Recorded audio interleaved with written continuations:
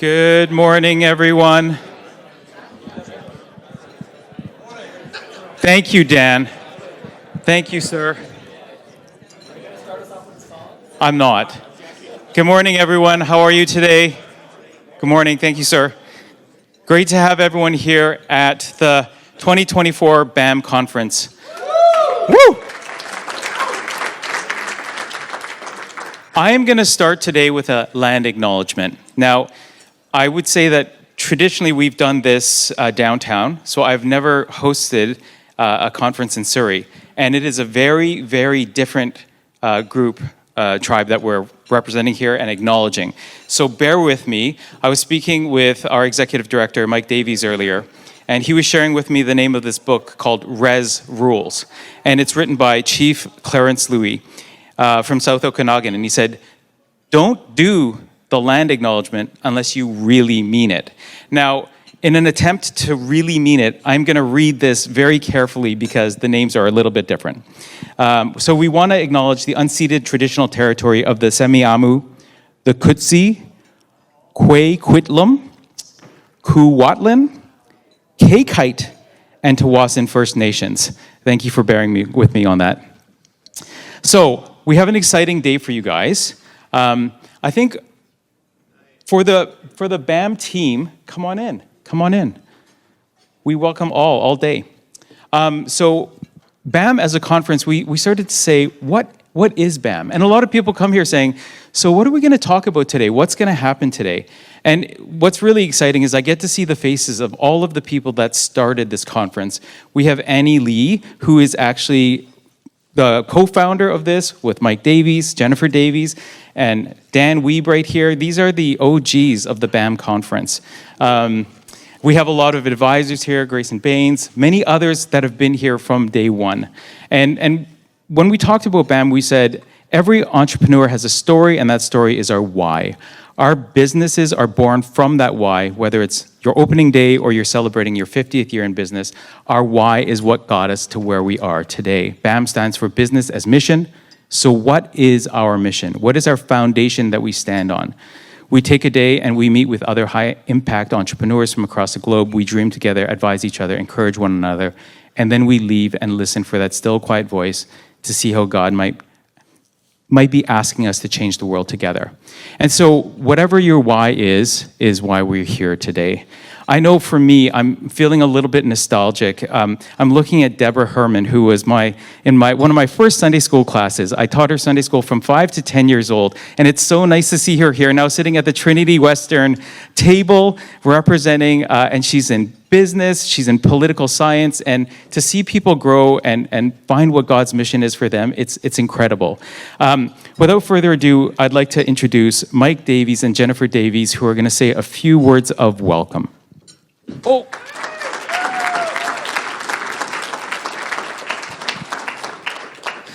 Last thing I need to do is trip over that. I broke my ankle 6 weeks ago, so. Okay, so the first thing I have to say is the Gwil Dwy Apus, which is Happy St. David's Day. I am Welsh, and March the 1st is St. David's Day, so now you've learned something this morning. I will let Jennifer start, and then I've just got a little thing to say, and then we will begin. Just want to say we're so excited about today, and thank you so much, all of you, for coming. It's great to meet more of you and see some old faces from last conferences, and just very welcome, and thank you. So yeah, this is number 6. I'm so excited that we're at number 6. It's our 7th year, 6th conference, and awesome to have such a full room. So I'm just going to share something that I shared this on LinkedIn and on emails I sent out. So many of you have already read this, but I'm going to read it again because I think Neil Johnson puts it so well. And this really spoke to me when I read his book recently. BAM is for those who love the Lord passionately, who are called to business and mission, and want their lives to have a lasting significance, to make a difference in a tragically flawed, hurting world. BAM has an unbelievably rich potential for impacting the world holistically for Christ. It is a worthy calling and a challenging calling that will tap all of your abilities. It is also a calling with rewards that are what dreams are made of, both temporal and eternal. Neil Johnson. So I hope you really enjoy the day. And now I'd like to invite Annie Lee up to open the day. Annie and myself and Jennifer actually planned this, doing this conference in a cafe down in Bellevue, Washington, because we'd invited a bunch of Vancouver business people to come with us to a BAM down there. Well, none of you came. I don't know why. You can tell me later why you didn't. But I'm glad you didn't came, because out of that, we started this conference. And I couldn't have done it without this amazing lady, Annie Lee. Thanks, Mike. If we can bow in prayer. I'm taking this prayer from the Kingdom Builders, Prayer for Entrepreneurs. Holy Spirit, we ask that your spirit of wisdom, understanding, counsel, and power rests on each entrepreneur, investor, and business leaders. Fill them with the knowledge of your will and give them a thirst for your word so that they can learn your ways for practicing business. Holy Spirit, help them to make righteous decisions and operate with justice and integrity. Give them dreams and visions that exceed their expectations and provide new ideas to recreate themselves within the business world. Father, encourage potential entrepreneurs to write down your vision for their business and make it plain in a business plan so that they and their investors can implement it. We can ask for the creation of new revenue streams in our community, touch the public and private sectors to continue to invest in our communities. Lord, please continue to bless our communities so that it will reflect your glory and benefit the people living in it. In your precious name, Lord Jesus, we pray. Amen.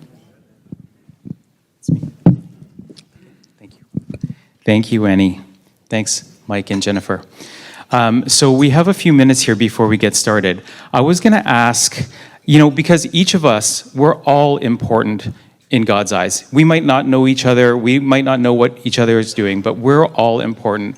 And there is someone that knows you and they care about you. And I just want to ask, has it been anyone's birthday this week? I ask that. Oh, nice. Okay, we've got two people. I was standing in line with this wonderful gentleman from South Africa, and he said, Sam, it was my birthday, and I want a birthday present. I said, I'm going to take care of that for you. So if we could together sing happy birthday to these two wonderful gentlemen, this is your birthday present, Andre. Happy birthday to you. Happy birthday to you. Happy birthday, dear gentlemen. Happy birthday to you. Okay, God cares about you. All right, brother? Okay. So you guys have 8 minutes to get to know each other, and then we're going to start in with our speakers. Thanks so much. Hi, guys. We're back. Thank you so much. I hope you've had a moment to meet everyone at your table. Thankfully, we're all wearing name tags, so you're not going to be tested on everyone's name. We're kicking off our first session with the theology of business. We have, and I'm going to tell you, these bios are very impressive. I'm not going to read them all because they're impressive, and impressive is usually long. And so I don't want to stand up here and take up all the speakers' time. I'm going to say we have Andrea Soberg. Andrea is a professor in the School of Business at Trinity Western University. She's been the Dean of the School of Business for 6 years, and she's achieved many other great things. Dr. Brian Albright is an assistant professor of business at Trinity Western University. He doesn't like to put doctor at the beginning of his name because I had to look that up. Prior to joining TWU, Brian lived in Kenya, working with NGOs in a variety of fields, incorporating development and income-generating strategies, and many other impressive things. Carrie Ann is the co-founder of BAM Canada Network. So she is our representative for the Canada-wide network. She has her first baby on the way. It's a baby boy. This is her last travel. And she is our Canadian ambassador for BAM Global. Please come on up.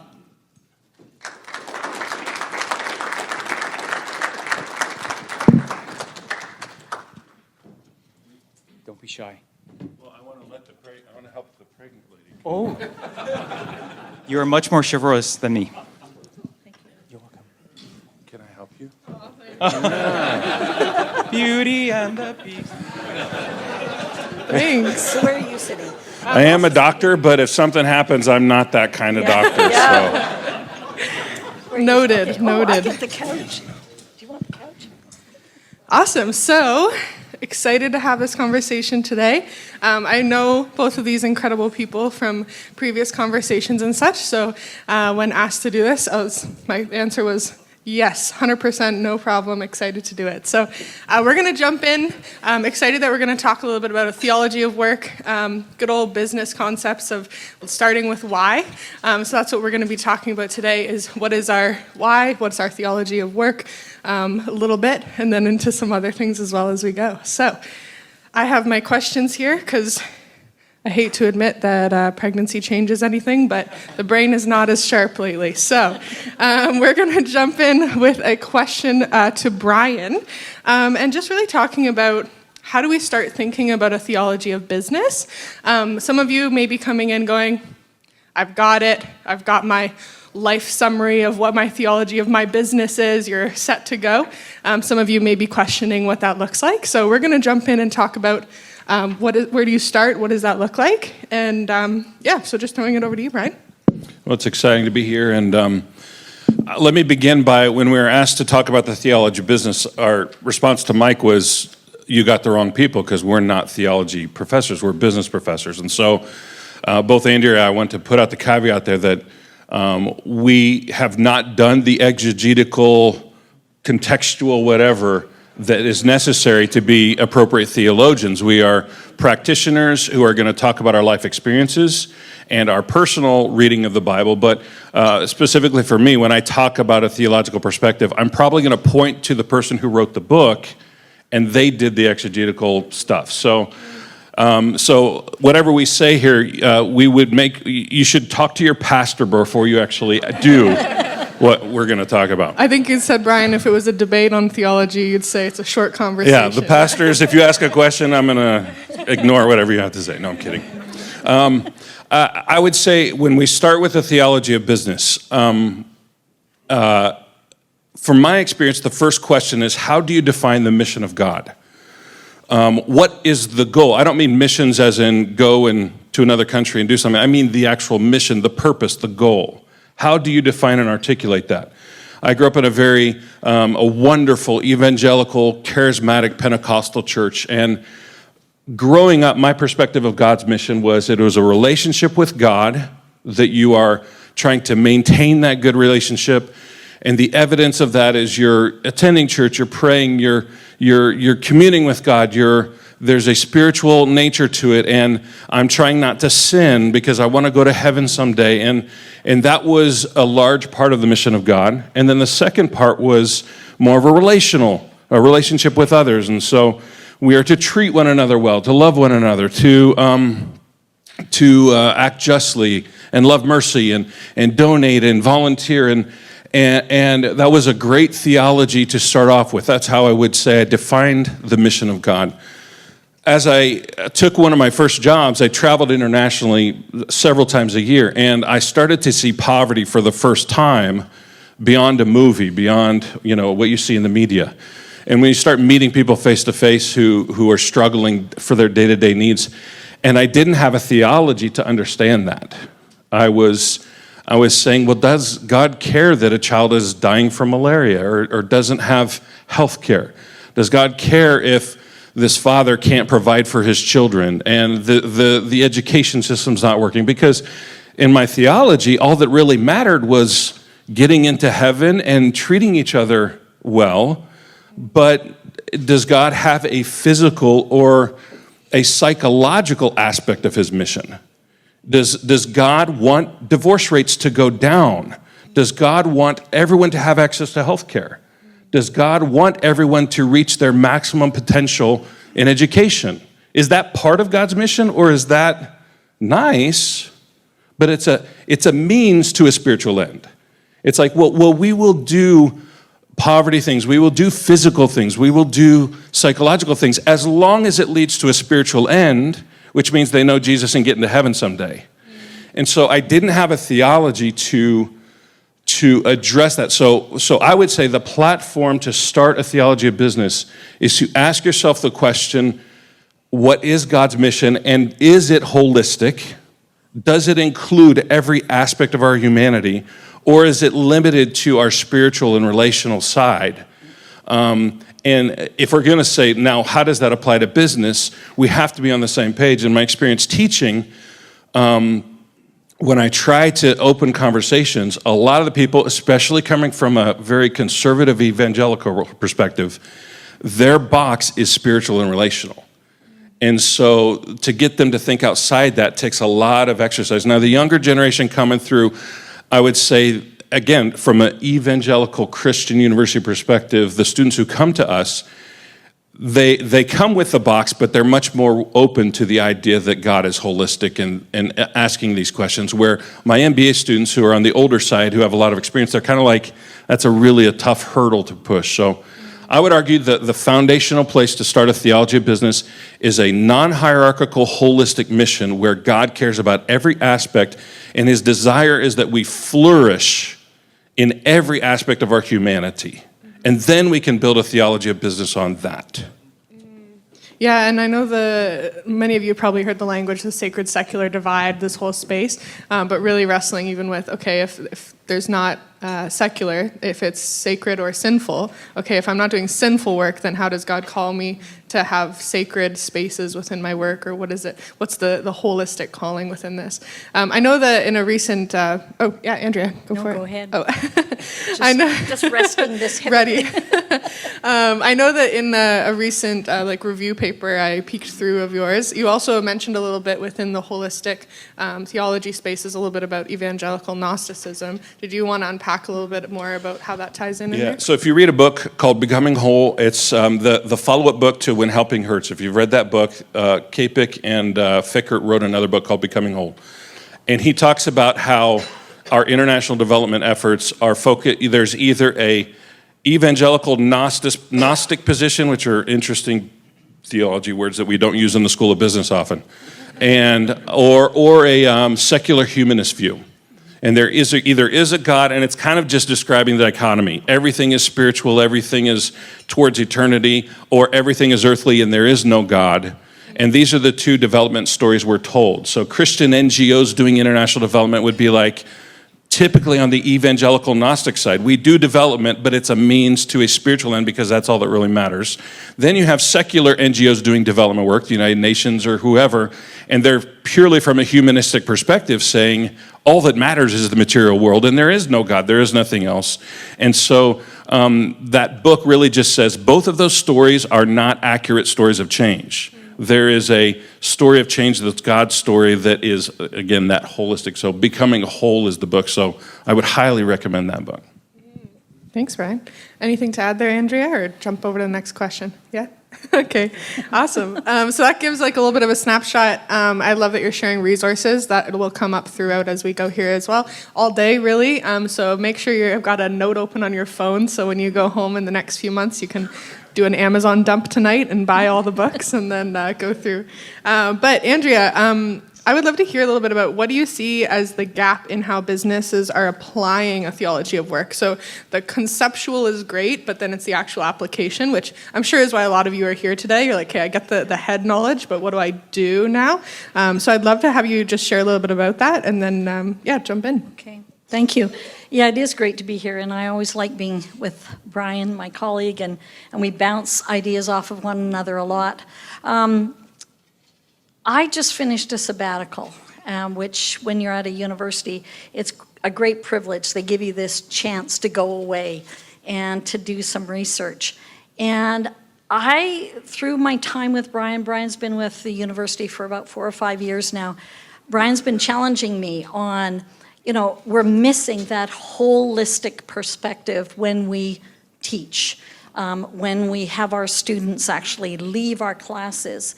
And I wanted to know where the gap was. I wanted to know why people who go into business as mission, who have a desire to go into leading a business that has a focus on business as mission, what was missing? And I'm a typical prof who brings all sorts of, papers and articles and everything. Also, it's, she might be pregnant and forgetting things. I'm getting old and I'm forgetting things, So I've got my paper. I got my paperwork here. Anyway, what I started to realize was there was a lot written on the need for further training and development of everybody who wants to be, in a sense, more of God in the workplace, more of who God wants us to be in the workplace, to us truly understand this theology of work. We can read the books, we can come to the networking sessions, we can learn from one another, we might be part of our monthly gatherings of Bible study groups, etc. But what I realized when I spoke with people all over the world, I had a chance to speak with people in Korea and in Sweden and in Australia and New Zealand. And I wasn't traveling all those places. It would have been lovely, but it was a lot on Zoom. But it was truly, they were saying we are missing some depth of knowledge and knowing how to apply that knowledge. So what Brian is talking about of this holistic understanding, I really feel we need to take time to learn, and to learn from many, many different areas. So yes, we're representing a Christian business school, and yes, we as Christian business faculty integrate our faith within our disciplines, but that's, in a sense, that's scratching the surface. We need to learn from those who actually have gone into truly doing business as mission, to learn what were they missing in the way of this knowledge of how to actually implement a holistic theology.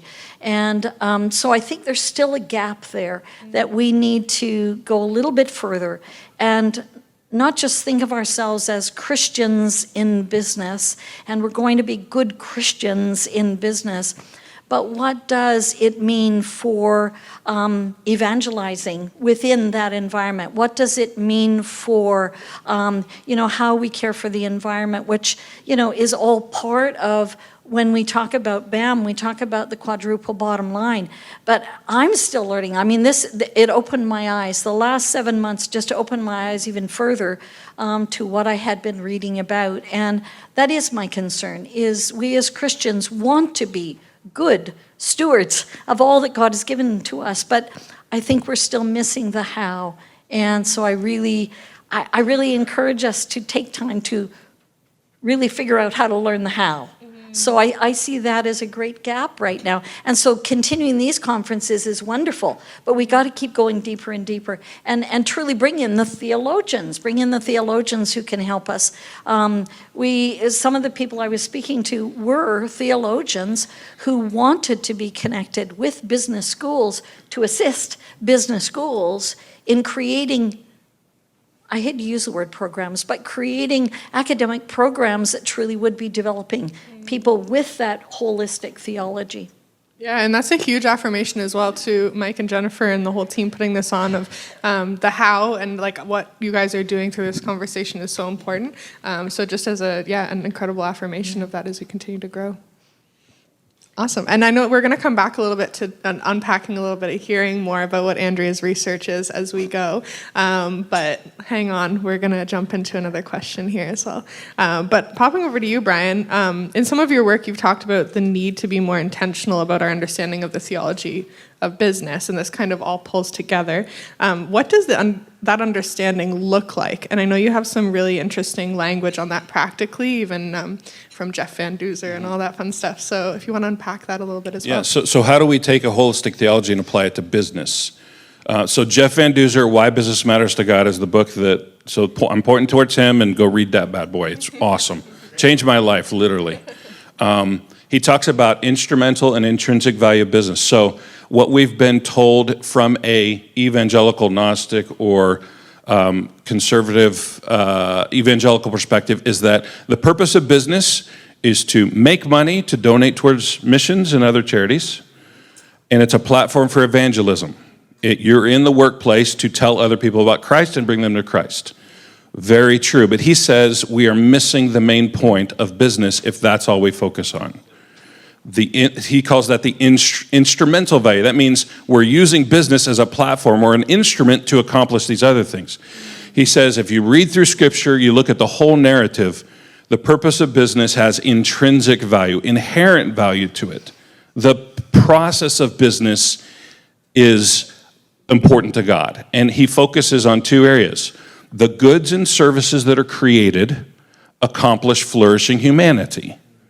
Because we are physical beings and God's mission is physical, the good or service you're providing through your business, food and cars and hotels and houses and hospitals, all of those can be pointed towards the end of flourishing. And so you could ask the question, how is the good or service I'm producing in my business accomplish flourishing humanity? Then the second area, he says, is the jobs. It is a theology of work. It is God worked in the beginning. He created us to work. We are made in the image of God. Therefore, our work in and of itself is a manifestation of what God originally intended. So when people are not working, when we're not employed, and I don't mean just employed, you have a job for 40 hours a week, mothers work raising children. And so it doesn't mean employment from that perspective. It's work. It's being productive. It's being innovative. And so therefore, when that is not happening, God's mission is not being accomplished. When you look at a country that has 60% unemployment rate, you say, well, God might be here. I worked in Kenya for 6 years. 80% Christian. Everybody goes to church. We prayed all the time. 80% unemployment or 40% unemployment. God's mission is not fully present until people are fulfilling their image of God in vocation. I had a brother-in-law, he was laid off for like a year from a marketing job and had to move back home. And his depression, it was just defeating. If you know people who are unemployed, there's a psychological impact to that. There's a dignity that's been taken because we're not working and being productive. So if you go back to what Van Duzer says, you have the instrumental value, that's good. Donate profits and evangelize. But we need to harness the power of the jobs and the goods and services towards flourishing humanity. So from a holistic perspective, donations and evangelism kind of reach the spiritual relational side, but the goods and services and the jobs meet the material or physical side of our humanity and the psychological side. So if you have a holistic theology, this is what we're trying to accomplish, then you can point your business in a direction. You can ask the question, how is my good or service accomplishing flourishing humanity? And do every single employee in the company, every stakeholder, every supplier, are they experiencing flourishing? Do they have dignity? Do they have hope? If we're hiring people, I've heard statistics, 80% of Americans hate going to work. So there's Brian something is American, missing. but Yeah, we I'm still let American, him so in, let's make fun of them for a while. I don't know what Canadians love work, but Americans hate work. If that's happening, is God's mission fully being manifest? What's going on there, and how are we as the church mobilizing to accomplish that? So that to me is a theology of business that includes all of those areas. Yeah, and the instrumental is a great place to start, but an awful place to stop, to figure out, okay, this is where we're at now. So if you're in the room going, okay, but this is what I thought I was supposed to do, there's more. So it's exciting because now you realize you're just at step one and there's so much more to explore. So it's great. I want to ask Brian a question here. Brian, as one starts a business, you have to do your market research and you have to understand, is your good or service going to be purchased by someone? Is it needed within the community? Because the other aspect of business's mission is truly having sustainable businesses. Mm-hmm. And so my question back to you is, how do we ensure that we have gone through the appropriate process to know that we have a good or service that, yes, is going to be sustainable, but also have this return that you're referring to? Well, so it is a business, so it has to make a profit. If it doesn't, then it's a charity, and let's put it in that box. So it has to be profitable. There has to be a willing and able customer. That has to exist. Is it possible to insure it? Absolutely not, because customers have a choice of how they're going to use your product. I can say, I work for an airline. How does transporting passengers accomplish flourishing humanity? Well, people get to travel and they visit family and they get to go to work and do things. And so travel, they go on vacation for rest. And so I can see an intrinsic good in the good or service. Now, some people might fly to go have an affair on their spouse. So they're not using the good or service towards flourishing humanity. They're using it towards a wrong end. Can I control that as an airline? Not specifically, but I can target my marketing and how I communicate and approach my product in a way that's pointing towards the flourishing side of it. And if I can restrict how it's being used in a sense that discourages poor usage of it, then I think you're pointing towards it. So you can't be absolutely sure. Right. You can't know, but you can do better. You can say, are we designing it in a way that is going to lead towards flourishing? So just to add to that, I think one of the things that we spend time on when we talk about business's mission and training people for business's mission work, we are talking about how to be a successful entrepreneur, which means we really do need to understand the market, which is a business perspective. But through that, this brings in your question of, is this the product or service that I want to be involved in that will still be sustainable? Yes, if it doesn't pass the litmus test of financially profitable, then don't do it. Right. Or start a nonprofit. Right.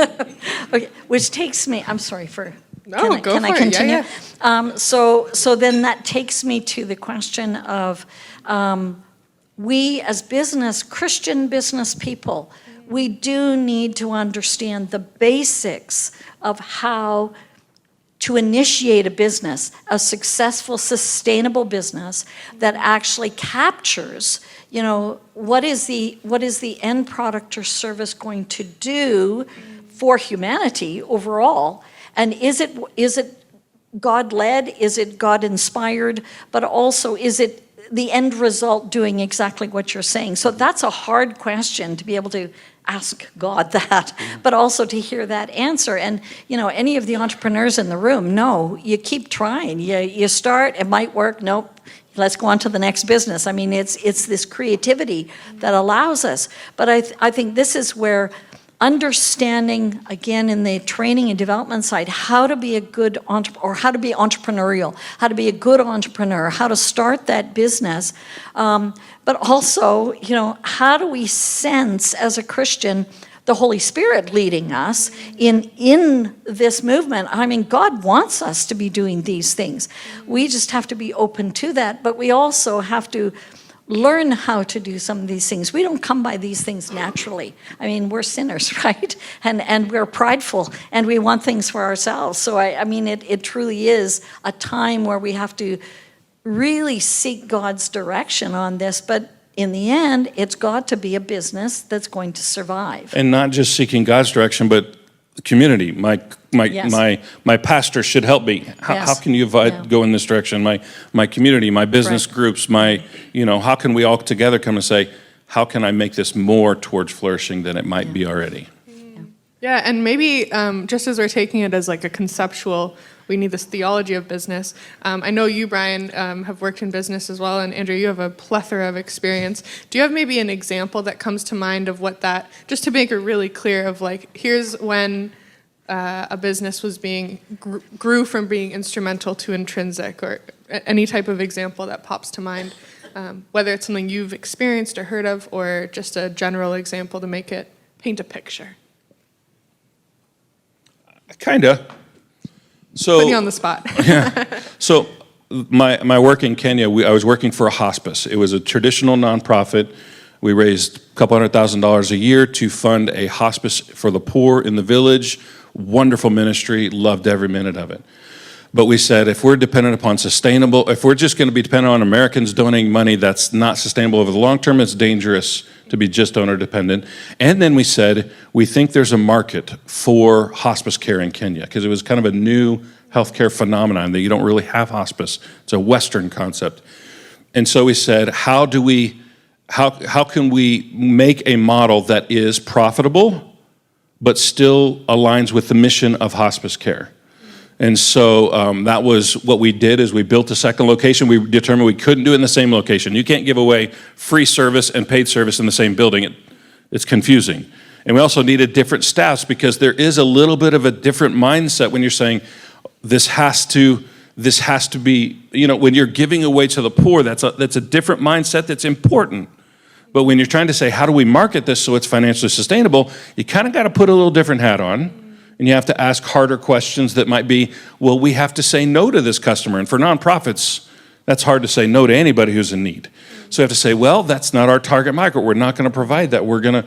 So we had to put on a different hat in order to make it a marketable product, but hold the identity of what godly, flourishing hospice care was, that was still true to our nonprofit mission. And so that's the example. It wasn't a transition from one to another, but it was a creation of another that was out of a different, an instrumental mindset, you might say. So Yeah. No, I hope that paints a little bit more of a picture as well. Anything else to jump into that, Andrea? Well, I'm just thinking about a business that I came to know in Shanghai. My previous sabbatical, I actually lived in China for 9 months and traveled around, did different research then.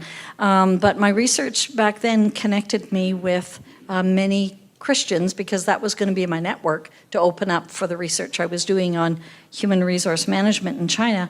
But I met with a German gentleman who had been a CEO of a very large company in Germany, and he retired at the age of 50. And he took his family around the world and everything. And while he was traveling, he said that God had said to him, you need to start to use what I've given you in the way of not only your money, but your skills and knowledge, etc. And he was an entrepreneur, and he came back, and they settled in Shanghai. And his focus was on the very, very wealthy in China, in particular in Shanghai, who have desires for rich stuff. And one of it is high-end coffee, like not Starbucks, like really high-end, fancy, you brew it this way. I don't know, I went to his shop anyway. But he was an evangelical Christian man, and he was definitely setting it up with the desire to truly share the gospel, as well as be extremely successful, and he was. And like he had as an entrepreneur, you got to identify your market. You got to know what is the product that's going to be so attractive to that market. And that coffee shop was like filled, and these coffees were so expensive. But you know what? He was there. He was his people. He was not hiring just Christian people. He was hiring individuals, but they were having Bible studies, and it was just like I was watching this business flourish and people come to the Lord as well. And so that was the one that always stands out in my mind, is this German in China. So I think we have to be careful when we're talking about the good or service. We have to be careful of a judgmental right or wrong approach. Are there wrong products to participate in? Yes. If you're involved in pornography and drugs right now, I'm going to tell you that doesn't lead towards flourishing, and get out. But the other part is just like... I'll have an altar call later. It's more good or better. How can I improve this? So to me, it's more micro progression. It's more, I run a restaurant, and a lot of our food is unhealthy, but how can we tweak the menu? Not getting rid of the cheeseburger, but how can we incorporate more healthy options that lead towards more flourishing? Yeah. How can I make sure that I have a tech company and a lot of kids are getting on there and getting addicted to something, and how can I make it harder for kids to spend too much time on their phone? Is my product contributing towards that? And can I make it a little bit better? How can, I have 50 employees. Can I hire some people that come from disenfranchised communities, just one or two that can, create dignity for that work there with a special needs or something like that. So to me, it's more micro progression on how our product or service can get better. I don't think God's against wealth. I don't think God doesn't want businesses to provide luxury things. But is your product leading people away from God? I mean, is the product you're providing a status symbol and you're selling it as that? You're saying, look, you want to be known, you need to have the bling on the thing. It's like, we're promoting and we're continuing to go down that road, I might say, that's not bad in of itself, but let's be careful, you know, maybe we should Let be. me add then to what you were saying. One of the things that this gentleman did, his name is Gerhard. Gerhard actually went, he was working with, we go back to where are the farmers, where's the coffee coming from? There were a lot of tea farmers that weren't doing well, and the ground above the hill where the tea is better for coffee. And so here's he was providing more for those smaller communities in the south of China where he wasn't, but he was thinking through his supply chain, where it was coming from, et cetera.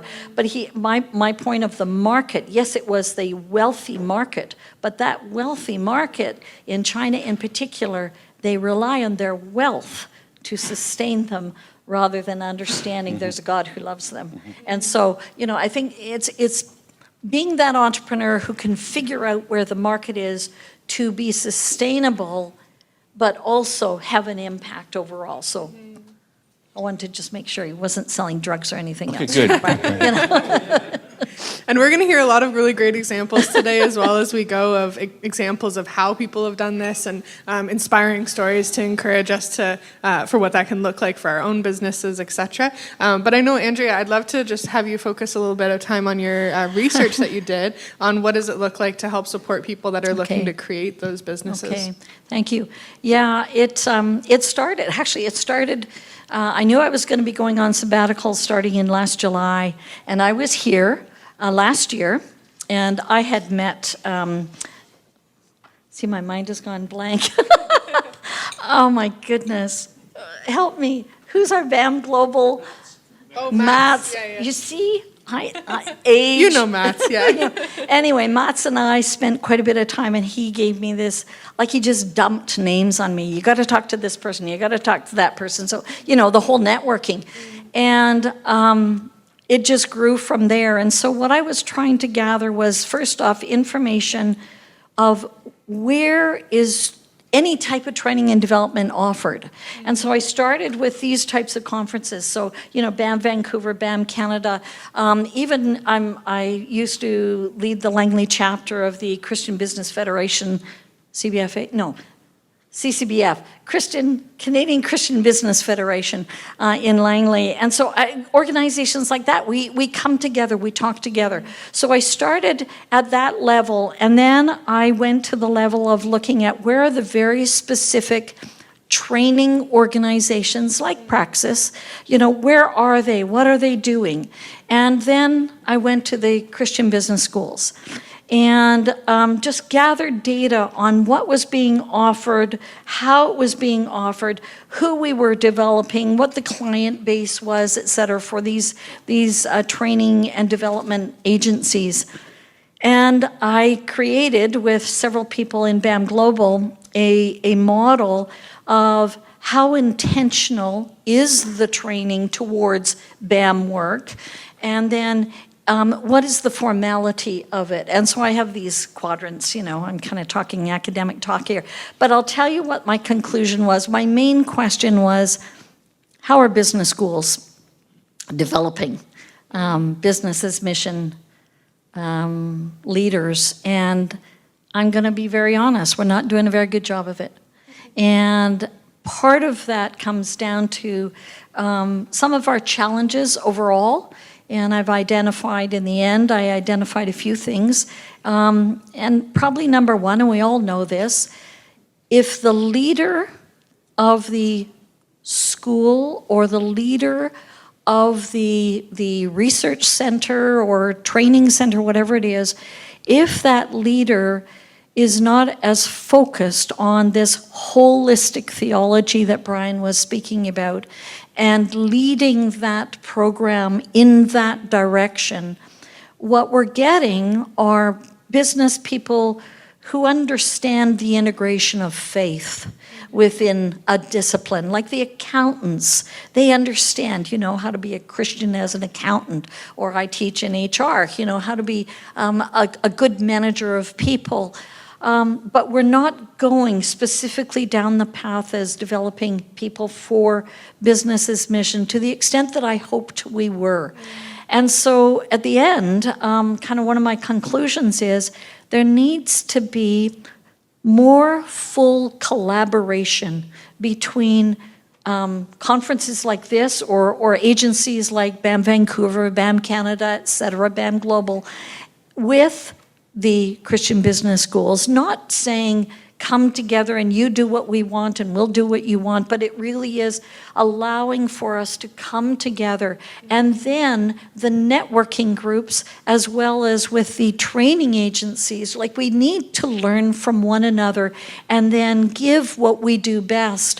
One of the things that came out of a book I was reading on how to be an entrepreneur that I was using for my research was business schools train up good business, Christian business schools train up good business people. They know how to be good accountants and good marketing people. Like, we got that foundation.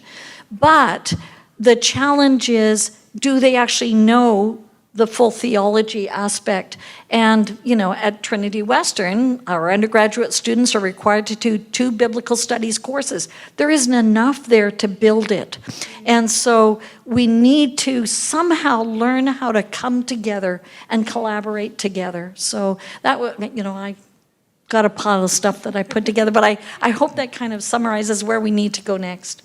Yeah, and if you're coming today and you are thinking through, oh, I've actually been on a little island of my own trying to figure out faith and work and business and whatever that looks like, know that there's a whole ecosystem that exists, whether that's from resourcing and schooling and businesses that exist that are having communications, even CCBF, just all these spaces exist. So if you're still trying to look and find more resources, Mike is a great person that knows great resources. Anyone here on stage, make sure that you don't leave today without feeling like you have a next step or a knowledge of how to be able to do that. But yeah, Can I finish with an application?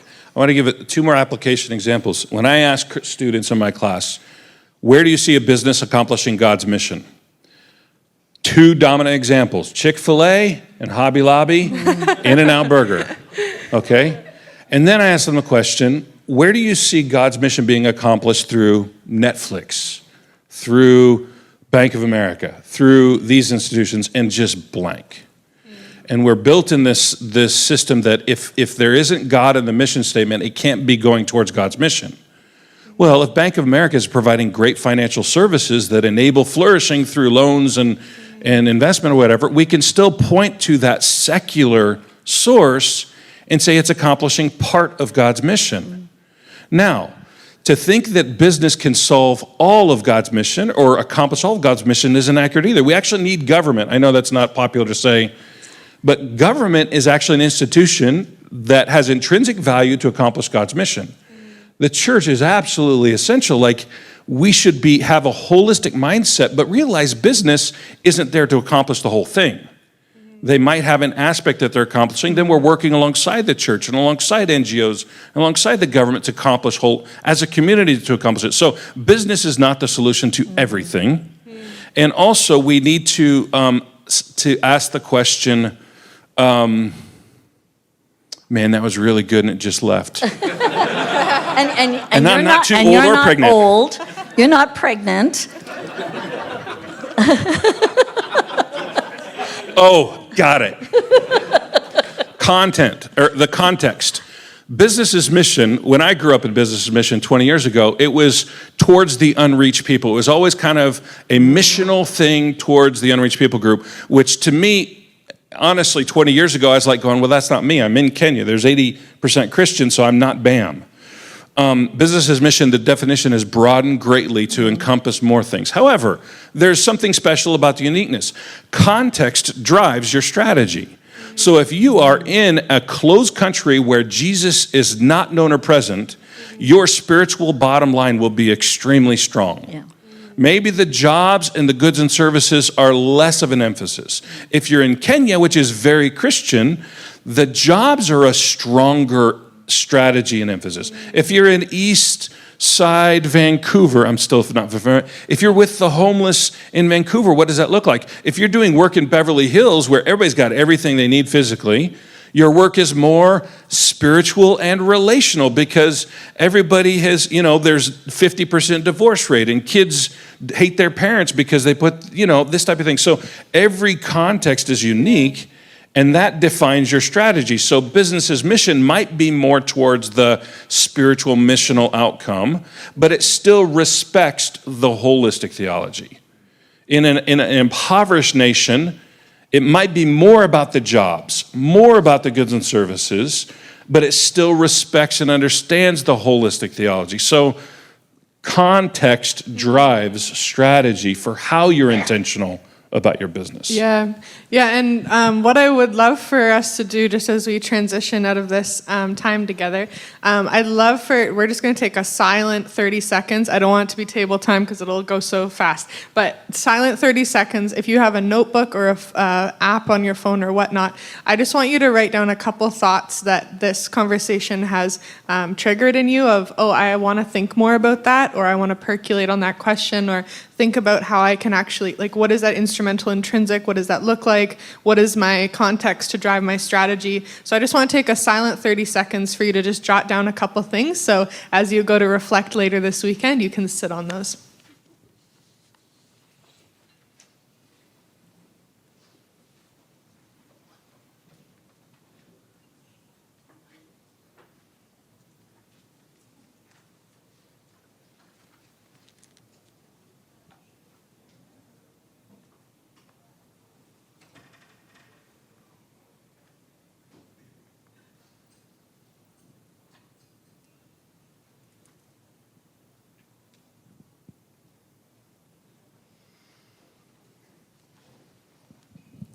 Awesome. Well, I want to say thank you so much, Andrea and Brian, for sharing your words of wisdom. And if you have any further questions of follow-up, come pick their brains after. They'll be here for the rest of the day.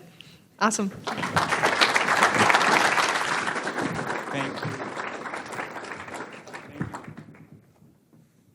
Okay, so I don't hear myself on this one. Oh, there, we're back. Okay, great.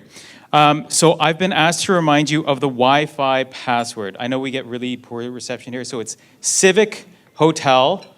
That's the network, Civic Hotel. And the password is Connectify in all caps. So CONNECTIFY. Connectify. And I'm going to leave this up here on the, so you can see it. If you need it, it's here. Connectify. Okay, great. See if that stays standing. You can tell that they were professors and not pastors because there was no call for tithing. So as we move forward, we have two speakers that are going to be, it's really inspiring. They're going to be talking about partnerships directed by God, Patrick and Anna. So Patrick has been involved in global justice for more than 30 years, mostly in Asia and Canada, while pioneering a local ministry in a slum community with his wife, Inika, thank you, and his two daughters. He was confronted with issues related to extreme poverty, war, and trafficking. I have two kids, and it is extreme poverty. I get it. As the global pastor at 10th Vancouver, Patrick leads the church in engaging with its long-term global strategy. 10th's main global priorities are Cambodia and refugees while developing a redemptive partnership in Mexico. Now, Anna's bio is really interesting because it's a full page. It's one full page. So I'm going to just say, you didn't write it. Written by the Holy Spirit. Anna is a Latina at heart. She is a third-generation artist and jewelry maker. In 2010, Anna founded Curio, a designer brand of leather handbags made by talented Nicaraguan women. It is through the creation of Curio social enterprise and her upbringing in Nicaragua that she is passionate about helping women. And so lots of incredible work that she's doing to support women, mentoring them, growing them, pastoring for them. And so I'm excited for you to hear from them. Come on up.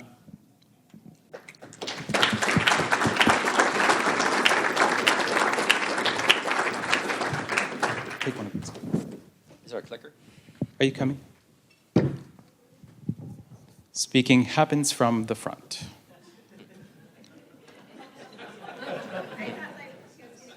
You're going to sing from the back. Everyone? Is there a clicker? That's out of my pay range. Is there a clicker? It's right here. And out of my vision. There we go. Awesome. Thank There you. we go. A test click. Yay. Okay. Well, I'm a pastor, so let's take an offering. I recognize there's great danger in speaking as a pastor after a talk like that.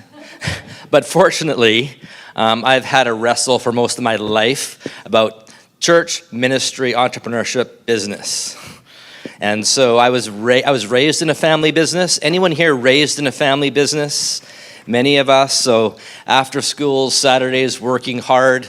My dad had a wholesale industrial electronics business, which he hoped I would take over, but did not, and broke his heart.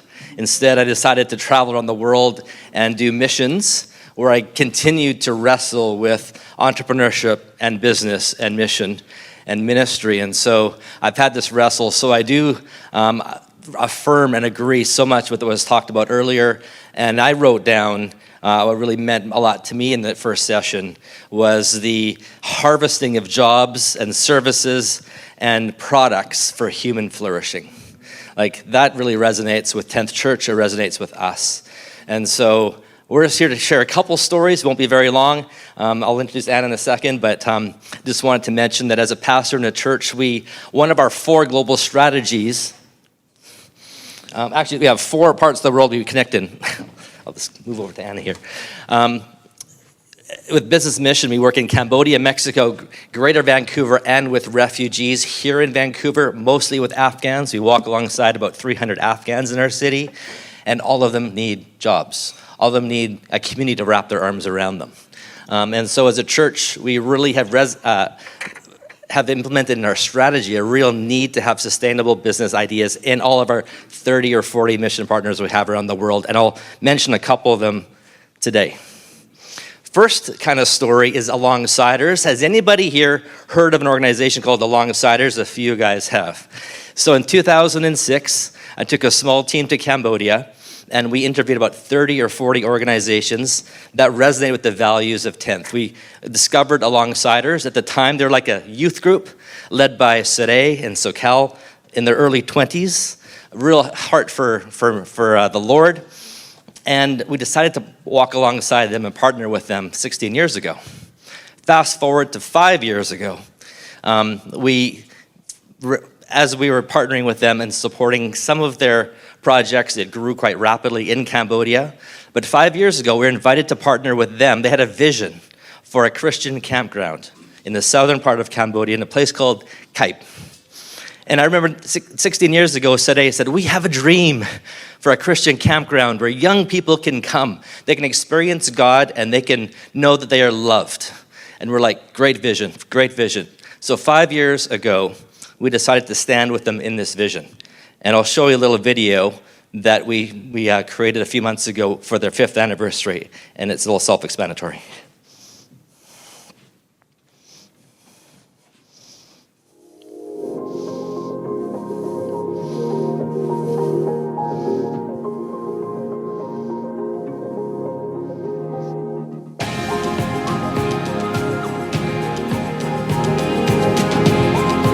We're here at Shalom Valley celebrating the 5th year anniversary of being open. More than 11,000 children and youth have come through this place and had a life-changing experience. It's been an amazing time. We've celebrated the team of 18 staff who work here day in, day out behind the scenes. We've celebrated all the ways that there's been transformation here. You know, there are life-changing events happening here every single week. As we kind of help create the culture of camp in Cambodia, may this place continue to be a place of shalom. We really want to especially send our thanks to 10th Church.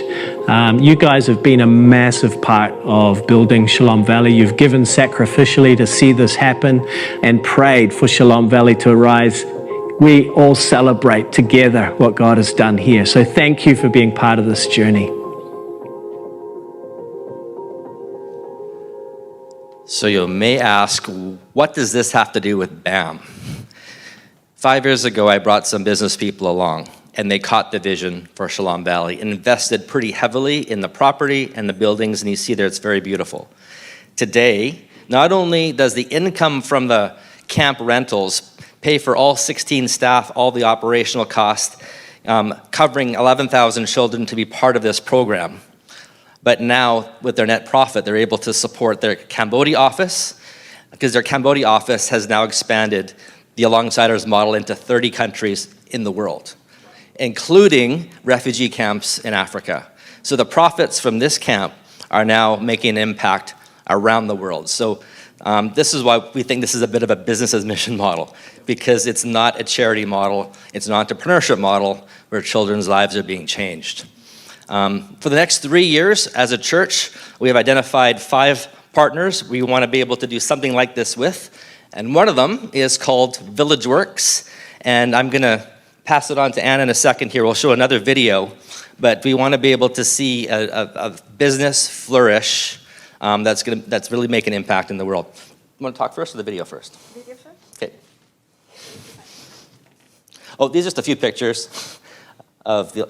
I'll just also mention this. Sorry, this is a presentation for the new chapel.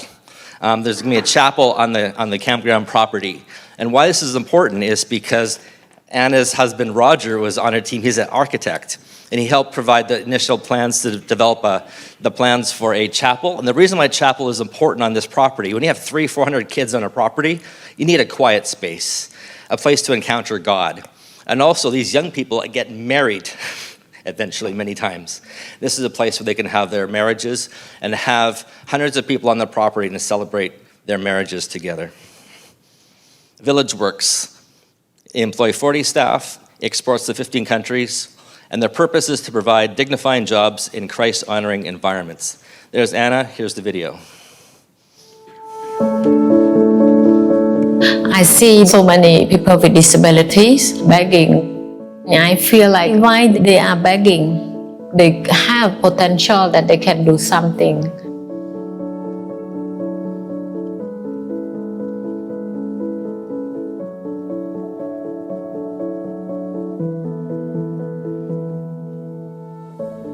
I have this sense of just ask them if their heart are willing to work.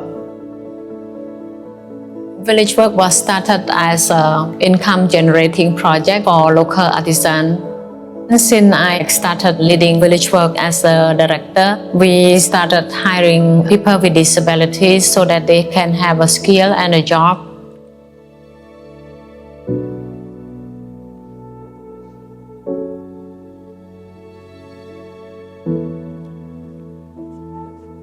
We became Fair Trade certified in 2015. It is important for us because we want to tell our client that we are working toward to improve people's life. We also want to save the environment, and many of our material that we use are recycled and upcycling. We are using recycled cement bag, fish feed material, natural fiber, and also upcycling textile. We have our showroom where we can offer design service for clients that can come to design with us their own design, special made for their collection. Currently, we are exporting to 15 countries, and we want to expand our market so that we can provide more employment to our team.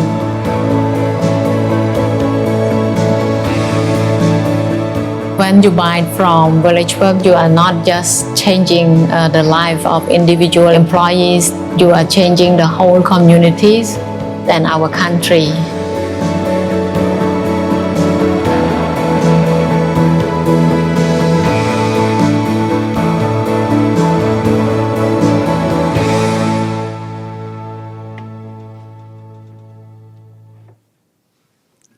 So I guess like this video tells a lot of who Village Work is. The first time I saw it, it was really touching. I started like literally crying. And after hearing Andrea and Brian speak, I think this is a perfect example of what that holistic theology would look like. And this is one of the reasons why at 10th, we believe in business as mission and partner up with people like VillageWorks, Anak, who's the founder of VillageWorks, and also in Mexico, who we are currently working with. I will start by, if you want to close your eyes while I read this, it's a quote. I don't know if you heard this, if you read this book, but it's from Eugene Peterson. And it is a book that says, Christ placed in 10,000 places. It's really short, but I want to invite you to close your eyes while I read this quote. I'm prepared to contend that the primary location for spiritual formation is the workplace. I will repeat. I'm prepared to contend that the primary location for spiritual formation is the workplace. So now I want to ask you a question. And this, you don't need to answer it out loud, but how much time do we spend in our workplaces? And what does that workplace look like? And why haven't we as Christ-like people who are leading businesses, haven't thought of the idea of we can actually do a lot of spiritual formation in our workplaces? So see, this is one of the things that in my heart, has been like that steering and hearing from the Holy Spirit. How do I integrate the work and the faith in things that we do?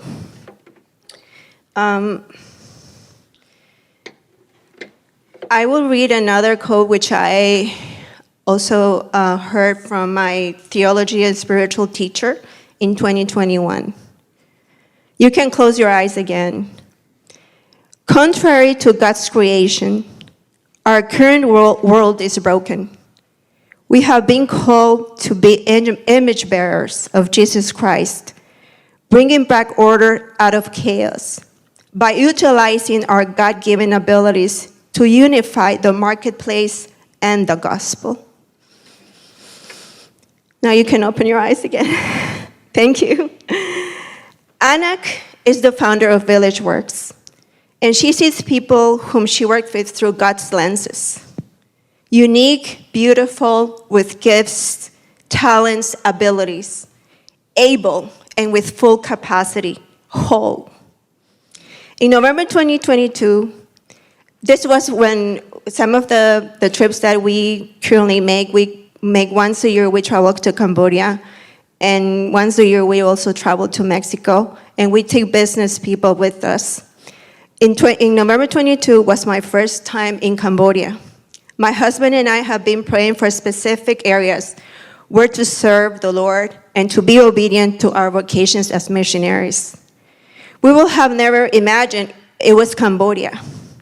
2 weeks before our justice journey to Cambodia, our beloved friend, Lisa Chan, introduced us to Anak, founder of VillageWorks. Right. From there on, we began to dream.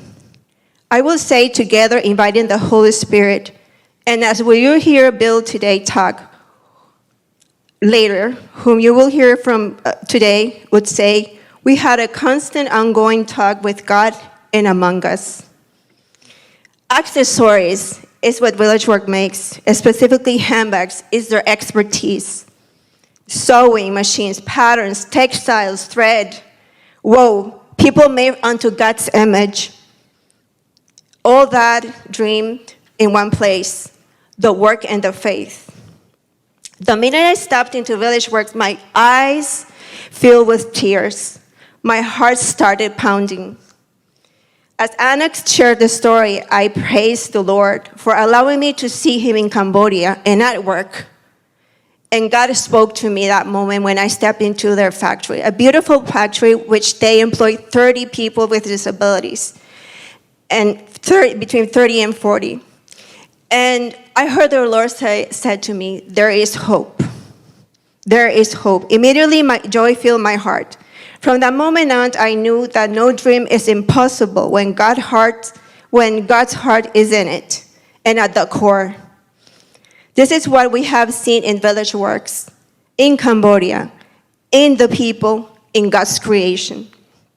Today, Village Works employs 40 people with disabilities, and as you saw the video, she aims to employ 500 people. As Anak was encouraged enough to accept God's invitation to restore, to redeem, and co-create with God to bring back order with the Father, the Son, and the Holy Spirit, to expand His kingdom in the marketplace. And as part of our global missions, Justice Journey attends every year. We go to Cambodia with entrepreneurs with a kingdom mindset. Together in God, as we join Village Works Vision into a 3-year plan, listening to God's invitation to build long-term loving relationship, we have come up with this plan. Some of the strategies that we're building and currently, that is part of like one of the showrooms that we have helped co-create. So it's a retail upfront center. Other things are the marketing strategy, social media. Some of it is the occupational therapy. Another one is the business diversification, product design and development, partnership, and spiritual formation. For 2 consecutive years, we have been designing handbags in collaboration with Village Works. As 10th initiative, we have created events called Just Bags.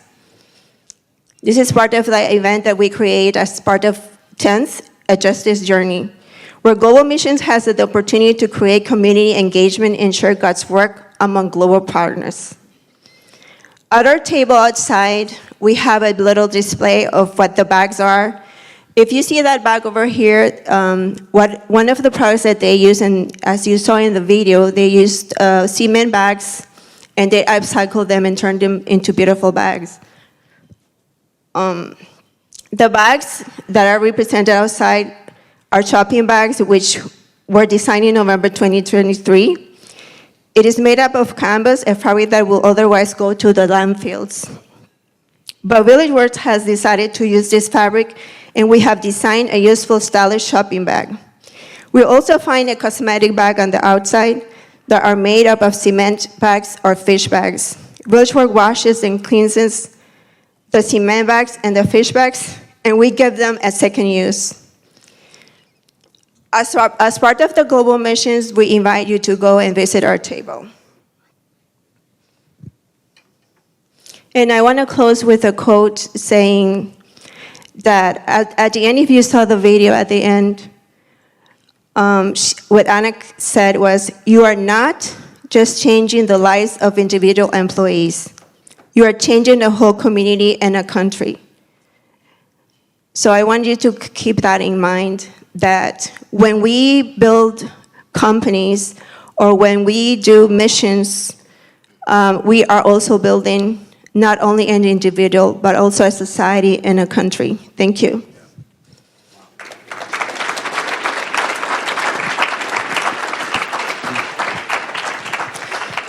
Thank you, Anna.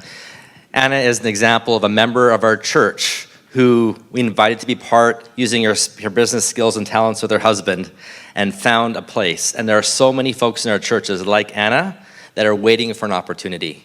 I really appreciate what Andrea said about collaboration. I think collaboration is critical between churches, businesses, investors, and so let's keep this conversation going beyond today.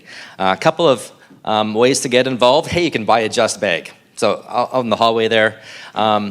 Perhaps you may even want to go, hey, those Village Works products are amazing, and I know people, or I have a business, and I can actually sell those products in my business or my friend's business. So talk to Anna if you have a way to sell these bags in Canada. Join us on a justice journey to Cambodia or Mexico, so get in touch with us if you'd like to do that. We do have, it's primarily a 10th church trip, but we do have spaces for a couple others to join us as they want to learn and share their gifts and talents as well. Be part of Just Bags in Vancouver. Anna didn't mention, one of the strengths of Just Bags here in Vancouver is we bring these bags over from Cambodia, and then we have production days where we empower and walk alongside our newcomer refugee community. So we have these days where we make stuff together, assemble bags, and it's just a great time of food, fellowship, learning a skill together. It's a way that many of our newcomer friends can feel like normal. They're coming and they're working together with volunteers, and they're part of the life of the church. And as you know, Afghanistan doesn't have a lot of Christian witness. So for them to have a church walk alongside them and teach them stuff, but we also learn from their skills, it's a great way to connect. So let us know if you're interested in being part of Just Bags, or participate in a business as mission event. Actually, a week today, Friday morning, we will be having a breakfast at the tamale shop on Main Street and Broadway. Kevin McKay, some of you guys know him from Kaleo Labs in Toronto. He's coming in. We'll be having a breakfast together, just sharing some business ideas. So Kevin McKay, and also Carissa Youssef, who is the executive director of One Day's Wages. Those will be having breakfast together. Get in touch with us. And I think there might be a next slide. No, there's not, that has a way to get a hold of us. But maybe I can be sending out a post event, and maybe you could get our email from there. But thanks very much. It's been a blast. Looking forward to conversations around the table.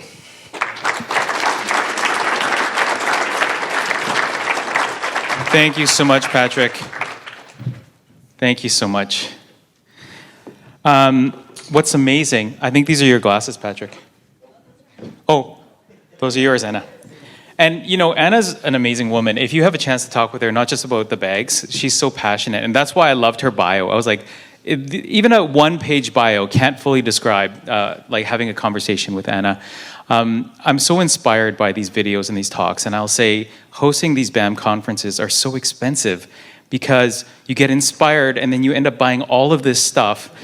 Last year we had a woman, Julie, come in, and she's like started this solar-powered manufacturing plant where they do high-end bags, and both Rise Above Finance and myself, we said, "What, Julie? How can we support you? What bag should we buy?" She's this duffel. It's a new line, great. It came in, it was $800, but it's beautiful and it's really nice. So, having said that, I just want to point to these sponsors because it takes a lot to sponsor an event like this. And I want to, give these guys credit. Trinity Western Gusto, which is in Olympic Village, City in Focus, Midland Industrial Covers, BAM Canada, Rise Above Finance, Wang is right here, Better at Workplace Chaplains, 10th Church, and Dirty Apron, which is a cooking school. It's the best cooking school in the world. So if you have a chance, look these places up. There's a benefit to being a sponsor here, and we want to highlight these amazing sponsors. Now it's time, one of the best times of the day, it's break. The bathrooms are down the hallway just past the elevators. You have 20 minutes to relax and meet your guests. Thanks.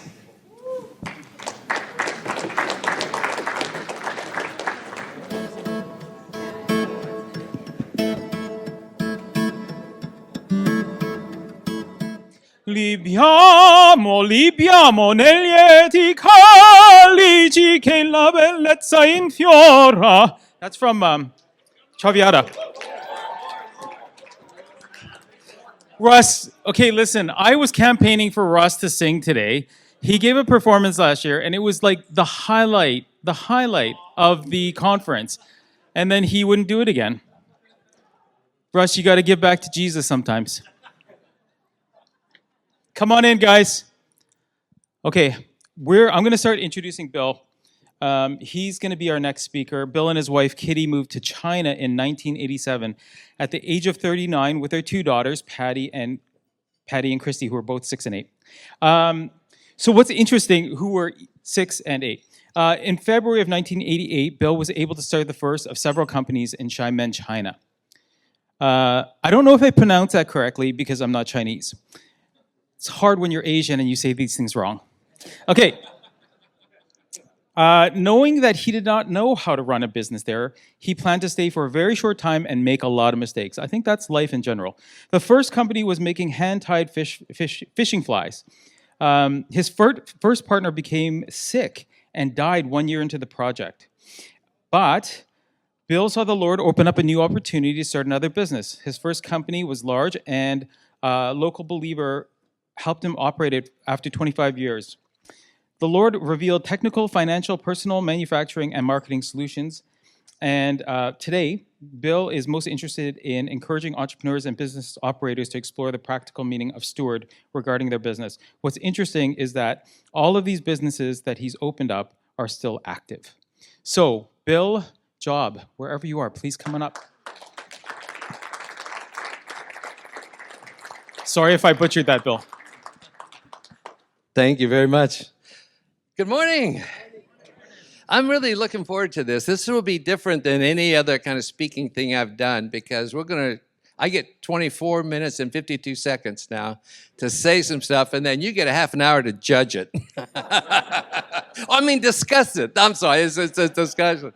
And then another half an hour, 20 minutes or so to do question and answer, and that's when you're going to nail me on it. So this is very intimidating. But I'm delighted to be here. Because we don't have as much time as often I have, we're just going to jump right into it. Background that's kind of important to know is that I became a believer in the Jesus movement when I was 21 years old in 1969. And it took, apparently, I'm still there, so. 3 years later, I was in the U.S. Navy, stationed in the Philippines, and the Lord had spoken to me about my busyness. And he wasn't pleased with how busy I was. I was in a denomination that thought busyness was the same as spirituality. And I wanted to be spiritual, so I got really busy. We got transferred to the Philippines. I wrote my congressman, Alan Cranston, and I said, Congressman, I really shouldn't be transferred to the Philippines because I'm serving the kingdom of God here in the Bay Area. And that's obviously more important than the Navy. And so you'll need to change my orders. And so he wrote back and said, well, there's no chaplain's assistant position available, so we assume it'll be God's will for you to go to the brig if you don't go to the Philippines. So landing in the Philippines, I was walking off the airplane, and I just asked the Lord to show me where the believers were, and he says, no. And I asked again, and he says, no. And I said, well, what's up? And he says, well, you have been so busy, the two of us have no time together at all. And so just you and me tonight, and the only requirement is if you talk to me for 5 minutes, which I hope you will, I would like for you to listen for 5 minutes. And so I developed the skill set of listening, which is apparently still a little bit rare in the church. During that time, he gave me the assignment. He said, you will go live in China for me, for the kingdom. I knew that in 72, but you couldn't go, so we waited 15 years and finally we went in 87. We didn't have a plan to be in BAM because you couldn't have your own company. The month we arrived, foreigners could not have their own business. But 2 months later, the laws changed. We prayed about it, put in an application. They said it would take 1.5 years to get approved. We thought that was good because we weren't ready. And I thought it's a 2-year language program. Let me finish the language program, then get a business license, and we can start then. The problem was the license came back in 30 days approved. Now I'm kicked out of the school because they said students can't do business, and I'm officially a business guy. And so that worked out good. We just moved into a traditional Chinese neighborhood. Okay, so let's start. I'm going to show a few items that we manufactured just to let you know that we were a real factory in that sense. We've at the height, I guess we had 650 employees. We've had 9 different businesses, all manufacturing one thing or another. And it's been a wonderful, wonderful experience. They still all exist. This was one of the buildings that we had. It's a 5-story building. Some of the stuff we made was out of stained glass. We had a line of collectible villages. That's what we did for Disneyland, and that's another one. It's about 18,000 registered collectors. They were kind of strange. That table was made out of concrete, glass reinforced concrete. The British used that for the high-rise buildings for cladding, and we made tables for Home Depot. This was another product line, bevel glass windows. In the little collectible house, we became acknowledged as the best in the world, and in this production line with 130 people, we outproduced a company with 600 people. And we had 18 defects out of 165,000 panels. When a 1 millimeter defect scratch will make it defective. They never thought it was possible. But the Lord gave us the manufacturing instructions and ideas. We've invented, or not invented, but we produced over 50 machines that we got designs from the Lord for. So that company, the customer, when I asked him how good did we do, he said, well, I've had businesses or factories in 5 countries. This is the best I've ever seen. It was run by a girl with a 5th grade education that walked with the Lord. I'll introduce her to you in a little bit.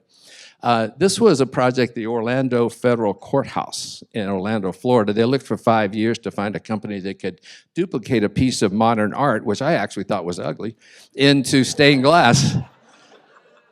We had received an idea from the Lord about how do you combine safety glass technology and stained glass. We actually made laminated stained glass. So he said we were the only company in the world that could do that.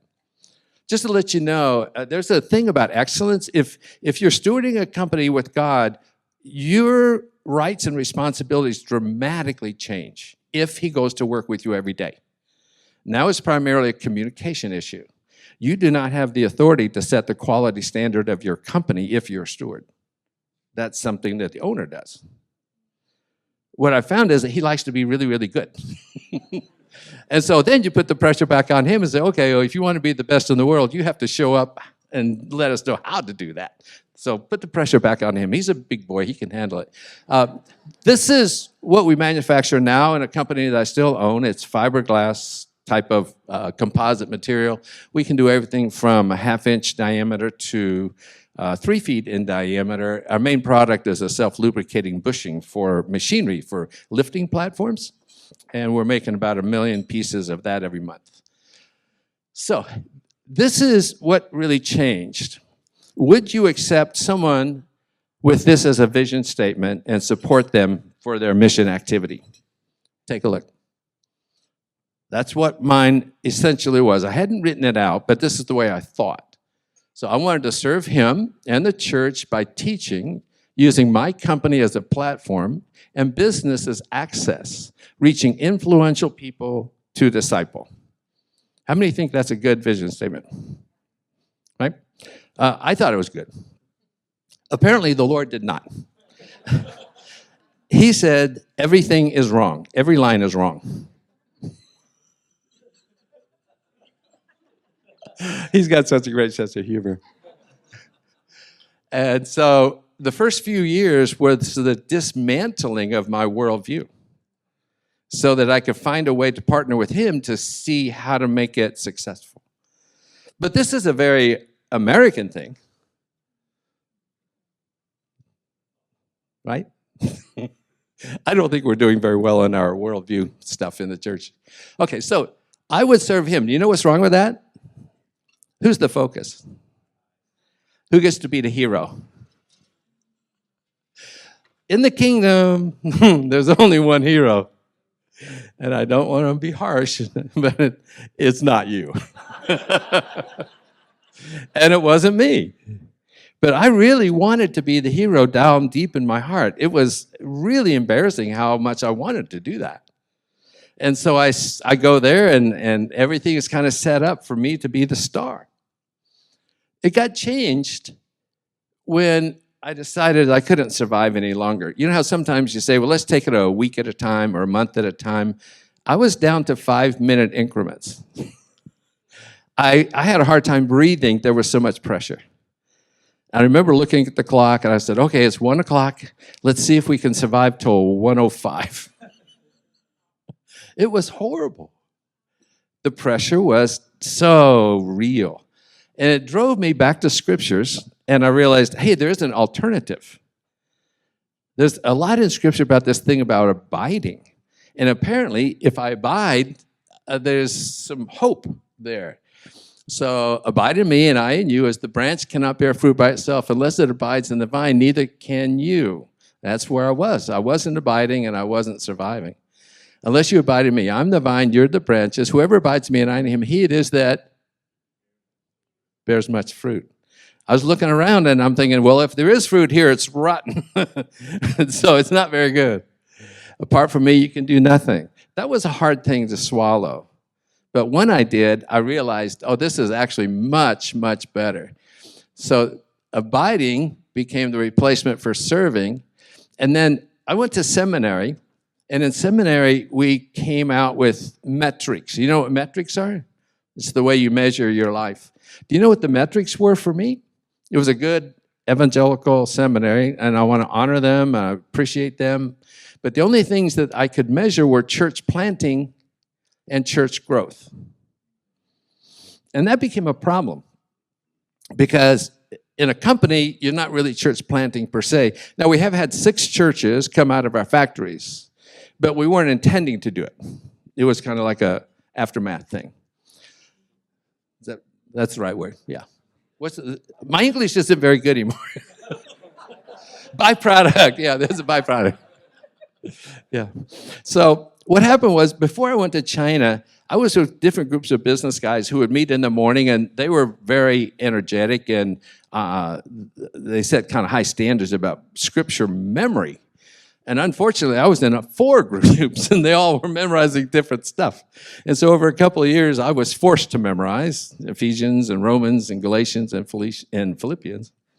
And so whenever I saw in Scripture, like the curriculum of the Great Commission, it says, make disciples by baptizing and teaching, and my mind would go teaching Romans, teaching Philippians, teaching Ephesians, because I knew those books. I was comfortable with them.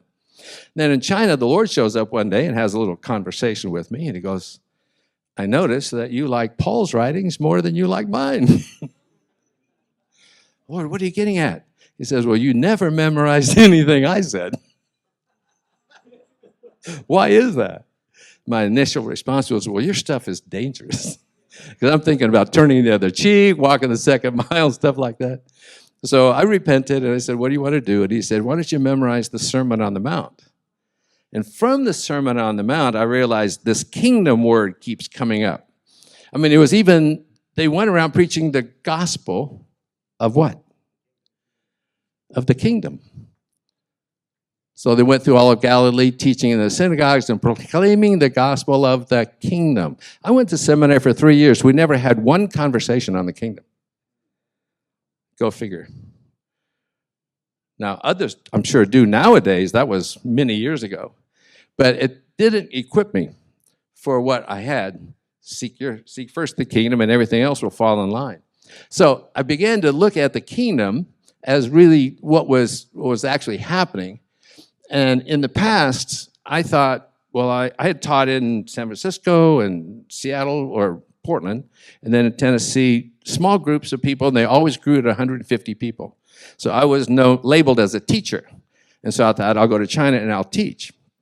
But the problem was, one of my employees who had spent 22 years in prison is just the best example of a believer I ever saw. He was 10 years older than me.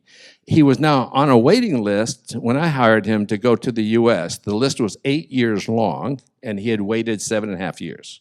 So he had 6 months left to go. One day at work, he said, Bill, we need to pray about something. Well, I was living a segmented life. I wasn't praying about anything at work. Work was kind of advantageous. It gave me a visa. It gave me an identity. I could answer the question, why are you in China? I said, well, I'm a business guy. That helped. But 8 to 5 was a waste of time. I wanted to get to 5 o'clock so I could go do ministry, right? And so a lot of that kind of shifted around anyway. He said, no, we got to pray about this problem. And so I went to my office with him. We shut the door, closed the blinds, and quietly prayed for 10 minutes. The police came to his house that night. And I found out days later. And they said to him, because you prayed with this foreigner, you will never be allowed out of the country. And I got mad at God. I said, this is a little frustrating. I know you sent me here, but I can't open my mouth without getting people in trouble. What am I supposed to do? And the Lord quite quickly said, well, why don't you just shut up then? And I explained to the Lord that I did go to seminary. We had no classes on shutting up. Every form of ministry required talking.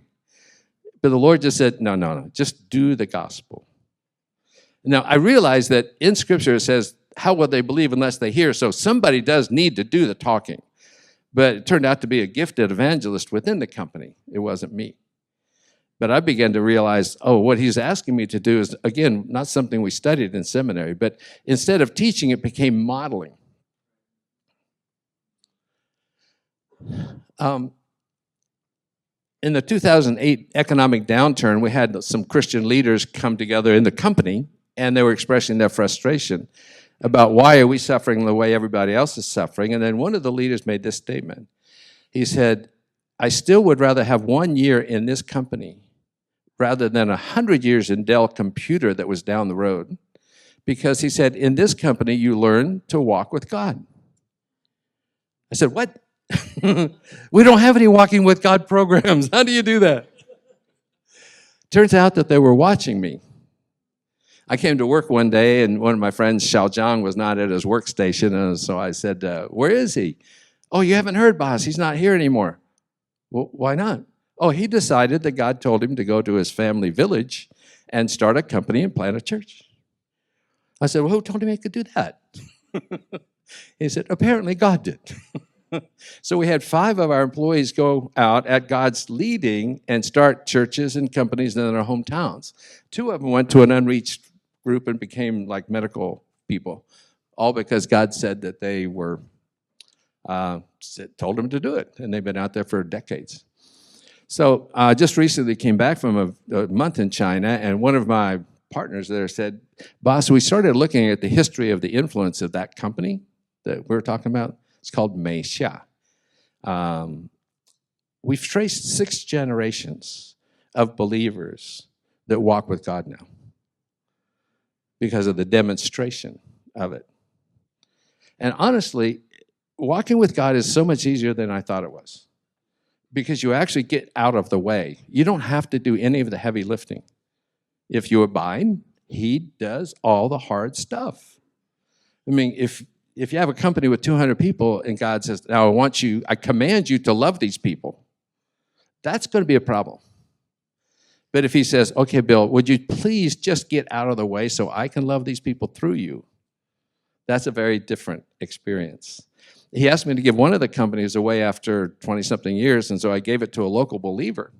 And then 4 years later, this guy asked me out to a banquet that they're having. And so I haven't seen these people for 4 years. And there's maybe 60 or 70 of my old friends that came. It was wonderful. But there was a new person there. And she said something I still haven't quite figured out how to process. I had not met her before. And she'd been in the company 6 months. And she sat right next to me and said, I want to get to know you. And I said, well, I'm curious why you would say that. And she says, you don't know this, but these people talk about how much you love them every single week. 4 years after I'd been there.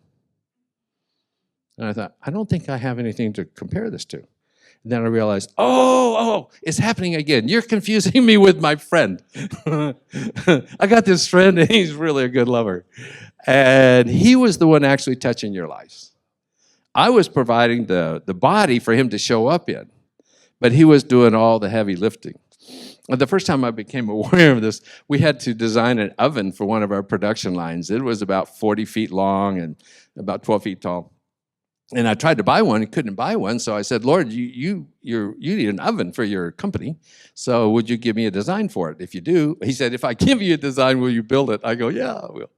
And so he gave me a design. We sketched it out. I gave it to one of my computer jockeys to flesh it out, in detail, and it comes back and it's got 19 or 17 doors and windows on it. And I go, I just had 2 doors on it. Where are all these other doors come from? And they go, boss, don't get upset, but you've never done this before. We don't think you know what you're doing, and it's not going to work. And so we got all these doors here to get in and fix it when it doesn't work. And I go, Lord, these guys don't think your idea is going to work. What do you want to do? And he said, let's build the metal frame and let them see it operating, because it's operating on gravity to move the stuff through instead of motors. And so when they saw it working, then they agreed that it would be okay. So what happened after that is the customer came to inspect the production line, and he got to the oven. He spent 30 minutes going around the oven, looking in, going around. He comes over and he said, Bill, where'd you get your doctorate? And I said, what are you talking about? He says, you have a doctorate in engineering, right?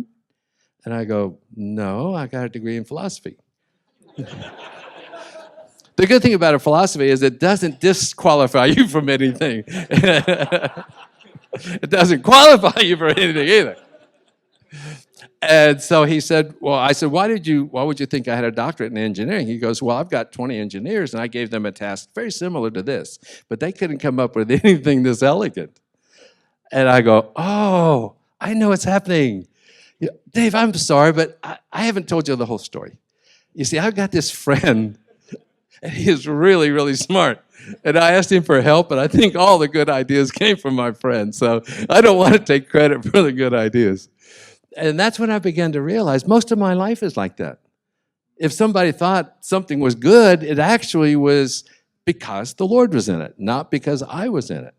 And so the promise of the easy yoke, that's for another time, but there's really an incredible promise there. Okay, I got to move through here. We got 5 minutes left.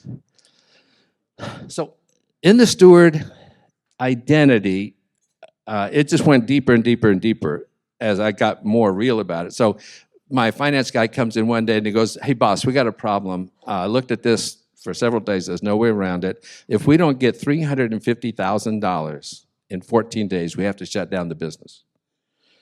And I decided I'm not going to take that weight. So he shut the door, left my office. I looked up and I go, "Did you hear that? Man, have you got a problem this time?" And I verbalized it this way: if you don't come up with $350,000, I got to shut down your company. What do you want me to do? He said, "I want you to fast and pray." And so on the 7th day, we got $172,000. On the 11th day, we got $200,000 in. And I said, "That's great. Are we done?" He goes, "No, keep going." So we're actually in the process of trying to raise $1 million to get through a whole transition year of moving from one market, low-cost labor, to process efficiency, a whole different market. And we never raised any money. We tried to do that. And a Chinese businesswoman, a believer, came in on the 13th day, and she gave us $1 million line of credit. So don't carry the weight if you're a steward and the owner goes to work with you every day. Now it's a communication issue. Now, if the owner's not there, you're on your own. You've got a big problem. But if the owner goes with you, you got to get your mind around that reality. I thought, let's see, what was the back one? I thought I was going to use the company as a platform, but what actually happened is a fellowship grew out of it. I don't know if you can tell, but we loved each other. It was so wonderful going to work and being around believers. At one point, we started praying for everyone every day by name. We had about 200 people, and in 6 months, 80% became believers. Now you're going to work, and you got all of these young believers, and the whole discipleship thing really focuses on modeling. And you just do, like I came in one day and one of the managers said, "Hey boss, I found out if I come in at 6 o'clock and lay my hands on all the machines, that day goes a lot better. I've got records." It was just this wonderful fellowship. It was just marvelous. So business as access became business as ministry when all of those people became believers in the context of the company. And I used to want to reach influential people. I think that's a good idea. I think God did that reaching Paul, but then he sent Paul to the Gentiles where he wasn't influential, so I'm not sure it's a great idea, but it seems like it makes sense. The problem is I didn't get influential people. I got beggars and poor people and uneducated people, and they weren't influential people at first. So just a quick story. Wang Haisheng, he's the guy on the left. He's very short. He shows up one day in the parking lot, and I get out of my car, and he's there waiting for me. He goes, "Hey, boss, how are you?" And I go, "Hey, who are you?" And I'm not your boss. And he said, "Well, you're going to be." And I said, "What are you talking about?" He said, "I've been looking for you for 6 months." And he couldn't speak clearly, and he smelled really bad. And so we asked the Lord, and the Lord said, "Yeah, go ahead and bring him in." And so we got him some new clothes, got him a room, gave him a shower, and he comes into the company. And the first week, he breaks ranks and just leaves this position, comes over and talks to me, and he goes, "Hey, boss, I like to do different things every day." And I said, "Son, I don't care what you like to do. If you're not productive, you can't stay." And so he became a believer over the weekend, and he came back the next week, and he said, "I still like to do everything, do different things. Can I go to team number 1 on Monday, and team number 2 on Tuesday, and team number 3 on Wednesday, and do the work they don't want to do?" We were making stained glass lampshades, and you have to pull wire and straighten it and curve it and cut it. And so he began to do that. Our output went up 20%. Bringing in a beggar made us millions of dollars of profit. Now, over the years, about 7 years ago, we calculated that we had brought into the community $70 million in salaries, tens of millions of dollars in taxes. And I got just a little bit of time left. One of the other guys that was on the ground, that's Xiao Sun, he wanted me to fund a BAM operation in his hometown, and I decided that wouldn't be a good idea. And so he became really upset, and he left the fellowship, and he got a little illegal 3-wheel cart, and he began to do illegal business. And then one day he calls me up, and he says, "Hey, can I take you to dinner?" And he shows up in this red car that he's driving. And I go, "Son, what happened here?" And he goes, "Oh, well, when I was doing that illegal stuff, I got in a car wreck. A car hit me, and it sent me airborne. I was flying through the air, and about halfway through, I realized I better repent before I land." And he does, and the Lord saves him and then gives him this car. So he says, I can share the gospel with everybody that gets in my car. He was a professional driver. This is Wang Haisheng. He went out to serve another missionary in Western China for a whole year. Who would have thought? This was that award. In Chinese, it's 最爱员工的老板. So for the boss who loves his workers the most, they gave me that award in the city. The city was bigger than Los Angeles. I got that award 1 year, 2 year, 3 year, 4 year, 5 year. One more introduction, and I'll be done. I got to show you this girl. So I'm walking home one night in an alley. I can't tell you about her. She's wonderful. I got to tell you about her. Walking home in an alley, and somebody pulls my shirt, tug on my shirt. And I stop, and there's a doorway. And I look in the doorway, and there's this little girl. She's 8 years old. The door has a lintel over it, and she's using the lintel as a table because she had polio and couldn't sit up. She had no muscles at all in her legs. Her mom didn't want her, put her in a boat, pushed her out to sea. Someone found her, recognized her, brought her back home, and then her mom put her in a garbage can, public garbage can, and left. So the lady at that room took her out of the garbage can and raised her for several years.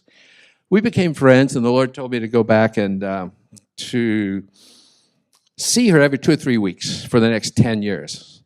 And she eventually enters the company because she learns how to use Corel Draw, and she earns a job, and then she rises up in the company.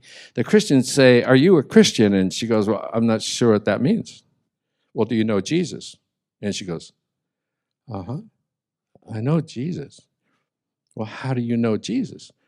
"Well, he used to sit with me on that lintel in the doorway and spend the afternoons." And then I remember that I had a pull on my shirt. Somebody wanted me to get my attention. Well, today, we have an operation. It's doing about $13 million of revenue. She's running the whole thing. So that's stuff to talk about. So now you get to criticize it, or discuss it, rather. And so how do you want to set that up? Sam, you want to do that? Thank you so much. When I saw that shirt, I knew. When I saw this shirt, I knew that was going to be really good or really strange. And that was awesome. If you're not inspired by that, you're either dead or... And what's freaky is your Chinese, I don't speak Chinese, is so good. I mean, my wife is Chinese, and it sounds like the same. So that's awesome. Okay, so that was... No, stay. Sir, stay. Yeah, stay up here.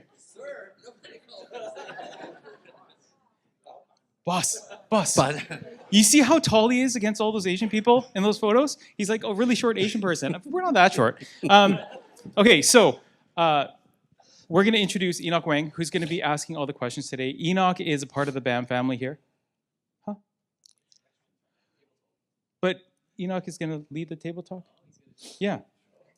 Mike, you're just the executive director. Just sit tight. Just sit tight. We're getting to you. You just sit tight, Mike. Okay, so think of a question that you want to ask Bill. Cool name, Bill Jobs, right? That's cool. 还不行啊。我姓 my name is Job. Job. Actually, yeah. Okay. I haven't been correcting people, so Steve Jobs influenced the pronunciation. Yeah. Okay, well, we'll get you to Nineveh. Just anyway. So, Enoch, if you want to come up, you can lead the table talk. 你要不要用中文？可以啊，我们可以用中文啊。好的，好啊，大家好，大家好。It means hello. Wow, I'm actually blown away. Makes my Chinese feel bad. Stop recording. My girlfriend's gonna send it to my mom and be like, "Look at this white guy. He speaks so much good Chinese." This is definitely not in the script, so. But you can't fire me because I'm not getting paid. Oh my goodness, good times. Okay, so it is my belief that we have table talks. So for the next 20, 25 minutes, within your groups, I don't know if we have questions on screen. We'll have questions on screen. Feel free to go through those. Also feel free to just, if you were inspired by anything, if you were challenged, I would welcome you to open up with the team. I think a lot of what your stories was really riveting. I think it really both convicted me in some areas, but also very encouraged me in many. And I think a lot of you share the same. And also I was really blown away by, your Chinese, your wit.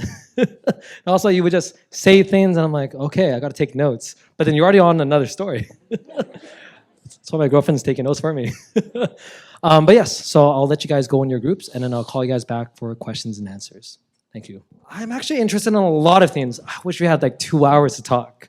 But one of the things I want to start with is I think it's really fascinating, the idea of partnership with God and how sometimes we see him as, he's our God, but it's you do you, I do me, and then I'll consult you for something, but it's not really consulting, you're just telling him what you're doing. And at the end of the day, you do your thing.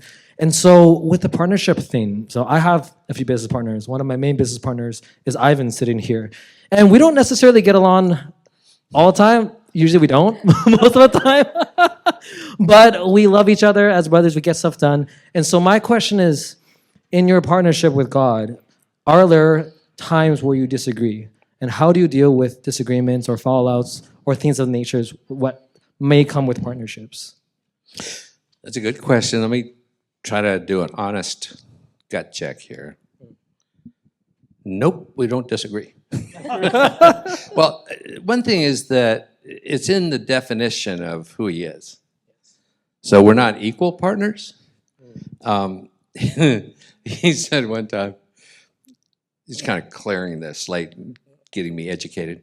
He said that the word price, P-R-I-C-E, is not a metaphor. So I heard this and I go, Lord, okay, I have no idea where you're going. He says, you think it's a metaphor, but it's not. So I said, I hear you, but I don't understand you. And then I could see the verse, you are not your own, you have been bought with a price. He says, because you think price is a metaphor, you think you're a metaphorical slave.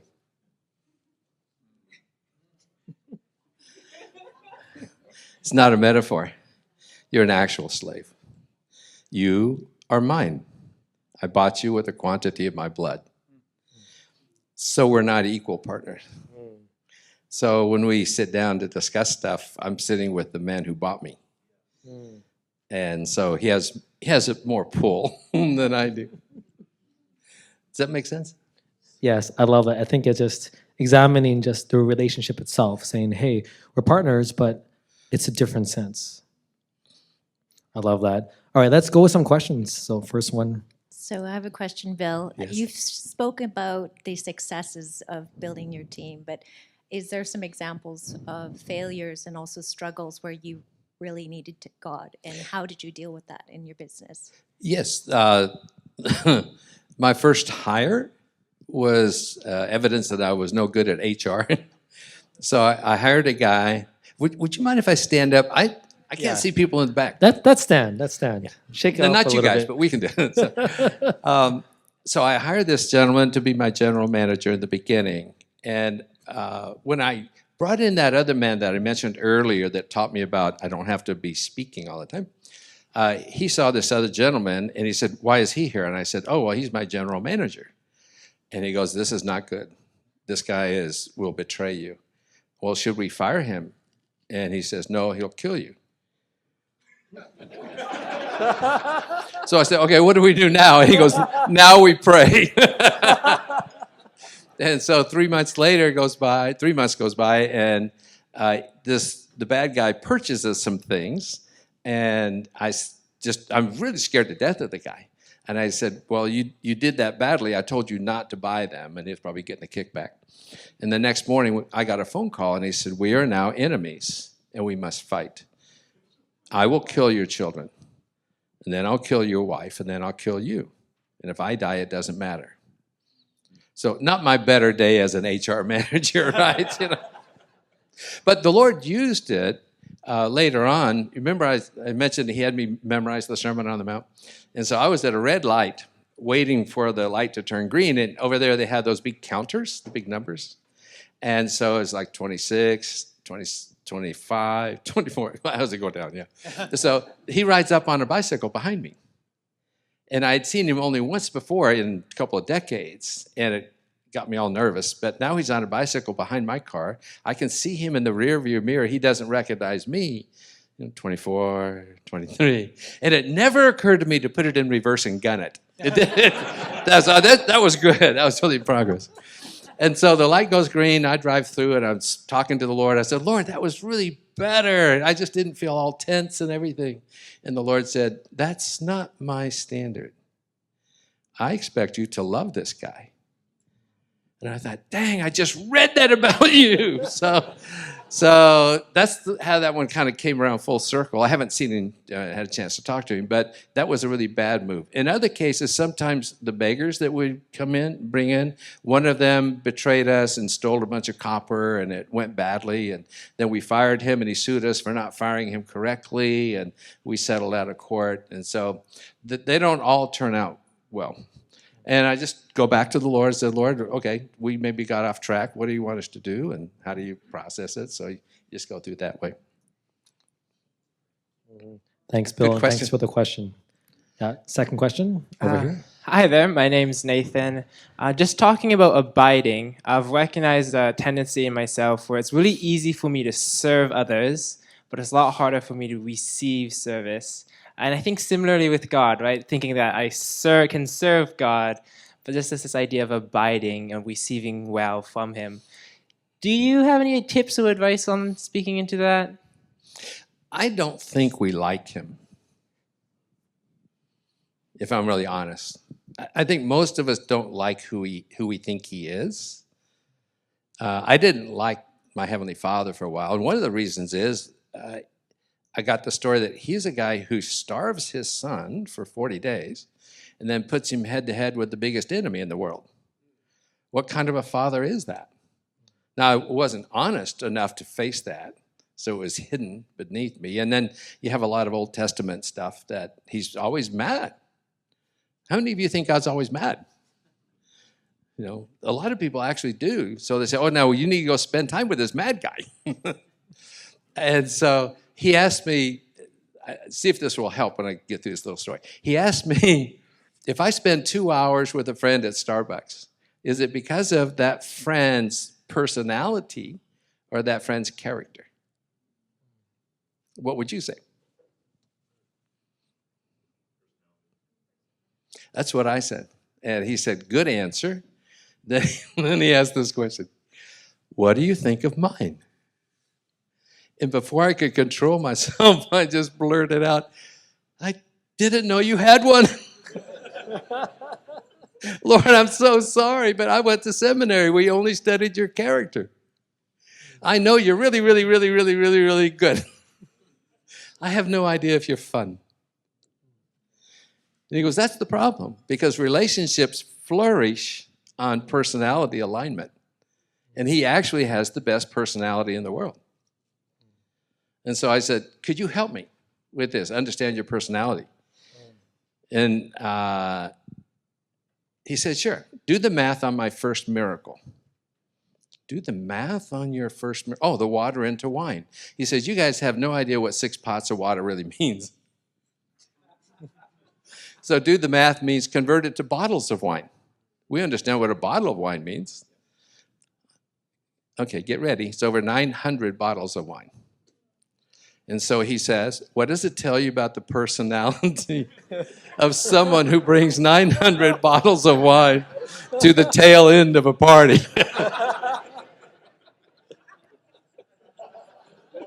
And I go, you are not the guy I thought you were. Abiding is more attractive every day now, you know. So he gave me two other clues. One is, he said, is it possible for a person to be better at being good than I am? Is it possible for a person to be better? No, Lord. I'm going to go out on a limb and say, I think you're the best. You know, theoretically at least, nobody can be better at being good.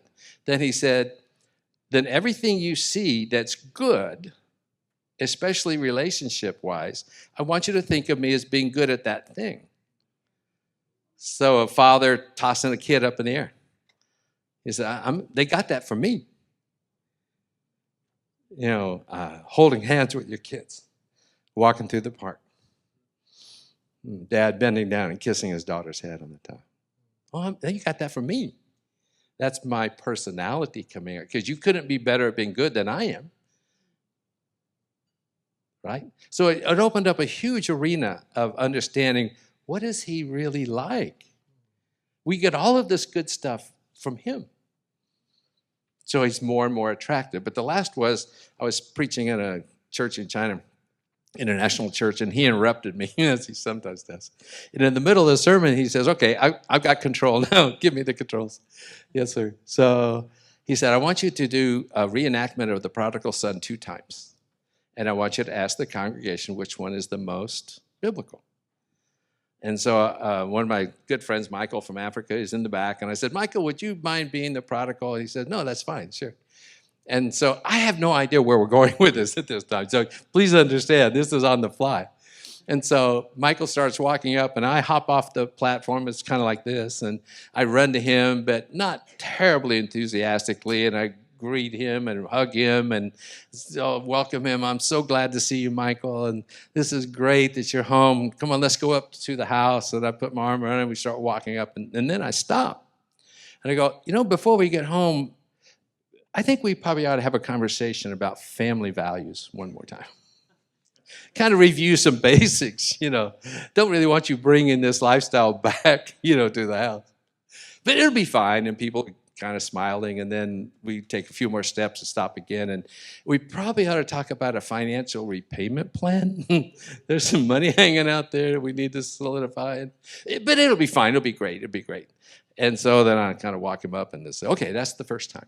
Now let's do it again. And it's still, I don't know what's going to happen. So he goes back and touches the back wall of the church and turns around. I think the Spirit just took me over. I flew off the platform, broke my little toe. I got to him before he took 2 steps. Now he's 6 foot tall, I'm 5'7". I'm lifting him up in the air. I'm screaming his name as loud as I can. I'm undone with the feeling of God's love for him that's just flowing through me. I'm kissing him on the cheek and I'm screaming his name, and I can't believe this is my son who was dead. He's alive. And I'm just, you know, shouting it out to everybody. Quick, get the Marriott, breakfast, lunch, and dinner for the next week. Biggest party, and there's no hint of family value reviews. No hint of money. And I'm thinking, could he love me this much? Now, which one is more biblical? That's the story. That's his personality. Now, if you say, you know, you really need to abide with him, the response is, I get to do that? Whoa, let's do that. That's great. It's so easy once you know who he is, especially at that level. Does that help? Thank you for that, Bill. I just love your sense of glee. You know, your unbridled joy when you talk about God. And yeah, I'm just really moved by that. Next question here. I have a question. Oh, great. No, I'm going to hand it over. Now I got to wait for Sam's question. It's going to be spicy. What did like dying to self look like? Like Bill before, I guess, you knew Christ, and then Bill after, and like now inviting him into that process. Like, was that hard, or what did that surrender look like? I think coming through kind of a church approach, it's much harder than it needs to be, because we tend to kill ourselves. We tend to be the one doing the work. And so we need to deny yourself. That's actually quite difficult. And you're never successful at it completely. And so yourself still is there. It's easier to believe that you've died. Romans says 44 times, you died, you died, you died, you died, you died, you died. If you just say 44 times, you died, you get the picture. You actually died. You have a new heart. If you start living out of your new heart, you will find you're there. You've already arrived at that place. And so I think the way you try to die to self is critical. And there's an easy way that doesn't take years. It's not painful. It's just recognition of reality. But there also is one more little trick to it that I'm working on this year. I'm still learning. I've learned more in the last 5 years than the previous 48 about how the kingdom works. The kingdom is such a deep subject. I just love exploring it. So he brought my attention to two voices in me. The scripture says, or does not say, let me ask you, that I have the Spirit of God in me crying, Abba, Father. Is that true or not true? True. Now it also says, my spirit cries out, Abba, Father. They speak, Abba, Father. So my spirit's alive now. His spirit in me, and they're crying, Abba, Father. That's like the perfect spiritual response to everything. I'm already there in that part of me. The problem was I had that volume turned down so low that they weren't influential. It's kind of like they're on FM and I was dialed into AM. And I've been practicing in the last 6 months. Can I find them and turn their volume up? And I found out that they've become like a duet, like a, where's Sam? Yeah, like a duet, right? A musical team.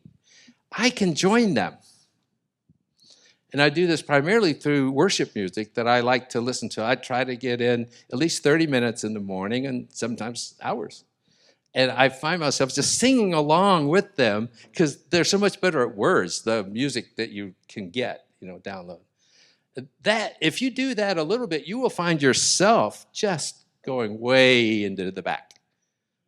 You disempower it. And you empower what's already in you, living a perfect spiritual life. Is that weird? No, that's really good. And I guess the question is, are you going to sing a duet now with Sam? My wife has a degree in voice. She informed me I'm not what you call an independent singer. Which means put me in a choir of 40 and I can maybe, not mess up. Okay, maybe we'll do a karaoke after, but we'll pass it back to Sam for a question. Yeah. You're like a blended color, like stained glass. Bill, you said you started like a dozen companies in China. You have one going and blowing now. Can you talk about ownership and governance within that context of China? Here in U.S., there's stock ownership, there's board of directors, and there's governance questions. And then maybe tag on and what you planned, because you talked about some succession, which was you gave stuff away. Yep. So how do you tie all those concepts together? What's your worldview around that? And God owns it, you said. Yeah, the theory is he owns it. Technically, it can be difficult to actually execute on. And you can get lawyers who are supportive and will write Jesus into the contracts or into the membership. So the company I have right now in China, I own 60% of. It's a manufacturing facility, but I don't own any of that company. I own shares in a Hong Kong company. The Hong Kong company owns that company lock, stock, and barrel. And so the Chinese company cannot have shares legally. So we can split the ones in Hong Kong. What I'm intending to do now is that we have a licensing agreement with the U.S. company. They came over and visited last month and were so impressed they want to buy it. But I don't want to sell the whole thing. And so I would like to sell them the controlling interest, but I want the girl in the wheelchair to receive 10%. And there's another girl that we didn't get to talk about, but she's like the pastor of the company. And she ran that bevel glass division for us. She's the girl with the 5th grade education that is a champion in the kingdom. And so I want to give her 10%. I asked, because I have everybody's picture on my computer, last time I was there, I said, can you give me an update on everybody's situation. And so she said, well, yeah, here's our employee, his name is so-and-so, and his daughters are so-and-so and so-and-so, and they're in this grade, and they're doing fine. But his brother was in an accident, and we went 500 miles away to go visit him in the hospital and take care of the medical bills and stuff. She went through 114 people. Knew every child, every relative, every family stress, every struggle. Wouldn't you love to just give her some economic power in the kingdom? So she gets another 10% if we get to do this right. But I'm not a great person at setting all that stuff up. So I try to lean into, Lord, what are you saying about this? This is your company. You actually own it all. We're just stewarding it. Wow, sounds like a great boss. He is. Yes, so lots of questions here. Sam, where are you at? Question in the back, and also there's a question in the front. Thank you. Thank you for sharing your story. Question for you. If God owns the company, which I really love hearing, how do we square Romans 13 and debt, living in a debt society? Can somebody quote the verse? Oh, no man, anything. So where's the conflict? So what I'm struggling with, I guess the question is getting loans and getting lines of credit and having a business that is in debt and living in a debt society. We are a debt-free company. We have zero debt. We just never got it. Okay, so I don't mean to be flippant. I do understand that it's a typical way that businesses operate. But when we started with a $10,000 investment from my friend who got sick and passed away, and we just rolled that over. Now, we did have a couple of times when people invested more money, but it was because God sent them and told them to invest the money. And so when we had the money, we would expand, but we never expanded based on debt. And I'm not saying that's not a good idea. I just haven't had to confront the issue myself. So it would be a question to him. So, Lord, do you want to expand this way or not? And what I've heard people say, theologians that I respect, is if you take out $1 million loan that's not due for 5 years, you have no debt until the 5 years is up. Or if you have interest payments every month, your debt is limited to the interest payments. If you pay the interest payments on time, you actually haven't incurred any real debt. But it feels like an obligation and a debt are very similar kinds of things. I was never totally comfortable with that, but I have heard people give that as an explanation. Thank you for that. Next question. I've got a two-part question. Basically, firstly, this has to do with the vision statement. It says using his company. The journey of building a business is fraught with, it's akin to walking a very rocky hiking path that at any moment you could drop off a cliff and die. So at any given... Let's all do that, okay? Yeah. So I envision it as having to rely on our Lord to give direction.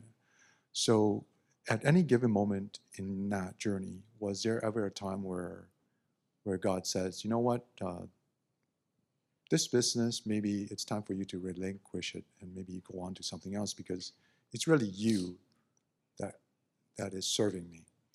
Now, in line with that, that's the first part of the question. The second part of the question is, in line with that spirit, the succession plan, the company has been built largely by God, through you as a conduit. And in that spirit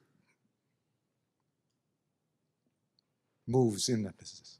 So when you sell the business, is there any consideration for the continuation of that spirit? Because anybody could come in and they're essentially looking for a profit. So they could sell it, hedge funds could take it over and so on, because everybody wants a piece of China right now. So that's a great question. In the one company that I had for 20-something years that he did ask me to give away, we didn't randomly give it away. He identified the person to take it over who had worked in managing it for a year. And we thought we had done a relatively good job of transferring the culture to him.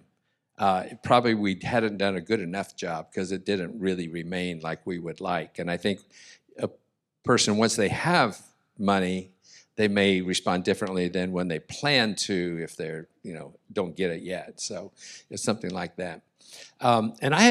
You're really bringing up an excellent point. I feel like now, if I'm a steward of a company that the Lord has given to me, and I need to transfer out because I have other things to do, then I need to grow up someone to take it over who really understands not just the culture, but the fundamental method of walking with God that has built it. And if I don't do that, I shouldn't expect the same results.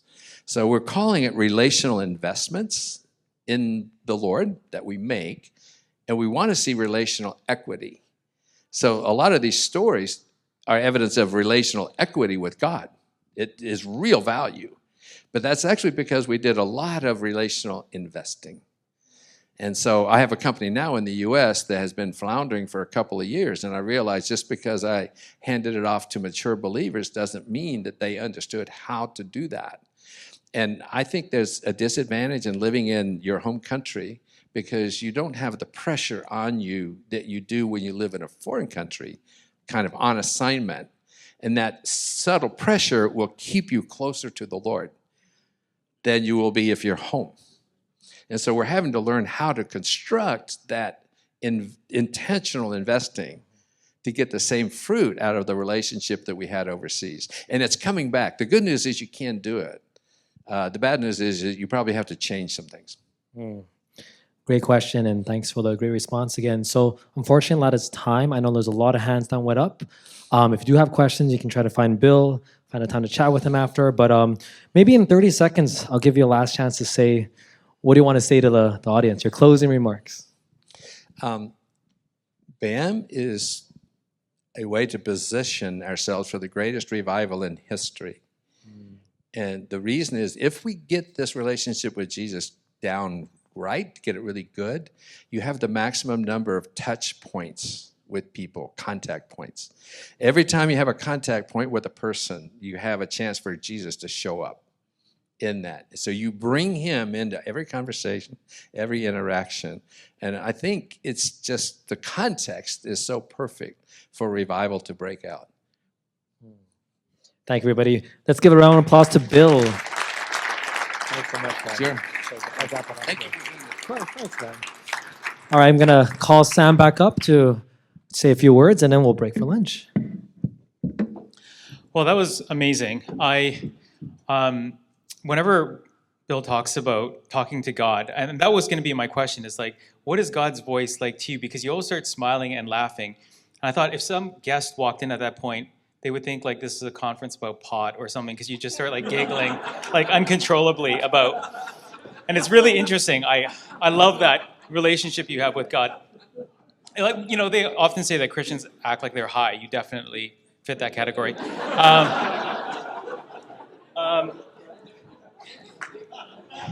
And it's legal, he said. And it's legal. It's thanks to Trudeau, it's legal everywhere now. So, okay, so in Mike's wisdom, he knew that last year lunch was too short. So we've added 15 minutes to it. So you have an hour to eat and chat, and then slowly make your way back to the room. So lunch is from now until 1:15. Thank you so much. Oh, sorry, there is a prayer for lunch. Grayson Baines, who's an advisor for BAM, will be gracing us with grace. Actually, that's the name of my wife, and she's not here. Father, thank you for being the presiding, what do you say, God, lover, one that runs to us right to the back of the room and then lifts us up and kisses us and does not allow us to say a word. You're that God. Thank you for this time and for your food. Amen. Okay, so next up is David Stone. So David is the CEO of First Rate. It's financial services software. And he's also giving away a book. Speaking of books, we have a BAM table set up outside, and we are selling books. What's interesting is we're all here to learn about being more intentional about business's mission. And these books are written by people that have dedicated their lives to that. I don't know if you've ever set up a booth, but it's a lot of work. And tearing it down is also a lot of work. And taking all the stuff back home is a lot of work. So let's be kind and generous today. Let's go out to those tables during the next break and let's buy a bunch of stuff. I'll buy something, okay? Like, can we all commit to buying one thing? Let's do that. Last year, I bought too much. This year, I'm gonna buy one thing, okay? Great. So, back to David Stone. Founder of First Rate. He's a visionary for the firm. Mr. Stone established First Rate, including 8 years at National FSI and SEI. I have no idea what those acronyms mean. Stone graduated from Dartmouth College, where he studied economics and mathematics while earning varsity letters for football and track. That's pretty cool. Without further ado. Thank you very much. Dan, how are you? Good. Nice to see you. Yes. Do you guys mind if I stand down here? Because I'm coming back there too. Who's running the camera? This is going to be impossible, so just bear with me.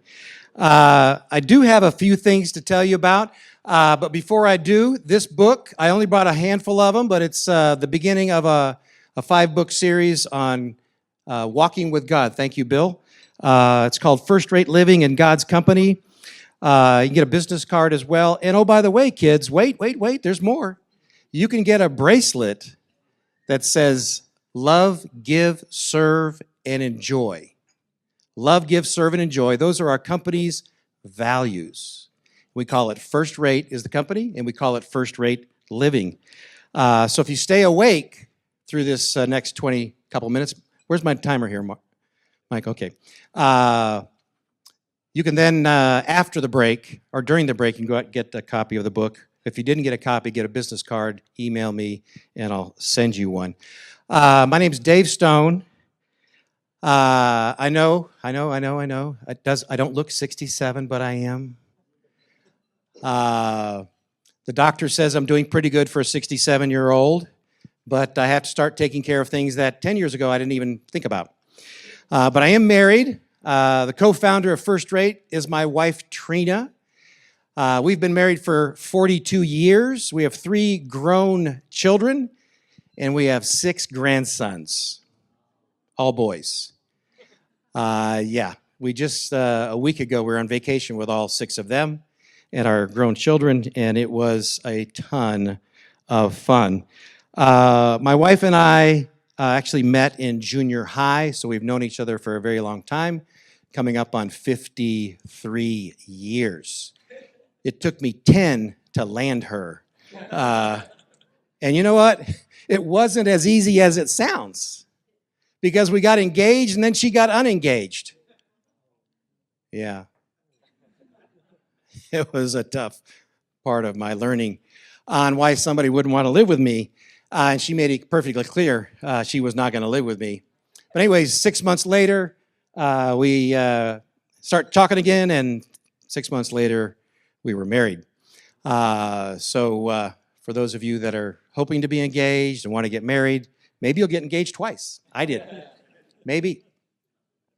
Our journey here together, I live in Arlington, Texas, home of the Dallas Cowboys, if you like American football, home of the Texas Rangers, if you like baseball, and we're just south of the airport called DFW, so you generally fly over Arlington, either coming or going in beautiful Texas. We have 2 big suburbs, Dallas and Fort Worth. Our journey into business as mission started a long time ago. And I want to encourage you guys today as we gather around this topic that you would be able to say, wherever you are in your life, for example, Nathan, he's 21. I've got a little bit of my 21-year-old story in there. Anybody in their late 20s? I got some of that in there. Anybody in your mid-30s? Okay, don't be embarrassed. It's all right. I'm not going to ask for the rest of the crowd. Y'all are over 30. In sharing my story, hopefully you can grab onto some principles or some things that allow you to say, where I am today, Lord, where am I today with you? Where do you want me to be? What are those dreams that you've placed on my heart? And for me to be here, it's to encourage you. When people talk about doing business and mission, and you go, I got to talk to somebody about that. And you go to your pastor and they go, I don't know what you're talking about. You talk to your other people that are sold out for Jesus and you go, I don't know what you're talking about. Maybe it was a bad burrito you ate yesterday. That doesn't sound like God. I'm here to tell you, it is God. And we're probably all here because we already know that, but one of our assignments is not just be obedient to what God has given us to do, but this room is a very small part of what God is doing on the planet, and we need to see that continue to expand. The greatest need in the world, the number one need in the world is a good job. And you can be job makers. I guess I should stick to my script, Dan, I'm sorry. One of the things that we can all agree on is that we're waiting for the Messiah to return. Whether you're Jewish, whether you're Christian, whether you're Muslim, those three great faiths all have a promise that the Messiah is coming. Now, we happen to have an understanding that the Messiah has already been here, and we get to carry that message. And I love what Bill said about walking with God, that we get to demonstrate that. And business, to me, is the most exciting place to give evidence that God's kingdom, the gospel of the kingdom, you can actually touch, taste, feel, experience in business. We're going to have more time with more people in that context to give them a taste of who God is and what his kingdom's like than any other experience that they're going to have. And so the opportunity that we have is huge. Am I going too fast? Should I slow this down a little bit? How are we doing in the back there? Aren't you glad I'm not walking around back there, camera lady? And Jesus said he was coming back. I want to read a couple of scriptures, and then we'll get into some of the story. In John 14:3, he said, if I go and prepare a place for you, I will come back and take you to be with me, that you also may be where I am. We know he's coming back. Well, how do we do that? In Acts chapter 1, verse 8, it's one of my life verses. But you will receive power when the Holy Spirit comes on you, and you will be my witnesses in Jerusalem, in all of Judea and Samaria, and to the ends of the earth. So what do we do? I love the book of Nehemiah. I'm going to read 4 verses from, Matthew 24:14. What do we do? This gospel of the kingdom will be preached in the whole world as a testimony to all nations, and then the end will come. So that's what we're all about, the gospel of the kingdom in all nations. So what's my assignment? What's your assignment? Those are the big words of the Lord for us. They're for all of us. What's your personal assignment? And I love business as mission because each one of us has a role to play in what God's doing in and through business. But your assignment's not my assignment. My assignment's not your assignment. One business is not like every other business. It's a very creative, dynamic world that we live in that we call business. So there's room for everybody to do a lot of different things, and I think God is that kind of a God. The book of Nehemiah, which I said is one of my favorites, in chapter 1, Hanani, one of my brothers, came to visit me with some other men who had been just arrived from Judah. I asked them about the Jews who had survived the captivity and how things were going in Jerusalem. They said to me, things are not going well for those who return to the province of Judah. They are in great trouble and disgrace. The wall of Jerusalem has been torn down and the gates have been burned. When I heard this, I sat down and wept. In fact, for days I mourned, fasted, and prayed to the God of heaven. I love that verse because I was about to say Nehemiah. Nehemiah had a personal word of the Lord at that moment. We can listen to Acts chapter 1, verse 8. We can listen to Matthew 24. We can listen to all of the Great Commission. We know those scriptures are out there, but what's our personal assignment? And in business, there's so many opportunities. But do not confuse opportunity with God's assignment for your life. Hear His word for you, obey His word for you, and business is the great way that we get to do that. The kingdom of God in business is what we are really all about. And for me and Trina, this journey has been a very interesting one. We've had some experiences together that are kind of like when she unengaged. Can I get a drink of water here? We've had trouble along the way. Somebody asked Bill about one of the mistakes he's made. All of our journeys in business are going to include some missteps. People ask me what my biggest flaw is in business, my biggest failures in business are, and I would have to say, after being in business for many, many years, it's probably being too loyal. Too loyal. I think I have an assignment to help redeem somebody when it's actually dysfunctional behavior. I'm too loyal. God's doing something in their lives, and I interrupt it with, hey, I think I can help you. One of the key phrases for me is God spoke. It's actually the most common phrase in the Bible. God spoke. Has He stopped? No, He hasn't. Are we listening?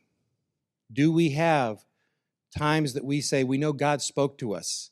Nehemiah felt like the Lord was speaking to him, and because when he heard what was happening in Jerusalem, he knew he had something that he was supposed to do.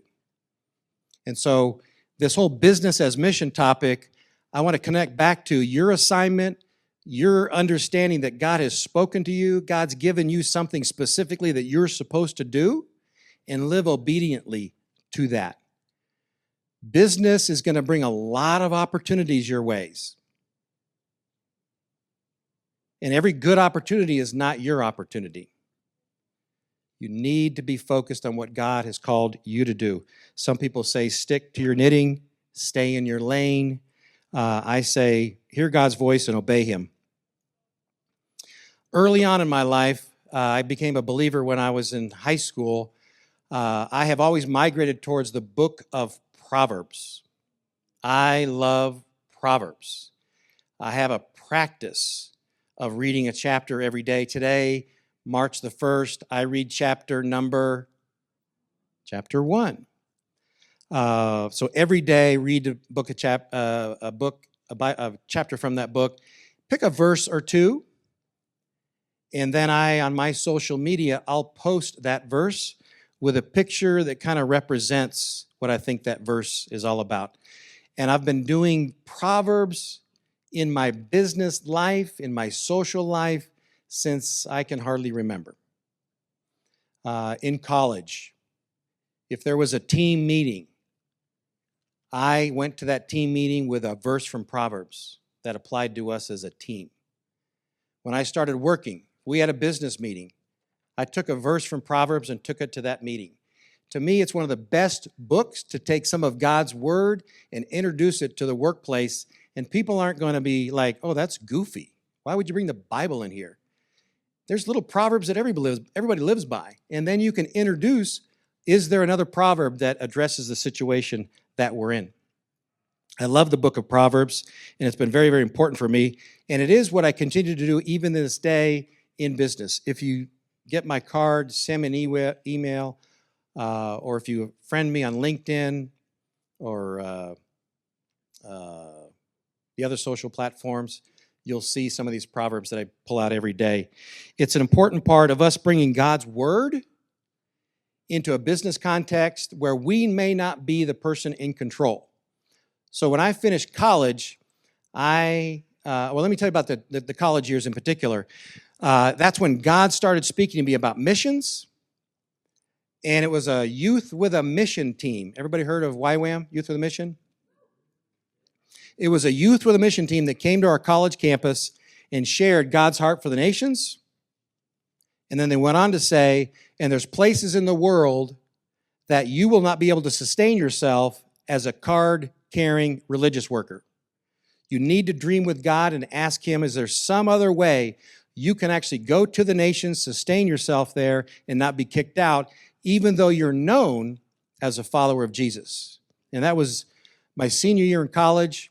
And my wife and I heard God call us to missions and to business, and they were to be the same thing. Not different eras, not a funding opportunity, but we say we would have one timesheet. Business and mission. Bill, you called it business as ministry. It's one timesheet. It wasn't wait until 5 to go do ministry. It was during the day. And so ever since then, Trina and I have been trying to walk in obedience to figure out how to do a one-time sheet life where our life in business and our life in missions is totally integrated and totally part of how we do life. The next day, there was a large college campus gathering. The next day, about a dozen of us on a Saturday morning got together to intercede and go, Lord, is there something else that you can tell us about this big picture of calling into missions and calling into business? And that very next morning, part of the tale of the presentation the night before was the ends of the earth, Acts chapter 1. Acts chapter 1, verse 8. And there was a prophetic word for me that it was Afghanistan. This was in the August of 1978. Afghanistan had already had a tremendous amount of conflict, and it was on the verge of having Russia invade there, and so it was a chaotic situation. But as little as I knew about it, I did not know what a call to Afghanistan in business was, because I didn't grow up in a business family. So I had two callings, call into missions that I really didn't know a lot about, and call into business that I didn't know a lot about. And then the third one was a specific call to Afghanistan, which I knew very little about. And I certainly didn't know how my future was going to be in that country. I finished Dartmouth thinking that I was supposed to get mission training. I wanted to go to a YWAM base and do the discipleship training school. And on my way in January of 1979, God stopped me and said, no, you're supposed to do business training, not missions training. And through that business training, I'll get you ready for the mission field. And so in 1979, I started an incredible career where I had 6 jobs in 5 years. So anybody that talks to you about, how your degree connects to your future and how you're going to live that way the rest of your life, I don't know what that looks like. I had a degree in economics, and everybody asked me, what are you going to do with that? I don't know. Make predictions like the weatherman. And then I also had a math degree, and that math degree was, back in those days, it was computer science training. And so that was how I got introduced to being a programmer in those times. So when I finished Dartmouth, I thought that I would be in the financial services business, and I took different roles in, again, 5 different companies in 4 years. And then the 6th job was a programming job. And so that's what I've been doing basically ever since. But one of the things that I did was I kept learning along the way and kept discovering along the way and kept, as Bill was trying to encourage us today, how do we get silent and listen to what God is saying? Part of what God is saying for me turned out to be things that non-Christians said to me in college. You believe that? You believe it? Okay. I had a Muslim professor, his name's Salim Rashid. He taught economics, very math-oriented, econometrics. He and I bonded together. He had just finished his PhD, was a new professor, and he loved that I had a faith journey, and I knew he had a faith journey, and he was the one that spoke to me and said, your business future and your faith can be integrated. Don't let anybody disconnect those two. Don't let anybody disconnect those two. Live in an integrated way. And he said the greatest economist in the world is a guy by the name of John Wesley. That guy knew how to connect what God was saying to everyday living. And so I read John Wesley's journals for a writing paper for Salim Rashid. Another professor, the computer science professor, is a guy named Rick Harris. Said, I've been teaching this stuff forever. And I've never had a student that had the gift that you have. I don't believe in the God that you believe in, but you've been touched. When I left college, I had forgotten what Rick Harris had said. I held on to what Salim Rashid had said. But after job number 5, I went back to Rick Harris's work and said, maybe I should be a programmer, which is exactly what I did. I was very, very interested in the investment community in particular when I was in college. Worked for investment firms afterwards selling, and then I went into the back office programming. And so I've been in that investment world ever since. 1983, we moved to Arlington, Texas to take on a programming job, and that's what I've been doing ever since. Our journey into business as mission has been one where God has continued to speak to us. So I moved to Arlington in 1983. I'm a programmer for a very large firm. The initials are SEI. There's a financial firm up here in Canada called CIBC, is that right? SEI is their platform that CIBC does their wealth management on top of, and SEI uses our product with CIBC. So we have a client here in Canada. So I've been in the wealth management tech business forever. I worked for this company called SEI for 8.5 years. 8 years into it, God spoke to me and said, you're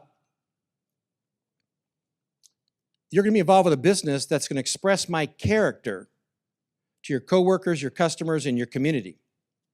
I didn't know the teaching about personality yet, so it was all about God's character. And so that was in 1990. In 1991, SEI fires me. And that's the beginning of a company called First Rate. We are a faith-friendly, multi-faith workplace. We have Muslims, we have Jewish people, we have Buddhist people, we have Hindu people, we have Christ followers, we have agnostics, atheists, we have the whole kit and caboodle. But the intent of us having a workplace experience where if people want to experience God and what his kingdom is like, that we want to create a workplace that can happen. And we believe it can happen through relationships. And again, what I learned from Bill this morning, it can happen in fellowship at work. And that's what we've been attempting to do since 1991. My wife and I started the company at our dining room table. And today we have about 230 workers around the globe. We have about 80 in North America, and the rest are overseas. So in 1991, I had still never been to Afghanistan. In 2001, in October of 2001, 1 month after 9/11, I was at a YWAM gathering, and I was sharing one of the words that God had given to me that had never come to pass yet, and that was doing business in Afghanistan.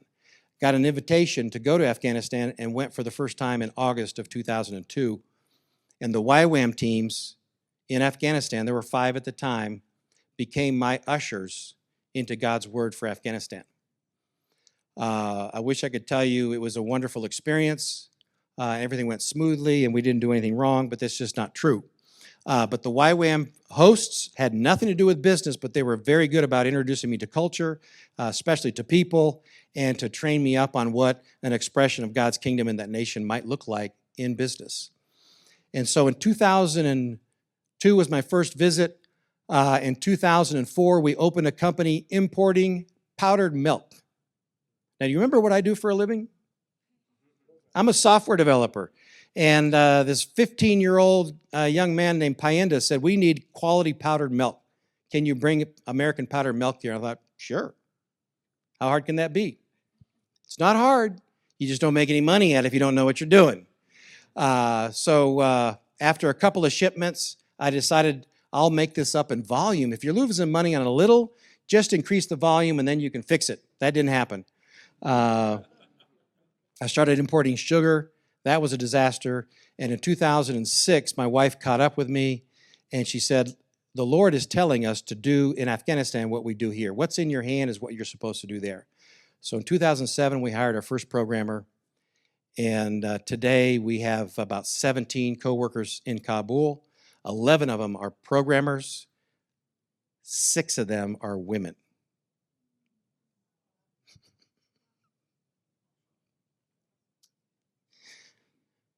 When everybody was leaving in August of 2021, our employees asked us, are you leaving too? And I said, I didn't get the memo that God left.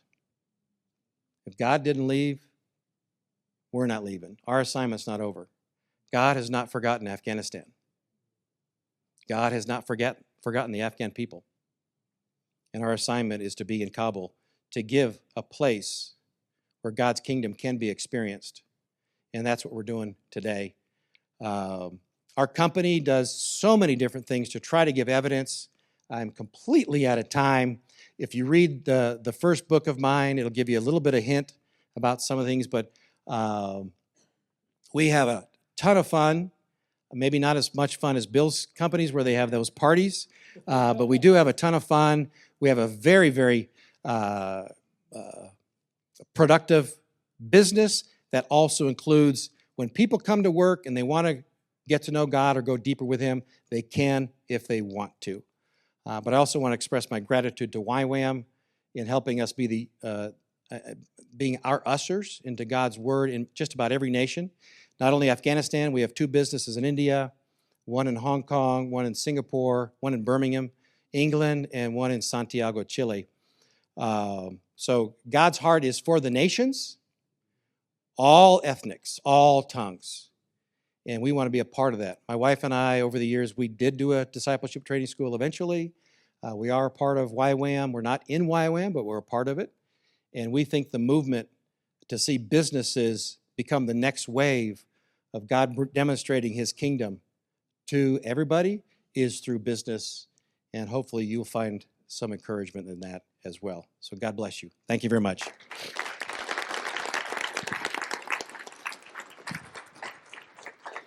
Thank you so much, Mr. Stone. That was great. So next up, we have Dr. Gea Gort. What's really funny is we were lucky enough to have lunch with Mr.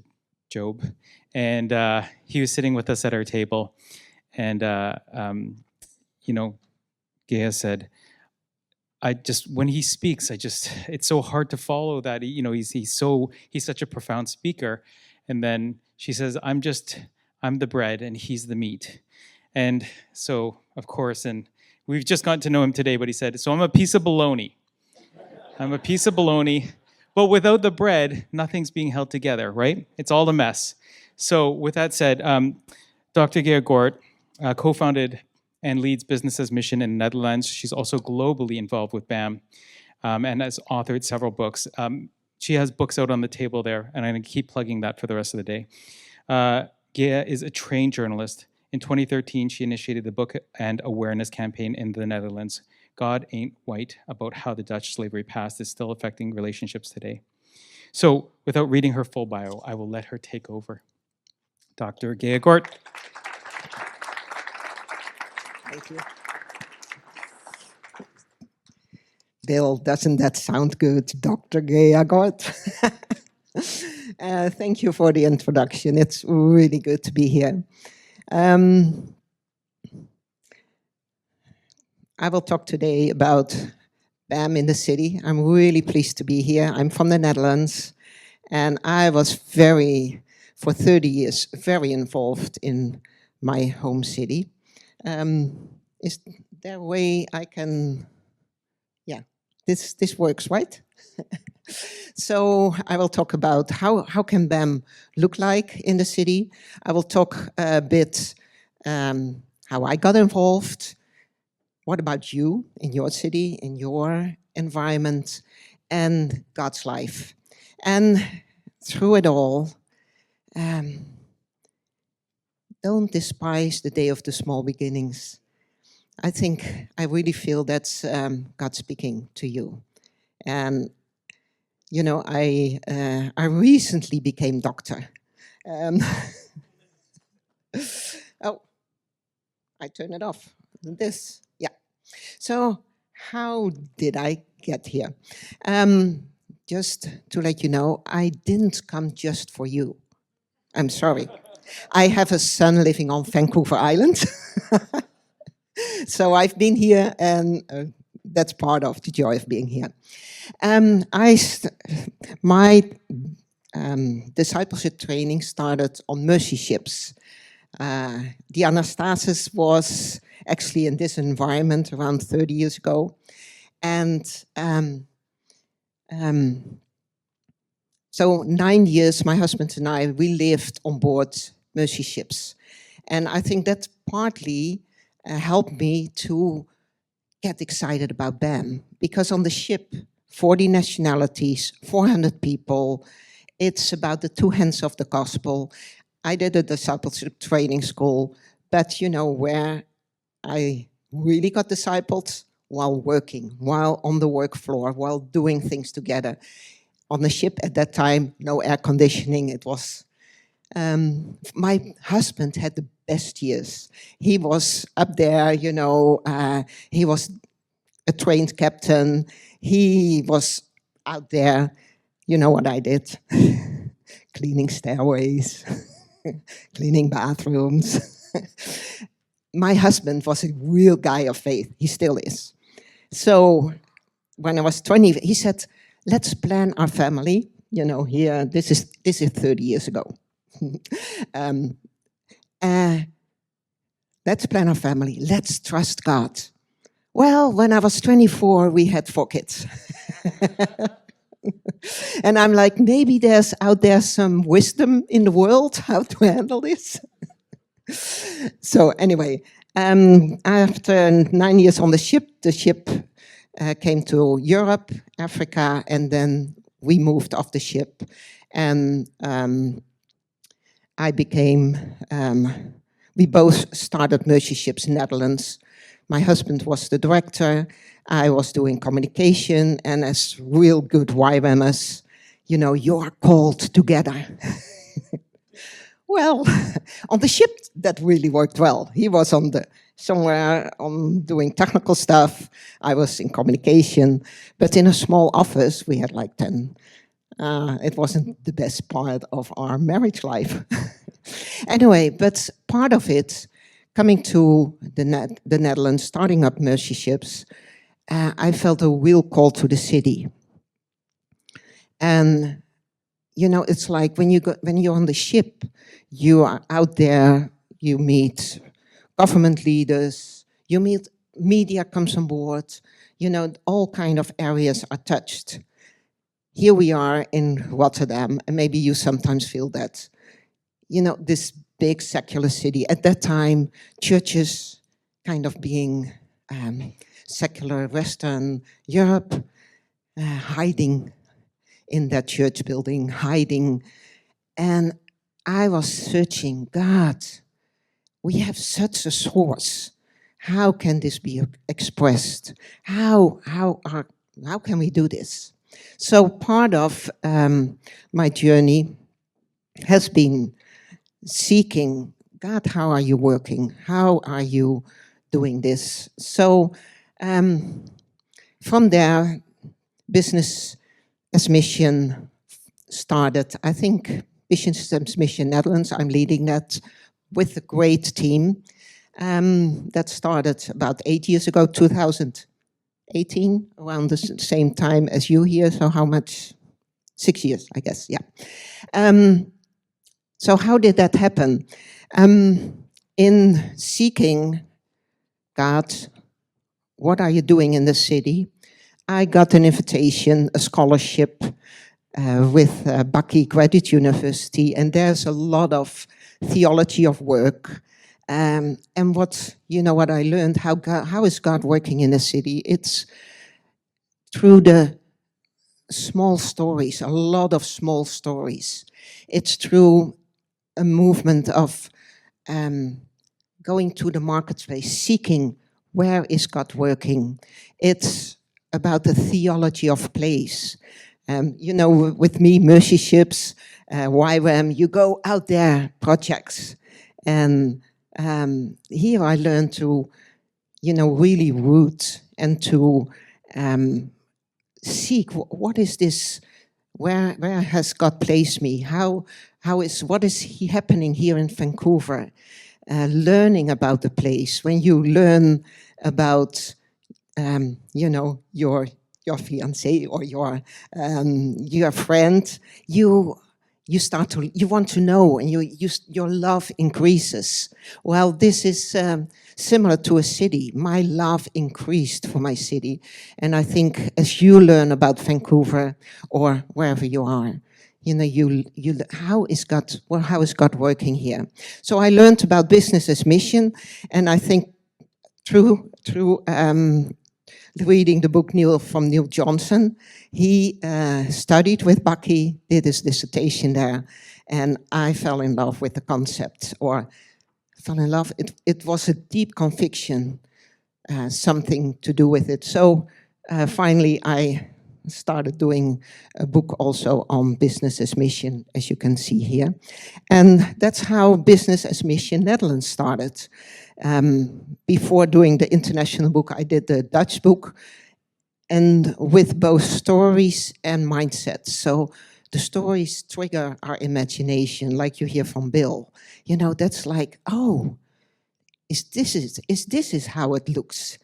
That maybe can be applied in my context. But at the same time, we need the mindsets. We need the thinking, hey, what is beneath it?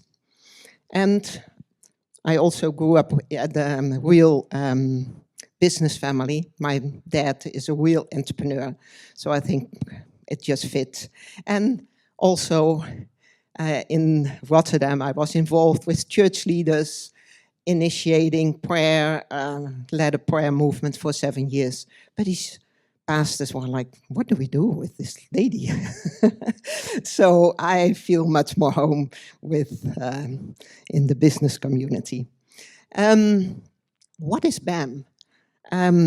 We heard already several great things, so I can quickly skip over this.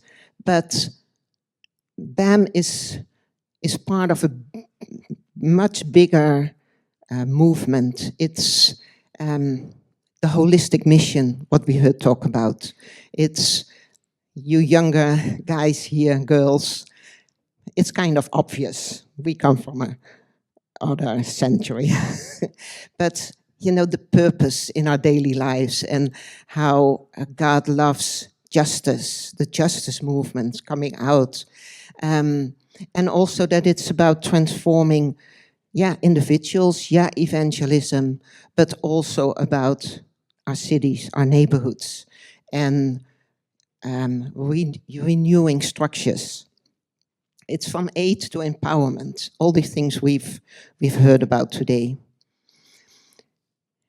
I want to give you some examples of, hey, how can that look like? I'm a storyteller, I'm the journalist, I did, besides studying theology, I studied journalism, so I love sharing the stories and hearing how is God doing this around the world.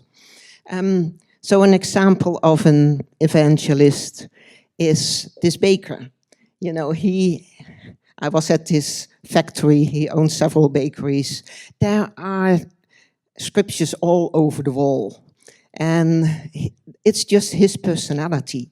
And he experienced miracles weekly with clients, with people, that's the suppliers.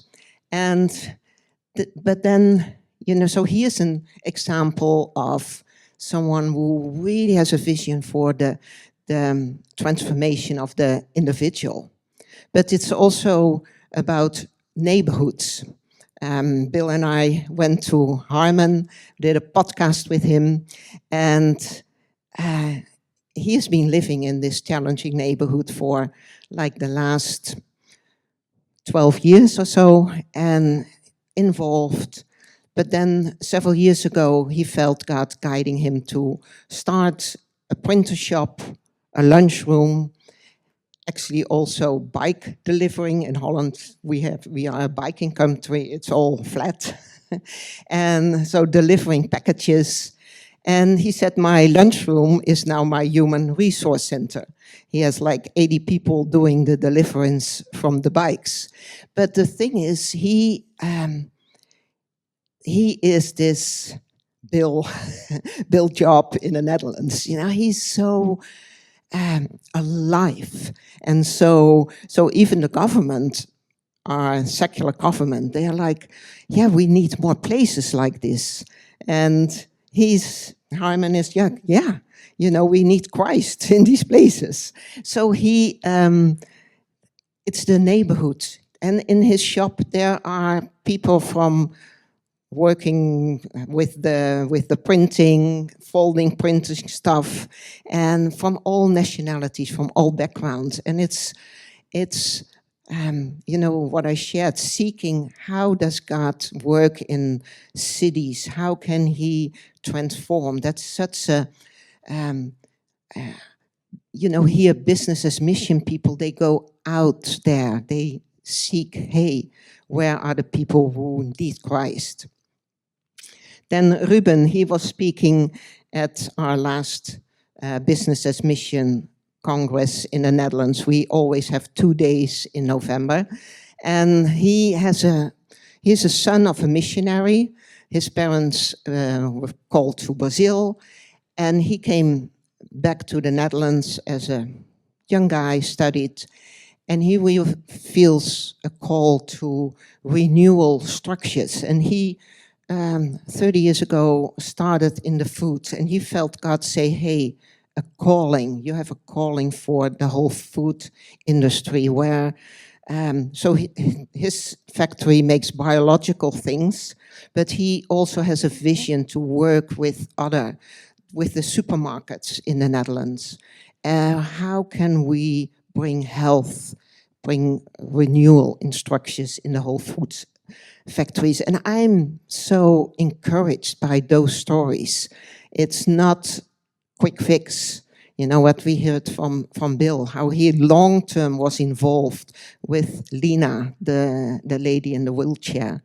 And it's the same, business is not like a project. It's a long-term commitment. Another example is empowerment. How it's something like a prayer movement in the Netherlands, in my city, Rotterdam. They started this teaching, how can we help migrants with an entrepreneurial gifting to start businesses? BAM and church, that's another whole area that we see develop here. I'm so pleased to have 10th Church here. We were having a lunch yesterday at their place. How that's our aim in the Netherlands, that not only business people are having a broader vision, but that also churches see the potential of the business as a gift. I always say, entrepreneurs see possibilities, they can create them, they can, if they have some business mind and some advice, can sustain it. How can this gift be used in God's kingdom? So this is actually not in the Netherlands, this is in Fresno. Would be a great guy to invite at one of your events. Randy is one of the bottom one examples. He started a social network of social business in the city of Fresno. And just to see that it's happening all around the world.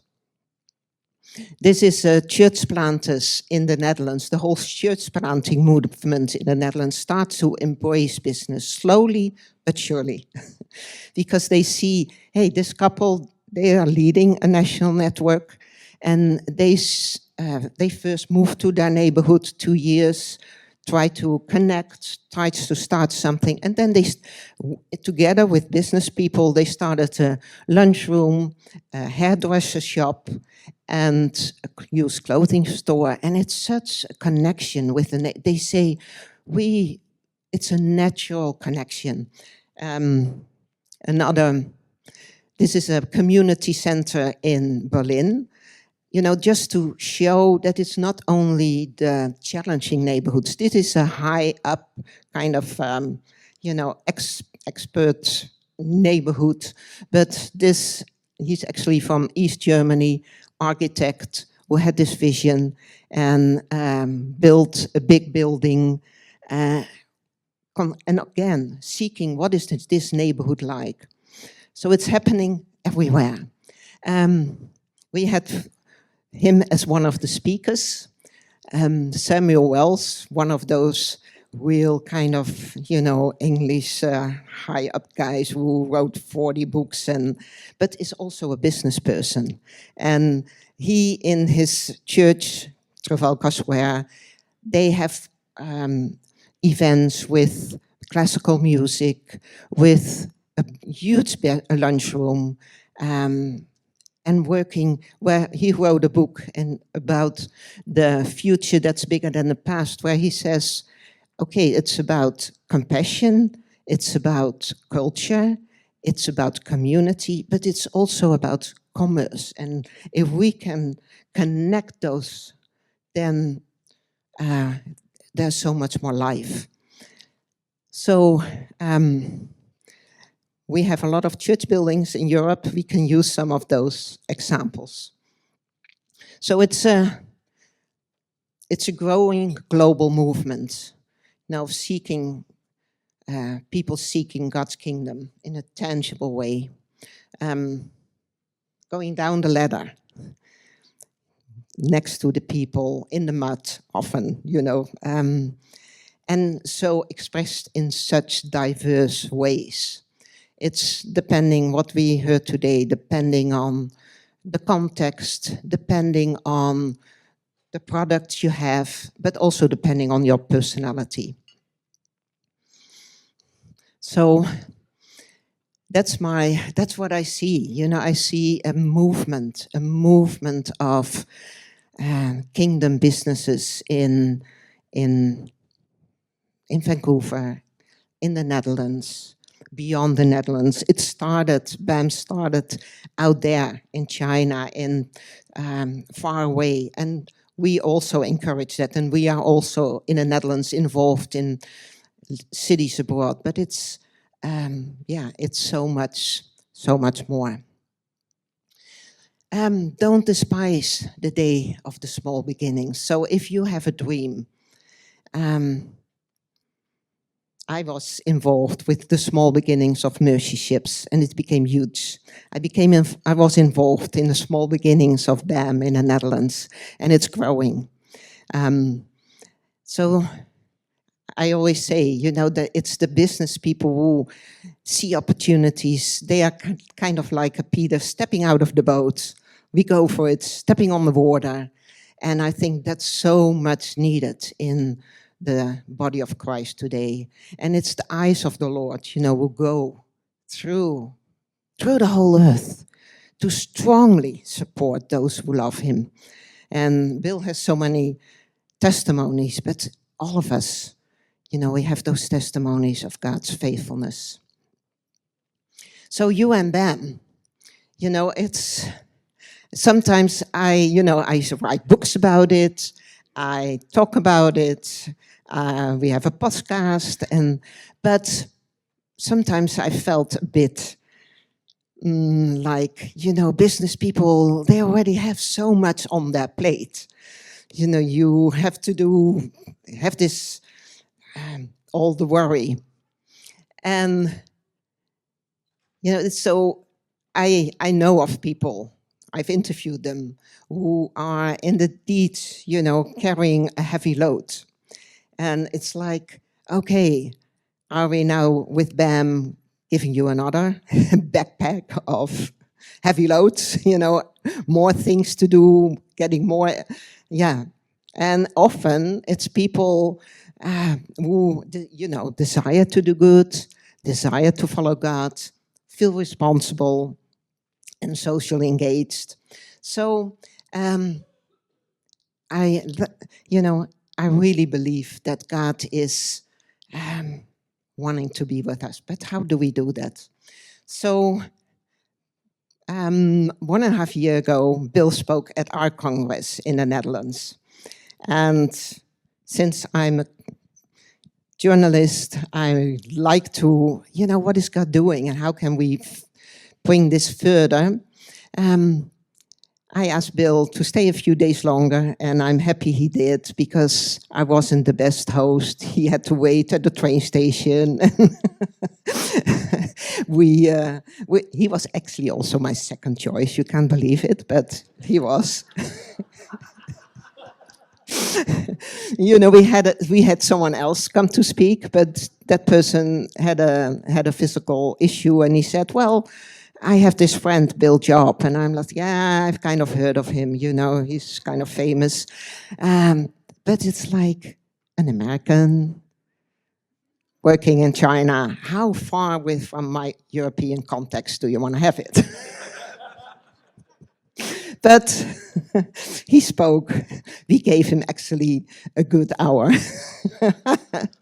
And, the Dutch are kind of critical. They're kind of like down to earth, but Bill just captured, and it rose my curiosity. Okay, who is he just this real optimistic American? What's behind the thinking? What is really, what's behind these stories? What are his mindsets? So I was actually thinking maybe, we were talking about Bill was feeling also a calling or assignments, as he calls it, to further to more spread the things he learned. So we started a podcast. At first we thought a book, but as you hear Bill in just the way he talks, how can you write that in a book? I'm pretty good in writing, but so we do a podcast. It's since July. It's every 2 weeks, and it's really good podcast, and mainly because he's my co-host. And I'm Dutch, so I can ask pretty blunt questions. And also, from that, we developed a training. And actually, today, here or in Vancouver, we are launching the official launch. And it's about, so I'm seeking, Bill, what are the mindsets behind it? And you heard already what Bill said, the serving instead of, or abiding instead of serving, and it's about his business. It's about be childlike and playful, and to see challenges. And Bill quite had some challenges, and to see those as opportunities. So that's what we kind of do a little bit more than just half an hour have him speak. So the whole training is about alignment. How can we seamless align with the Lord in our daily work and unlock this? He talks about receiving 50 downloads. How does that work? It really raises my curiosity. So Bill is like my big research project. And he seems to kind of enjoy it. I don't know why. So today we have what we call a founding member launch. Now, I must admit, I'm really good at content making, but I need to learn how to market. But the thing is, it's such a deep, deep desire of mine to see God's life really happening on the work floor. It's the same like we can have great churches, we can have great products, we can have great, ethics, but the life, how does God's life flourish? So when you are just kind of like, hey, maybe this is for me, contact us. We will be around, but contact us if you say, hey, I really feel a call. And we will, Bill and I, this is something we are learning too. How do we pass this on? So we will have 4 times online sessions. It's like a 2-month time. It's basically trying to 35 years of this kind of experience, bringing it in an easy, digestible manner. So there's a lot of videos in there of Bill's stories, but then also fleshing out, okay, what's the mindset here? How can life happen on the work floor? So I think I'm pretty good in time. It's 0. Yeah, you're sitting in front of it, Mike. I said, is the clock easy to see? He said, yes. Then he sits in front of it. That's good. Thank you so much, Gail. Let's give her a round of applause, please. Fantastic job. Thank you. All right, so for the next 20 minutes, you have some time and some questions on the board to discuss amongst yourselves. And in 20 minutes, I'll bring you back for the Q&A.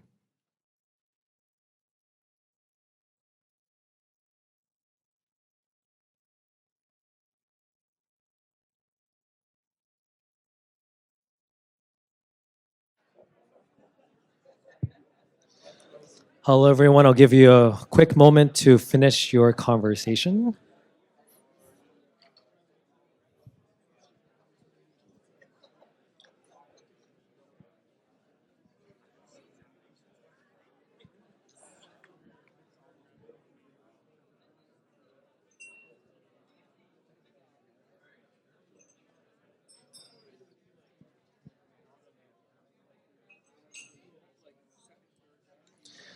All right, can we please give a warm welcome back to the stage, Gea, please.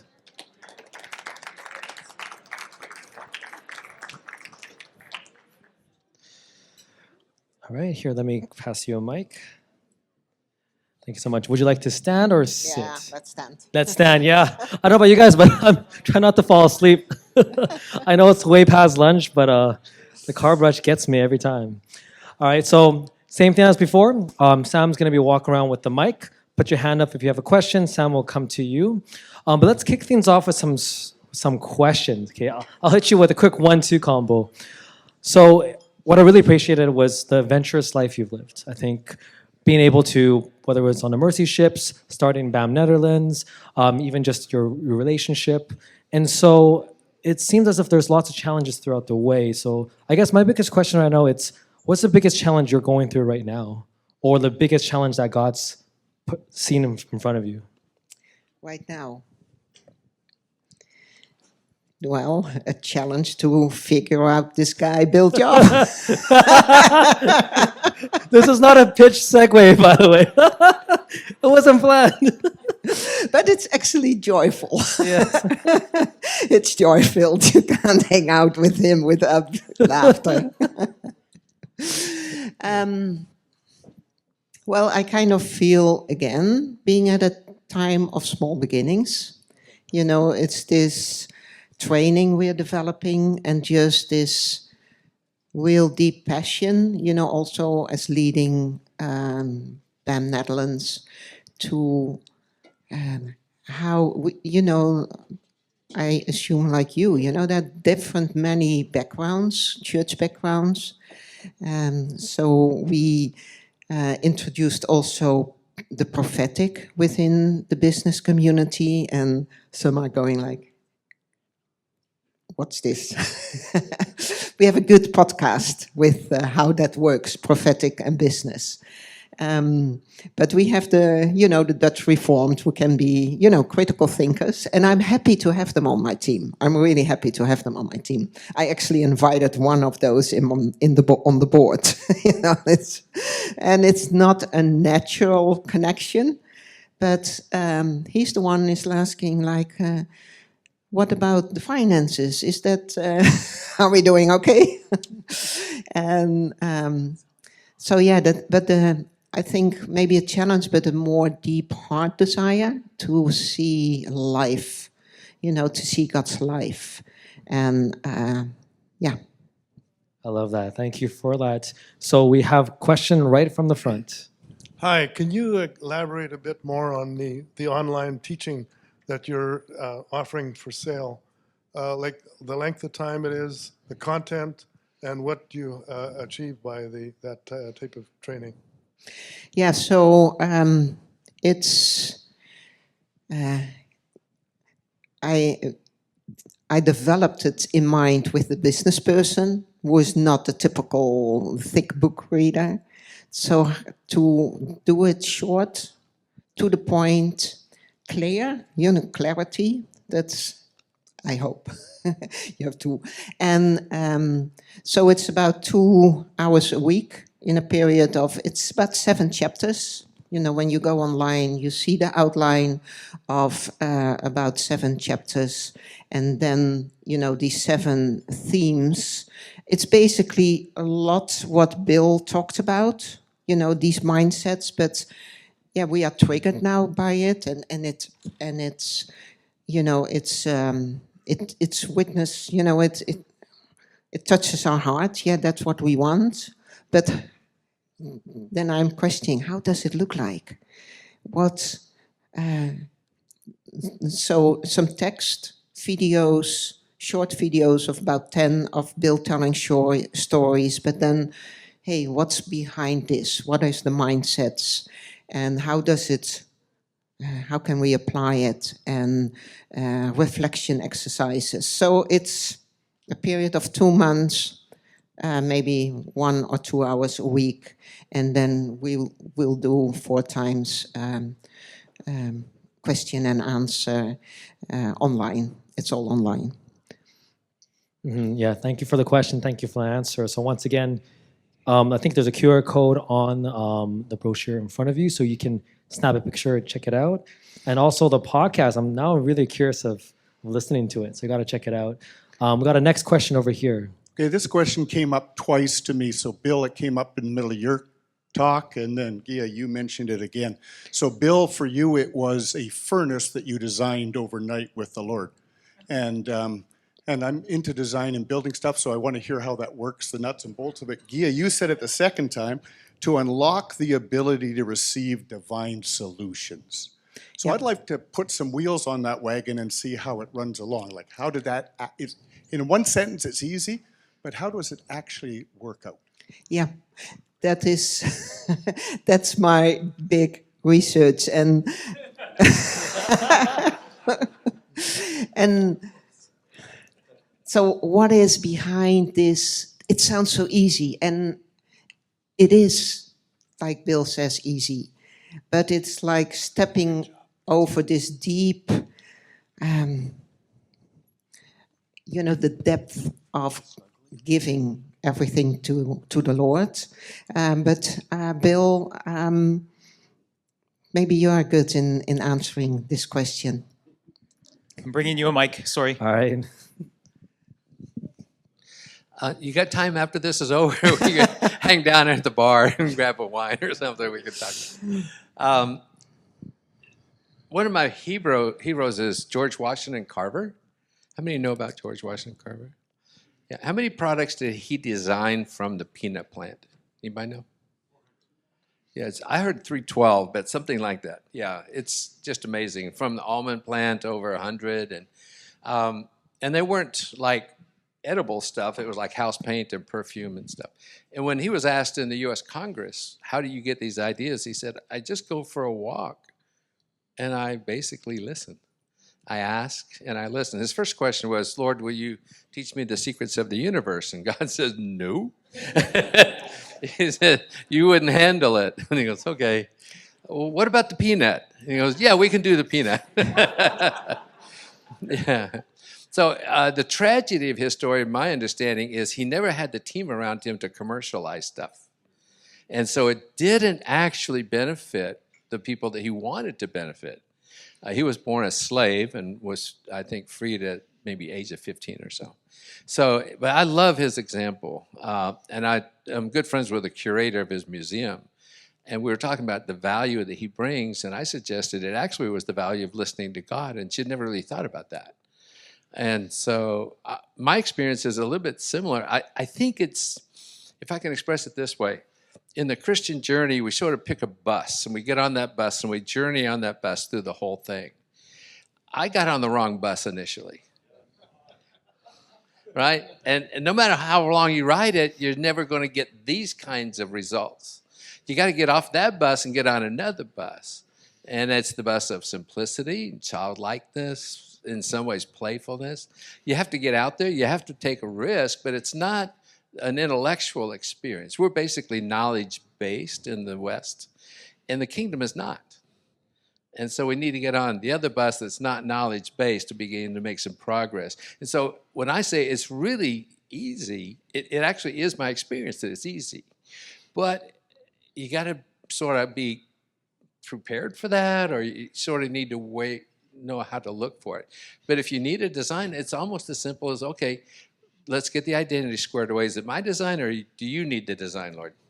If you need the design, I want to put the pressure on you. So you need to come up with a design. I'm happy to receive it. But then you learn to interpret the impressions you get. And you do need a fair amount of courage. On several occasions, he said, if I give you the design, will you build it? I get to use your money, right? Yeah, it's my yeah. That helps, you know. And so in the course, what we want to do really is figure out how do we unfold some of these concepts. A good friend of mine was asked one time, well, what do you think of Bill's speaking? And he said, oh, everybody loves his stories, but nobody knows what to do afterward. And I think that's not helpful. We just frustrate people. And so instead of saying, I'm unusual, we want to say, no, I'm actually normal. And it's easy to become normal in the kingdom. It's not, and I promise you, I'm not the most spiritual guy in the room. It isn't about being spiritual the way we define it. That's something else. I probably am more relational with God than most people. I probably like God more than most people.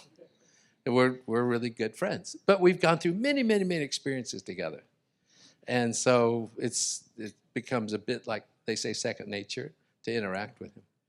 Is that helpful at all? Okay. Yeah, and okay, sometimes it's coming down. Often, other times, I learned Bill is talking about breadcrumbs. It's like finding breadcrumbs along the way. And I know he's now in the middle of a 3-year journey with a business. What isn't, but he's, I talked with Bill a few months ago, and I'm like, how are you doing? Oh, I'm such a great evening. So Bill took an air mattress, went to actually the place of the building, stayed there 3 nights, and having worship in the building. And so these kind of stories, you know, it triggers me and it makes me hungry. And that's our desire. That this becomes normal. And it's really encouraging. We sat at the table, we heard Sam, and he's like, yeah. I think, and that's what Bill often said, I think we receive much more than we think. And to acknowledge that more, and to walk on that more, and to step out in that more. So that's our desire. Yeah, I love that. And when you're talking about the ROM bus, I think it's very easy to get on a ROM bus, especially if you're in Europe. I'll share one quick story on that. I was trying to get to Austria, I was trying to get to Vienna. So I saw something that said like Vienna, Austria. I was like, okay, cool, let's go to Vienna. So I got on, I fell asleep, and I woke up in Slovakia. I'm like, oh, whoops. It turns out that was just the name of the station I was at. It didn't happen once, it happened like 3 times. So usually I would wake up in the wrong city, or you could say the right city, as God intended. But I think physically I went through it, so I'm like, okay, maybe I don't want to do that. But spiritually, we're going to be doing that a lot. So thank you for that reminder. And thanks, George, for the question. So George also runs a BAM enterprise. So Gea, maybe that's somebody you could also research. I think there's a lot of research participants here you could use. So we have a next question. Any burning questions? Raise your hand. Feel free to raise your hand. Oh, we have one in the front. Hi, Gea. I just have a question about the mindset shift. So you mentioned you started the journey with your husband and your children. So how did you find that in that journey with your spouse as part of this business's mission, and also for your children, the impacts on that for your family? Well, talking about challenging times, we had for I think the first 30 years, I was the wife of, my husband was the director, he was Mr. Mercy Ships, he was speaking everywhere, and I was the wonderful mother. I think I was pretty good. My kids are great, with these wonderful kids, and fitting into people's mindsets. The Christian mindset, it was the perfect family. Oh, you're doing this wonderful work, you're walking by faith, but I felt more and more like I was in this cage.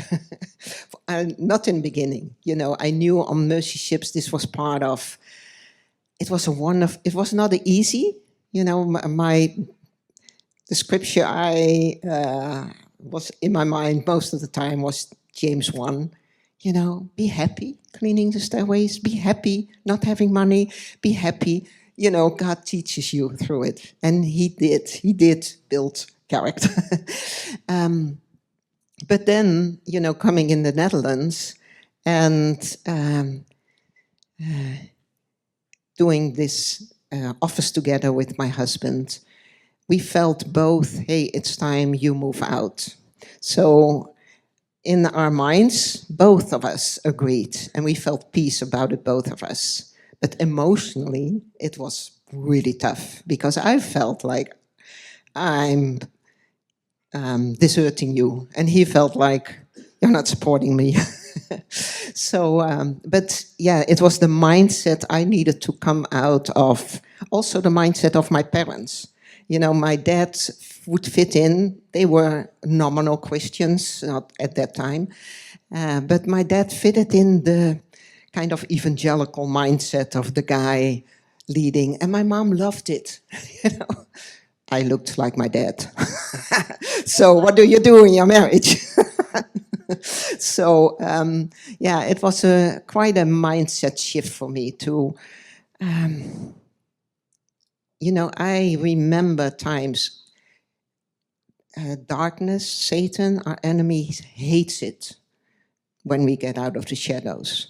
He wants us to, you can be a female, you can be a male, you can be, from another country. There are always reasons that you feel you should be staying in the corner. And so, talking about mindset shifts, to go against the stream, because a lot of these are in our heads.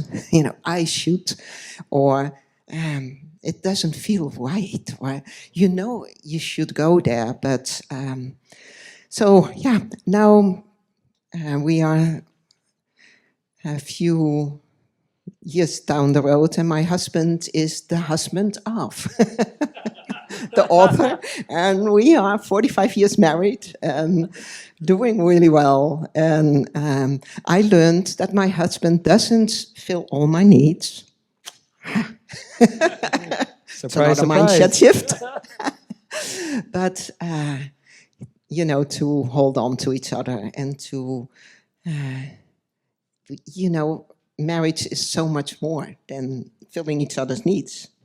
It's about the history you have together. It's about, it's about you are there together, and I really enjoy him. You know, when you grieve over the things that's not there, then you start to enjoy. Hey, there's some good stuff. I mean, our garden is always nice and clean. My car is always fixed. Yeah, yes, so I love that. long Thank answer. No, it's great. Thank you for your candid sharing and to be so vulnerable. And Annie, thanks for the question. I think Bernie has the next question. Yeah, so we've heard a lot of stories about different entrepreneurs, people doing business as mission, and you shared 3 stories of that. I'm just curious if you have any thoughts on this happening in a church setting. Our leadership of our church we've been exploring this topic of creating expressions of our church in our community and what that looks like. And I'm just curious, often it's, like I said, individuals starting something, but have you seen it the other way where it's actually a group of people creating an environment for this to happen where as a church you create business as a mission? I see little promising plants in my, actually last year we had at our Congress a workshop with someone demystifying entrepreneurship. And it's like, indeed, we often think, and it's true, we need those entrepreneurs, those apostolic gifted people to step out and see possibilities. But this gentleman, he has an, you know, advisory business, and he's like, there are so many people who would like to, but they need more structure. And so he's working together with the mainline, with some in the mainline Protestant church in the Netherlands to see that, because that's exactly, it's different culture, you know. Business people want, you know, the entrepreneurs, let's get this moving. But a church doesn't work that way. We don't need another meeting. No. So I really feel that that will be a next move we will be seeing. So it's wonderful to have you here. And thank you for this question. Thank you very much. Sam with the mic for the next question.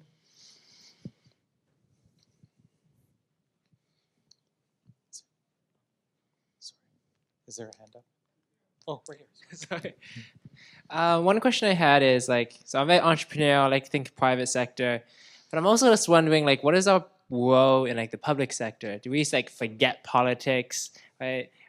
Give to Caesar what is Caesar and regard what is God's, or do we actually also gotta remain, to steward our position, our influence as in the political sector as well? Or what,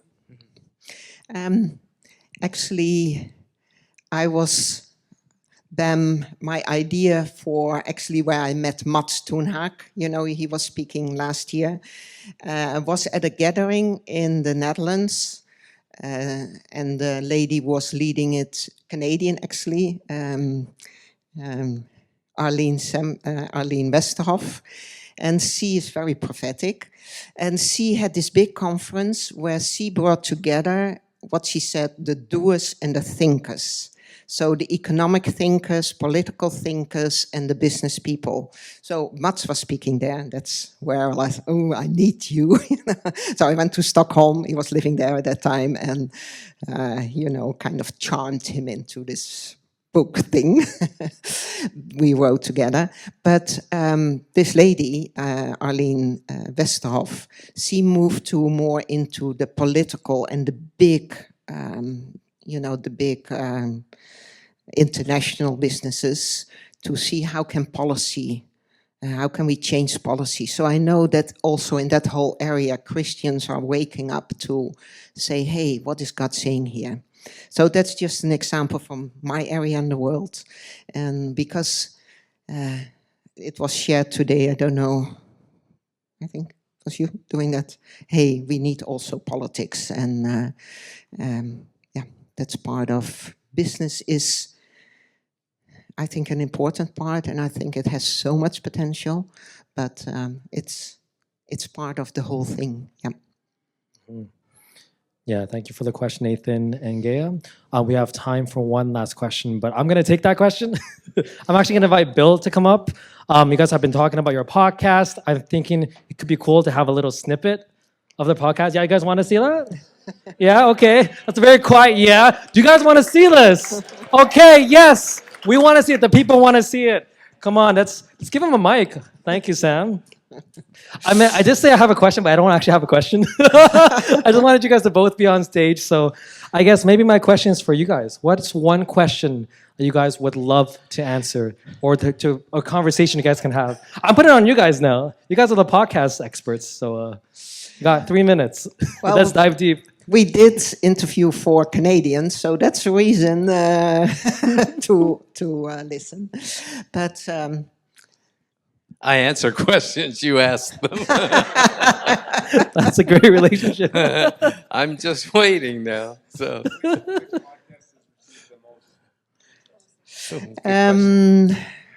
The podcast on his personality, where you heard Bill share on, so that was a more in-depth podcast on that one. The one with the prophet, we had I think the first 1.5 years ago, we had for the first time a workshop in our Congress on prophecy in business. So that was really listened to well. You don't look at the numbers. No, she keeps me in the closet, so yeah, she's running the whole thing. We had a prophet help us out, a lady with the gift of prophecy.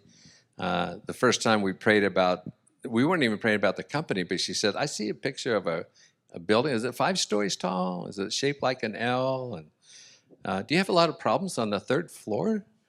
I go, yeah. How do you know that? So, well, there's a lot of demonic activity over by the elevator. And I'm thinking, that feels right. But I had no category for that. So one of the things that's helpful to us is the ability to create categories of ideas that the Lord wants to teach us. I mentioned I've learned more in the last 5 years than the previous 45 or so. It's because I'm able to create new categories. The Lord one time gave me a picture of about 200 of the mailboxes. You know, these old wooden mailboxes, and you put a letter and match the number up. And he says, this is the structure for your worldview or for your mindsets. And about 200 of them. Then 30% of them randomly disappeared. And he goes, this is you currently. I didn't even have the structure to understand the world I'm in. And I needed to grow the structure to be able to have the categories to process the ideas. And so I feel like that's fundamental for us to be able to grow in our understanding of the kingdom, is the Lord gives us a category that's a new idea to us. Instead of rejecting the idea, let's just create the box and don't process anything. Just you have a box to put the letters in when they arrive, but you don't reject it out of hand. Does that make sense? Well, spiritual warfare is one. Having demons over by my elevator, I didn't have a category for that. Receiving ideas, pictures, designs, that kind of stuff. I didn't have a category for that before it started happening. The kingdom itself was kind of missing. I didn't have training in what that was about. I had to be willing to learn that. And so you'll see something in Scripture and you realize, well, here's an example. What's the the most famous psalm in the world? 23. Is that a psalm of peace and tranquility, or is it a psalm of terror? Yes. I came out of a background where everybody put that picture on the child's bedroom wall, you know, because it's kind of it's typically thought of as, oh, it's so comforting, it's so encouraging. And that's because there was one verse we don't see. I didn't have a category for the enemy and the warfare stuff. And so when he says, he prepares a table for me in the presence of my enemy, and I start thinking about, what is he actually saying? Well, David has killed a lion barehanded. When he says, I'm surrounded by my enemy, that's the image in his mind. I mean, it's terrifying, actually. If you're a lamb and you got to take on a lion and a bear, and I realized, okay, I didn't have a category for that kind of idea. So let's create the category, and then when I see verses in the Bible, I'll be able to put them in that category and process it. Does that help? All right, Russ, last question for you. You said 5 years ago something triggered this change from what 45 years ago of stuff you've done before. What was some of the trigger, or can you name some of the triggers or things that changed in that to move from 45 to 5? Well, I was trying to express that in the last 5 years, I've learned more than the previous 45. Sometimes it's learning more deeply. Not necessarily a new category, but you'll learn a lot more about the love of God, or a lot more about your authority. Authority is a big one. What do I have authority? How do I use it? You know, can I be successful if I don't use it? And I think the answer is no, but we had no training in that in our religious background, that you actually walk into a space, you influence the space. What's the ratio of demons to angels in this space? Right here. I never had that thought before. I do now. I think we're good. That's good to know, just to confirm that. but I had a demon on me for 8 years. And wherever I went, I took it with me. You go shopping, it goes shopping with you. You go to dinner, it goes to dinner with you. And it had the authority to take away my joy, but it didn't have authority to do anything else. And then I found out how to get rid of it, and my life was different. Didn't have a category for that. Wow. Yeah, sorry guys, I'm gonna have to cut it. I know these are great, but guess what? If you want more of this, you can check out their podcast. Submit your questions, right? This is the best. Can we just give them a round of applause? Thank you so much. Thank you, Gea. Thanks, Bill. Thank you so much. I think we all learned something really important during that last segment. I think we learned that Enoch is really bad with directions, and Natasha, you're gonna need some help when you guys get married. So it's time for break. Before we go for break, I just want to remind you guys that there's a table out there. Peruse the table. We're going to have a 20-minute break, and then we're going to come back to another giveaway before our final giveaway. So please come back in 20 minutes. 20 minutes. Thank you. I was just speaking to Jackee Kasandy, and she's our last speaker, and she was like, why do I have to be last? And why do I have to be after Bill? She said, you know, Bill, like everyone's been like complimentary of Bill, but also scared of his speaking style. And what I said to her was, I wouldn't hire Bill to do my marketing, but I would hire you to do my marketing. So Jackee is an expert in retail marketing and strategy practice with 15 years of corporate experience and 8 years as an entrepreneur. She since has founded her own successful lifestyle brand called Kasandy Inc. Jackee worked on advertising, marketing, growth, and transformational strategies across a variety of industry segments, including retail, food, consumer products. Anyway, it's lots longer, but I want to hear from Jackee. Come on up, Jackee. Woo! Thank you. Wait, how does this work? That's the clicker. Right. Oh, yeah, there you go. Back and front. Girl, y'all pray for me. I have to speak after Bill. I feel like Mike did me wrong, so pray for God to forgive Mike for this. And then pray a blessing on him and Bill, because I'm about to adopt Bill as my uncle and learn much more from him. And thanks to the other speakers as well. I feel like I'm the little girl to the rest of them that spoke. I'm only 8 years into my journey of entrepreneurship, and they've had like so many lessons and all of that. And I was listening to Bill, and I just kept moving closer and closer, trying to move to the front to hear as much as I could. So forgive me for going after Bill. Hopefully I have something little to share that might be helpful. I'm going to talk about me, and then I'm going to talk a little bit about my business and the question that I have today. So hopefully I'm doing all of that in about 20 minutes. My name is Jackee Kasandy. I am an immigrant from Kenya. I was very glad to hear someone talking this morning about Kenya. I'm like, wait, I want to know you. And I was born and grew up in the villages in the western part of Kenya, in a tiny little town where there was a paper mill. And then the paper mill shut down, and then the town died. And I have been about 20 to 20-something years in Canada. I came as a student. A week after I was done school, I started working, and the rest of it is history. That wasn't the original plan. When I was in Toronto, once I finished school, a week after I was done with school, I started working in advertising. So I spent 5 years in advertising. The first 2 weeks I was there, my 2 supervisors used to come to work crying. They were burnt out.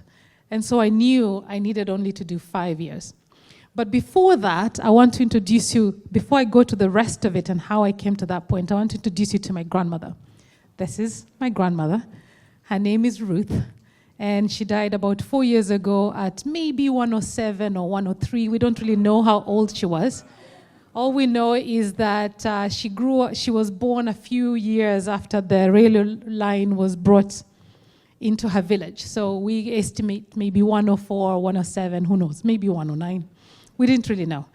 The reason I'm introducing you to my grandmother is when I came into her life, what I met a woman of faith.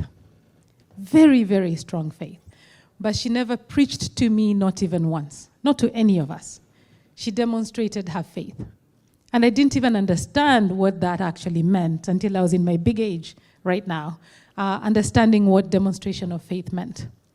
So I'll tell you a little bit her journey of faith, and because I didn't actually know BAM existed until 2 or 3 weeks ago when Sarah Robinson sent me a text and said, hey, can you be a speaker here? I'm like, what's this? And then I met Mike, and Mike is like, I'm like, what's BAM? And so I had to start thinking about BAM in my situation and who I am. And I realized my grandmother was the first example of BAM that I knew. But she was an illiterate woman. She never went to school. I knew her faith, and I knew her as a farmer and a businesswoman in her farming because that's what she was allowed to do then. And I knew her as a woman who never told a lie, who knew exactly Jesus was coming the next day for the 100 years that she lived here. And she talked to her cows, and her cows listened. And she sang to them, and they moved. She didn't have to tie them to milk them, and they gave her a lot of milk that she sold to take care of her children. And so into my many years of living in Canada, when I would go back, in the last few years of her life, I realized something that cemented her faith and why I had wanted to be a third of who she was. And then today she showed up in Bill's conversation. When I went back home maybe 8 years ago, I think I was my grandmother's favorite child, no matter what everyone else says in my family. So I used to sleep in her bed. And my memory of her was her hands were very crusted because she worked on her farm for 90 years. So her hands were really tough. And I used to sleep in her bed, and I would go to bed and she was praying, and I would wake up and she was still praying. And so I always go, and you're so old, when do you sleep? I don't understand this. But she had really, really strong faith, and she was in conversation with God 100% of the time. No matter what she was doing. When she was speaking to her cows, she was speaking to God. When she was anything she was doing, she was speaking to God. But the one thing that I learned was how much God had come back to her that none of us actually knew. I went to visit her this time, and as I was talking with her on a Sunday, this person shows up. They're coming to preach. I'm like, what do you mean they're coming to preach? What did you send for this person? So we didn't know what was happening until this preacher finishes preaching. He finishes doing everything. He prays for us all of us. And then my grandmother is like, put all of these things together to give this guy. So of course, we're all confused about this. And she said to me, for the last 6 years, because I couldn't go to church, God has been sending preachers to me. And so I asked this guy, how did you know to come to my grandmother? Because he had traveled 4 hours to come to my grandmother and he didn't know her. Said, the Spirit came to me and sent me to her. And so now I'm preaching to her, and then I'm going back to my church to do my usual thing. And so I'm staring at my grandmother, and she's 100 years, and I'm like, what do you mean? Explain. And so that's when I realized what a relationship with God actually looks like. Because she used to be able to go to church. When she was not able to go to church because she was much older, she put a church on her farm. And then she couldn't even go to that church, and so God came to her. And so that reminded me of what faith actually looks like when you're actually working with God and you're relating with God. I had come to North America, I had gone to school, I was doing really well. In 2015, I ended up in hospital, almost died. And when I woke up out of that, I realized that God was telling me I had been too busy. I needed to calm down, and then I needed to figure out a way to go into God's work. I had wanted to be an entrepreneur from a young child. My grandmother was, my mom was, tiny entrepreneur. And so in 2015, I started to move into my entrepreneurship journey. But I had taken 7 years before I got there because I'm an immigrant, and getting any amount of funding as an immigrant, because I'm first generation immigrant, is extremely difficult in Canada. So I had to work and save and then drain all my savings and my credit cards to start my business, which I did. So it was a small, let me see. Does this go forward or back? I'll come back to this. Oh my God, I don't know what I'm doing. Oh, there you go. So I started my journey of business. I went to Kenya. Some of you might have been to Kenya. And I got things from the market in Kenya. I didn't actually build them or make them or design them. I just got things in the market. I came and I spent a year doing markets here, street markets. So I brought baskets, all the bright, colorful things of Africa to bring here. But the reason I ended up actually doing that was when I was in my corporate world, I used to dress, in my suits and all that, and I was climbing all the way up. And I would combine my outfits with my African wear. And that was looking really good. Everyone would ask me, hey, where did you get that? I really like that. And I'm like, hey, I got it in Kenya. You can pay $2,000 to go and get it. And then I started to realize that I could actually connect these stories. I could connect the stories of the artisans in Africa and those of the customers in the West. But if I was going to do that, I needed to figure out how to do it in a way that is sustainable, where I'm creating jobs there, I'm creating a better life here and jobs here as well. But as I said, I was poor. I drained everything that I had. I started going to the markets. While at the markets, God started opening doors for me that could actually bring me to the place that I am. In 2016, I opened up a store on Bentel Center downtown in Vancouver.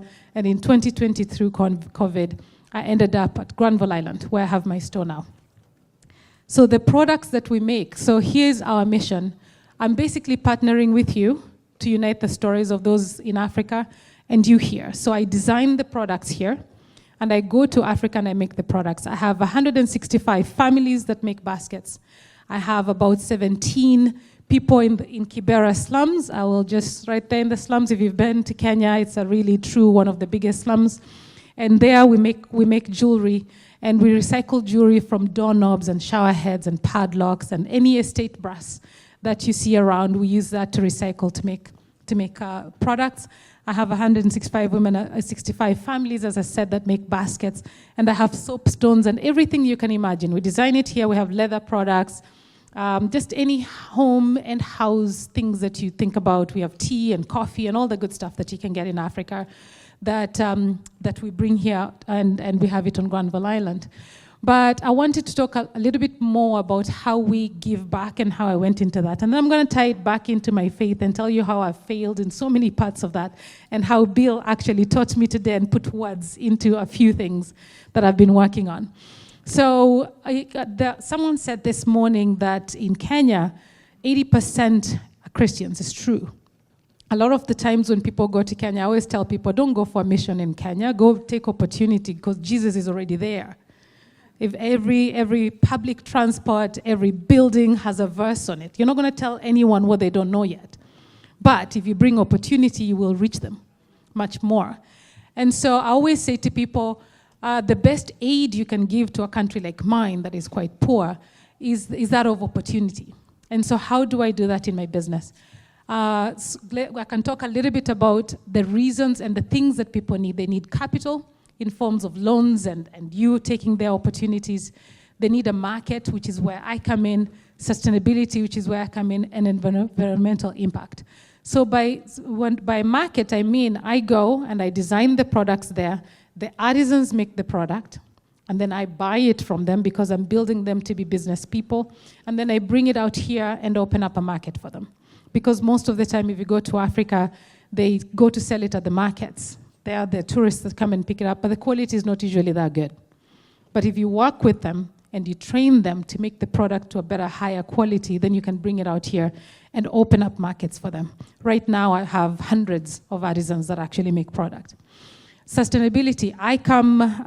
My first job in Kenya was at WWF, if you ever know them. It's a wildlife conservation. And while I worked in wildlife conservation, I was so surprised by how much money can get raised for elephants. I used to write letters, and these old women in the US would send $15,000. And that used to shock me. And I'm like, okay, I want to do human conservation. This is a poor country. And so my human conservation started from there. It's like, how do I bring opportunity and jobs? And how do I help the people back home become better by helping the people here also become better, because the product that I'm bringing is good for the earth. We're recycling and upcycling and doing all of that good stuff so you can wear something and feel good about it, but at the same time, we are getting the world to be better with the environment, but also giving opportunities for work. And so we do a lot of work, and everything has to be recycled or upcycled or ethically sourced. And then, so that's the sustainability and environmental impact. So I wanted to unite all of those three things into the business that I was doing, but I was learning as I was going, because guys, I learned marketing. And I come from a poor background, so I didn't know a lot of the things that I have ended up learning as I have learned so far. So if that's what I'm doing in my business at the moment, I came in this morning and I was listening to Bill talk, and I listened to the guy in the morning, and I was starting to think, how does my business actually exist as a mission? I hadn't united those things. I know that I have God, I know that I have a relationship with God, and I know that I pray to God in everything that I was doing, but I thought of God as a partner with me until Bill, and my grandmother's spirit in Bill, today reminded me that God actually owns the business. And that if I get out of the way, that God will do the rest. Because I struggle in my business. I struggle with debt. I struggle with how to actually run business properly. And then I keep crying to God. I'm like, okay, God, are we doing this? And then I cry to God, and then I become really insecure about what I think I'm hearing from God. Right? So I'm running around going, God, did you say this? Was I the one saying this? Is this actually right? And then I get so scared about making any mistakes because I think God is going to punish me. Because my relationship with God was about the character of God, not the... I didn't have that, guys. I learned today. Because my grandmother came through Bill this morning and taught me that. I was struggling because I had started the business in my own strength. And then when I realized that I didn't want to do it in my own strength, I made God my partner. Me made God my partner, right? Rather than, and then I'm like, God, you're my partner, we're going to do this. Rather than actually, God, you own this. So how are you going to do this? I will do it with you. That's a lesson I have learned today. And I'm so thankful to Bill for teaching me that even though I'm doing good work, even though I'm doing kingdom work, I'm providing jobs in Africa, I'm providing jobs here, I've got like 10 employees, and I've started a foundation. I have a foundation that is going to teach refugee women how to become artisans here, the ones that come into the country, and indigenous women. I have been doing good work, but I was doing it in my own strength. Even though I had God, God was kind of on the peripheries, kind of in, kind of out. How would I actually work towards letting God own the business and me just be a vessel through that. And I think if I do that, it's going to take away my insecurity and my doubt, and it actually will flourish the business itself. So thank you for listening to me today and for teaching me, most importantly, with everything that I have done. And so even though I walked through the experiences that I've had, and guys, I've had good experiences. In my work life, I actually did really well. I climbed up all the way to the top. My identity became so steeped in being in the corporate world. I was doing really, really well until I ended up in hospital and almost died. And then God is like, haha. Are you listening now? Huh? Can we actually do this other thing? And when I went to do business, I had to give up everything. I had to move to a small house, Airbnb. I had to Airbnb so that I could actually support myself. I came from living a really high life to living a really low life to try and build this thing, right? And so then that became my identity. It's like, I'm doing good, I'm doing this, and God has sent me. But all of this time, even though God had sent me, I wasn't letting God actually do it. I was doubting the entire time I was doing it. God, are you doing this? Or am I doing this? And God, I'm giving this to you, and then the next day I wake up and I take it back. You know, how you just pray, and you're like, God, I'm giving this to you, it's all yours, you're going to do this, and then I wake up the next day and I make a decision that doesn't have God in it, right? And so how am I making my business that is doing good, that is sustainable, that is doing all of this other good stuff actually becomes God's business rather than mine? So I feel like, Mike, you invited me here today actually to learn, not to share anything that anyone can learn from. I think God sent Sarah to send me here today to come and learn about how to be a better business person, and not just a better business person, how to be God's steward in his business. And I'm very, very pleased about that learning. And as I was preparing this, before I knew the rest of the speakers, or that that Bill existed and everything that he said, this is what I was struggling with in my business. As a BAM practitioner, how does one square with Romans 13:8 in a debt society? And so that was going to be my question here today. We live in a debt society. We have to have loans and lines of credits and all of that stuff. My grandmother never ever had debt. And then Bill has stood here today and said he doesn't have debt. I have debt in my business. And so my question was going to be, how are you all working with debt? And how are you squaring that with what God says about not having debt, right? And how, if you could take one thing here today, is to think through what that actually means. And I actually want to learn a lot more from Bill about that, about how do you square having debt? Because the last year, I started reading from George Mueller, and George Mueller back in the 30s did these amazing things, and he was not in debt. So I got really convicted. Me as a businesswoman who's doing business for God, how can I be doing business in debt and be in good standing? So I was wrestling with that for the whole year until Mike came to me and said, can you speak about being a BAM practitioner, which I didn't know I was. I didn't know I could put my umbrella on as a BAM practitioner until I found out that BAM existed, and I'm a woman of God, and I pray and I talk to God every day in childlike manner like Bill, only I don't actually listen the way Bill does. I talk to God constantly because my grandmother showed me how to do that. I just didn't know how to actually listen, and if I listen, how to actually figure out what God is really saying, because my brain is too busy most of the time. Even if I say that I'm saying these things to God, my brain is too busy. I wait for a second and I'm like, did you say that? And then God is like, wait, I'm even still thinking. And you're asking for an answer. And so if you have any ideas, or maybe you can share any examples and ways that you work in your business and you've squared with debt, I'd really appreciate that. There's one, I think, where is he? Right there in the back.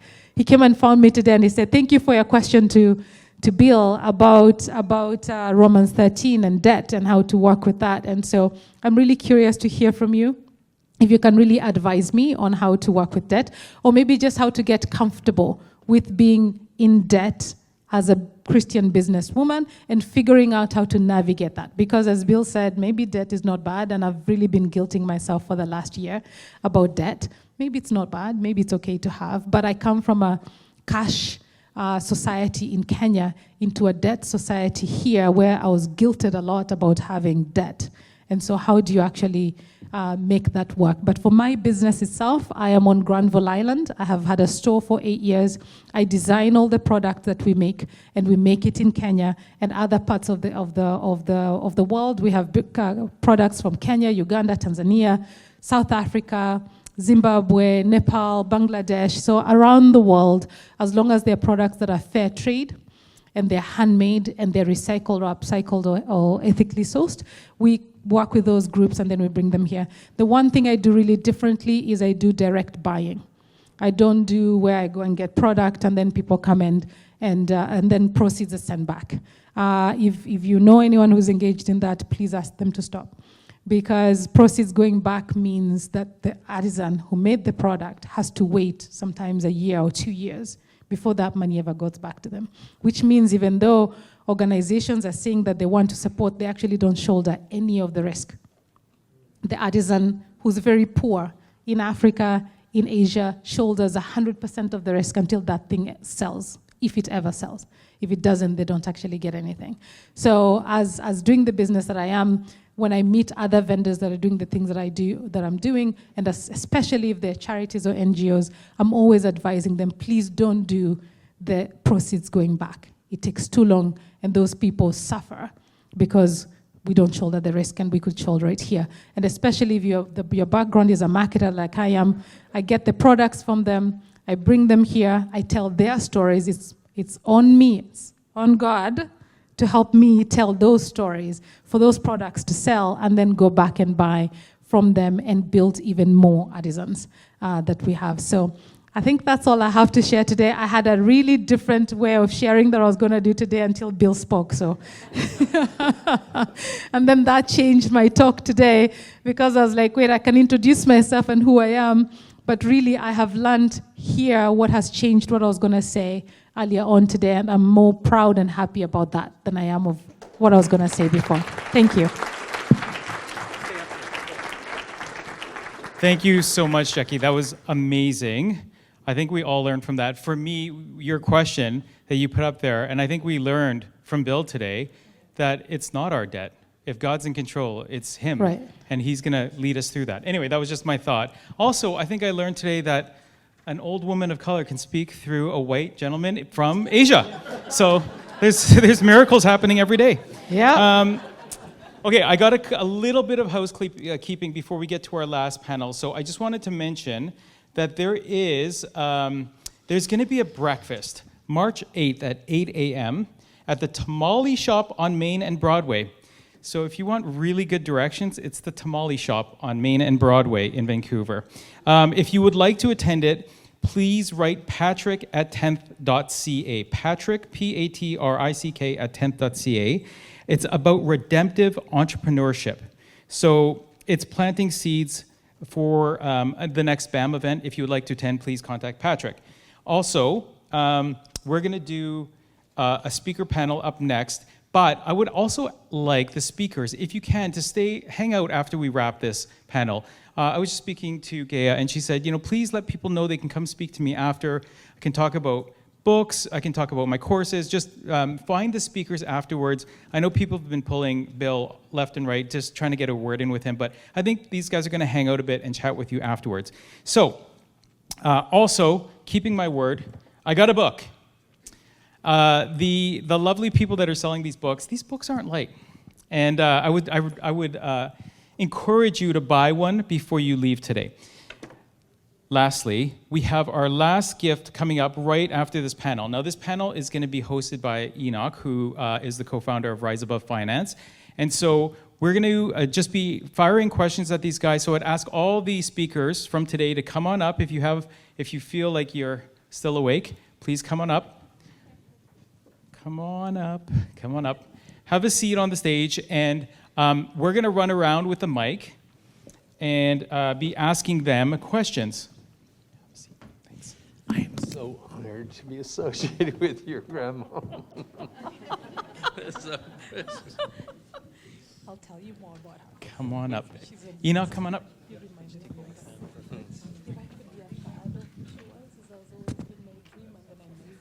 I gotta make sure I don't sit in front of it. No more mistakes. Perfect. Oh, I love this. We are nearing the end, but we're gonna finish strong. Let me just pull Have an amazing panel right here with all the speakers from today, or those that can stick around. And Sam's gonna run around with the questions. So I'm actually not gonna start off with the question, but we're just gonna go right into it. So please put your hand up nice and high. If you have a question, we have a question right in the middle, and fire away. I don't know if anyone else sees it, but I see a common thread today of listening to God and obeying as a way to move forward in business. And one of the questions that comes out of that is, if I'm going to listen to God and then I'm going to obey, I know I can't do that on my own. I know I'm going to fail. I know I'm going to pretend I didn't hear God's voice. I know I'm going to try, but then when it's too hard, I'm going to quit. So how do you stay accountable to that call to obedience? How do you actually be faithful with the small talent so that you can end up with more talents down the road to be faithful with? Mm-hmm. How do you keep yourself accountable to obeying the voice? Who wants to start this one off? Yeah. Well, I trust God that He can redirect me, because my deepest thing is like, God, here's my piece of bread and my few fish, so please multiply it. So, yeah, I trust God. What she said. I think for me, the way it has worked when I pray and when I'm talking to God and I'm trying to figure out if something is right or not, I go with if I feel peace within my heart on what I'm doing. So when something is not right, I will not be settled, no matter what I do. Even if I think that's one thing I want to do, God always has a way of showing me that that's not where I should go, and that that's not the right way to go. But if I make a decision, or I'm thinking of making a decision or a plan or any of that, and I feel absolute peace, unwaverable, then I know God is speaking into it. So I've just kind of always gone with that. But I feel like I'm growing more and more in relationship with Him, because I grew up with knowledge of God rather than relationship with God. Although my grandmother demonstrated relationship with God. I saw it, but I didn't actually internalize it, learn, and live with it, because she never actually really preached to me. But I'm glad that she didn't preach to me. She showed it to me, because I think I've been able to live into it because I saw it. Mm-hmm. I would say for me, I've had some elders that I've invited into the journey. And what they've done for me is they've given me a chance to share that word, and they've then helped me say yes to what the Lord has given me and no to what wasn't what the Lord gave me. So I'm the youngest of 5 boys, and so for me it's easy to get some wisdom from some people a little further down the road. But that's been the practice of having people that are a little bit older, a little farther down the road, and being a part of my life that they can say no. They can help me say no to what I'm not supposed to be saying yes to. But by sharing that word and persevering, it has taken help from others. And sometimes they say, if you come back with something else, we're going to break your kneecaps. But they pray, they encourage. These are people that when Trina and I were starting the business, they fed us, they've sustained us. So it isn't just a simple process to say, God gave me a word, I'm going to obey it. It's difficult, it's hard. But I've taken accountability partners through some elders, what I call elders, people that are just further down the road. Not necessarily older, but what they're doing, bigger companies, they've got kids that are older because I struggled in my parenting. So it's sharing with others and inviting them to help you be accountable to it as elders. Mm-hmm. Yeah, I think for me is when we, of course, hear from the Lord in the prayer, but it's also, I don't know, it's my question probably back to you. You know that there's an open door to what God is showing you. And you see God orchestrating everything and putting everything aligned to what. So that's where I follow and I say, yeah, this comes from God. And then, of course, there's doors that are totally closed, but that does not mean there's another way, right? So that is kind of where I lean on to. And I agree with you, David, on the part that we have mentors, spiritual directors, pastors, friends. My husband, he's somebody who I also lean on to a lot for prayers. And of course, my kids, my four immediate, kids, children, they help me to navigate through, hard times and difficult situations. So I think that is really, really where I lean on to. Thank you. I love that. And I'll quickly add on to Anna's point. I think there's an amount of risk, I think, that a lot of us aren't willing to take. And honestly, even though I'm a very adventurous guy, I'm really risk averse. Probably being in finance, that helps. But I think one of the things that I've learned over time is that it's placing that trust and faith in Jesus, but also taking that plunge. We already took a step of faith or a step of risk to accept Jesus. So what does that look like to continuously be in that state? And I think for me, it was when I started my firm now, about a number of years ago, probably about 3 or 4 years ago. And this was the first time I had actually dedicated my business for the kingdom. So when I started a business, you know how you have like baby dedications? So we invited a bunch of our pastors, our friends, and in front of all of them said, we dedicate this business to God. It's God's business, not ours. And the moment it started, actually, we just tanked month 2. It was like, wow, I was killing it for the few years before, and all of a sudden, the moment we dedicated to God, it's as if everything just fell apart. And not only that, but we started to get spiritually attacked. My brother was diagnosed with cancer again. My business partner's wife went through postpartum relapse, and it was just wave after wave after wave of attack. And I said, God, like, if you called us here, then why are you leaving us dry? And that was when, honestly, it was hard to be honest. Because I thought, well, if I say we're failing, does that mean God failed? And also, if I say I want out, does that mean I'm leaving the calling? And at the time, we were getting multiple job offers, nice 6 figures with comps packages. I'm looking at it going like, I'd be dumb not to take this. But then I looked at my business partner, Ivan, and we looked at each other and we said, hey, if we ever did this move, if we ever left, would we have regrets? Would we ever even come back? Or would we forever leave the calling that God's got for us? Because we're not the only person God can call. If we don't take up the call, he's going to find somebody else. And I think it was at the time, just through tears and lots of prayer, that we said, you know what? We have to take that risk. Because we know that if we don't, then we're always going to regret it. And then only by the grace of God have we been able to flourish and get to this point. And even today, I'm just thinking, like, how am I going to get through next month? But I think it's that continuous step of encouragement that really tests you. But through that, you get tempered, and I think you just grow in your faith. At least that's been my experience. Yes, please. Thank you. I was going to say I'm the oldest along here, but maybe we can compare ages. But, I think as we also get older, if we just remember back, remember when God was faithful, and it just re-encourages us, because it is hard sometimes to step out, but if we could just stop and remember, God is faithful. I remember a very difficult time in my life, and that was my mantra: God is faithful. God is faithful. And that's all I had to hold on to. So I have maybe one other thought to offer. And I never actually had much success with accountability groups.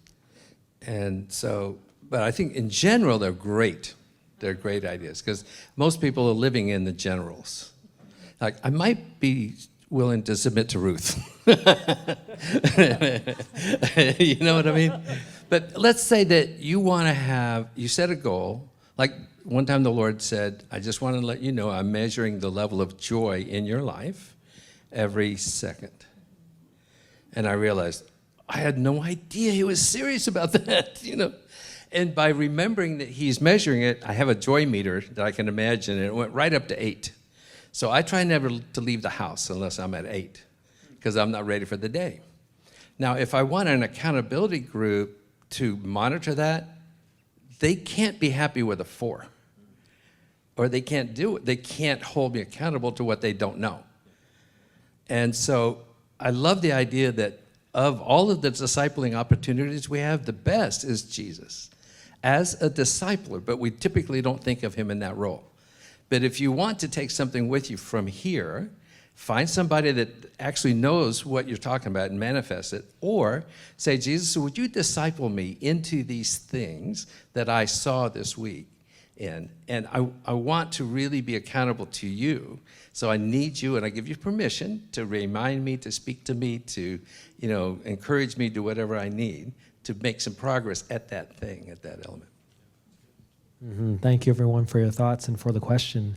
Do you have another question? We have multiple questions. We'll get to you right here. So I guess, Dave, talking about like elders, and then Gea and Bill, you guys talked about prophetic in business. Has anyone on the panel ever hired a prophet or hired people to be praying for your business in a regular sense? That lady I mentioned, we pray weekly, have for 20 years.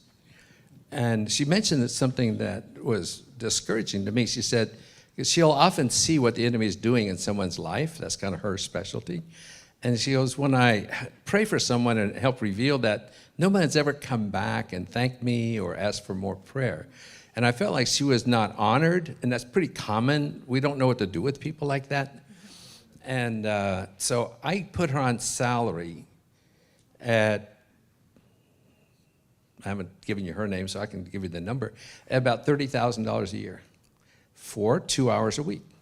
And it was really primarily to prime the pump, to honor her, and to say, in my world, she has a place. That gifting has a place in the business world. Since then, everyone that she's prayed for, typically, probably 80%, has asked for a weekly or a regular thing. So honor has flowed into her, so her ministry is expanding by, it's really kind of a prophetic gesture to put her on a salary.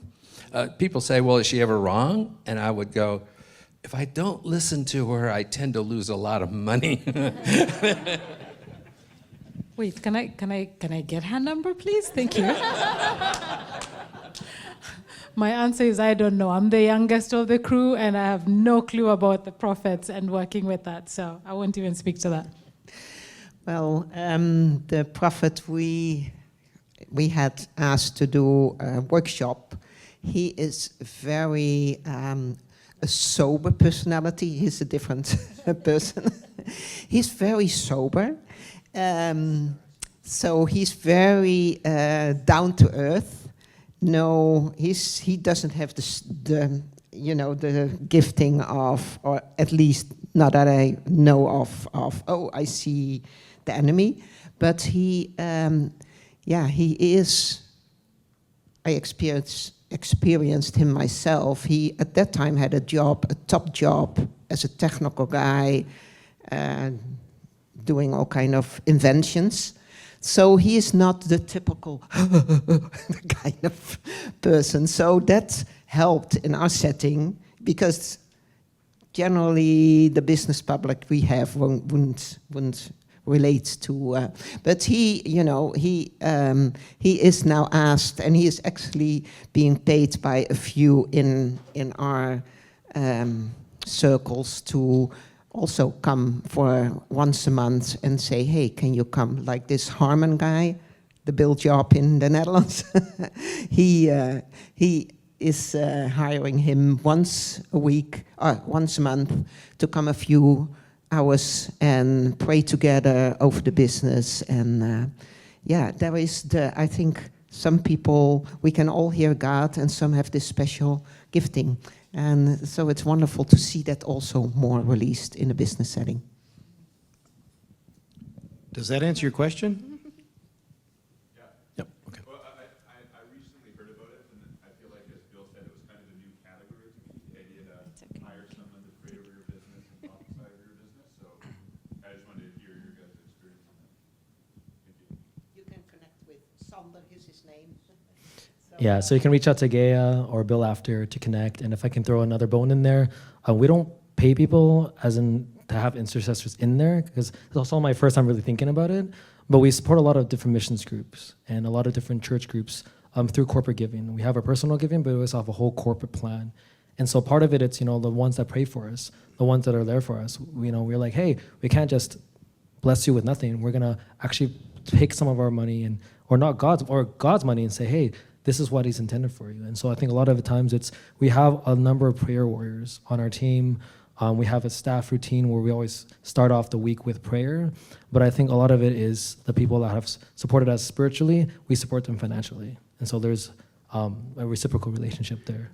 I would follow up that with, our company does have a full-time chaplain. I wouldn't say his gift is the prophetic, but we as a company, we're associated with what he was just saying, a community of people that are pretty prophetic. We hang around a lot with the YWAM family. It's very, very prophetic. Yes. But we do have a full-time chaplain whose purpose is to serve the spiritual well-being of our coworkers and their households. But the guy that serves for us right now, I would not say he's particularly prophetic, but he is in a role in that area of how do we serve our coworkers and their families from a spiritual perspective, which can be lost in a business process. Thank you for that. For us is building the partners that we work with Mexico and Cambodia, and we come together as a group. So we have a specific prayer time that we meet and we pray over each one of our partners. We have 13 partners in Cambodia. So we get together, each of them, they bring their prayers, and we have specific prayer warriors, as you mentioned, in our group, and we pray and we speak over them. So we do this regularly. So as a check, kind of, how are you doing? What should we be praying for you? How are you doing? How's your family? We pray for their families as well because we have a close relationship individually. Every time we travel to Cambodia, we make sure that we know the people individually and personally, and that we listen to, as Bill was saying, which is beautiful and amazing. So we do that. Yeah. Yes, thanks for the answers. Thanks for the question. So Sam, next question. So it seems like everybody on that stage has either built, run, or studied businesses that have a really grounded identity in Christ, at least internally. So in each of you, there's a strong identity in Christ. How do you present that identity externally? So for example, you could have branding with a cross on it and Bible quotes on the walls for all your staff and customers to see, all the way to the other end of the spectrum where you have a business, you quote unquote say, we have a regular business with a Christian founder. So there's probably a whole range of spectrum within that. How do you present yourself externally in your brand? Are you specifically talking, Rosaline, thank you for the question, about relationships, about how we navigate different societies, cultures? Are you talking more about that? I mean, it could be, because I know your businesses are all in very different contexts, so I'm assuming it matters. But I guess when you, for example, interact with a stakeholder group, one, it could be your internal staff. Secondly, it could be your clients and customers. Third, it could be just general public branding. In all of those kinds of areas and depending on your context, how do you present that Christian identity? I think this is something that comes down to stewardship. And I would say, how are we storing all those things that we've been entrusted, or the relationships, or, for example, I would specifically talk about Village Works right now because this is we saw earlier in the video. So God has invited us to be part of their vision. So how are we partnering with God, and them, and accepting that invitation? And how are we showing that and walking them through?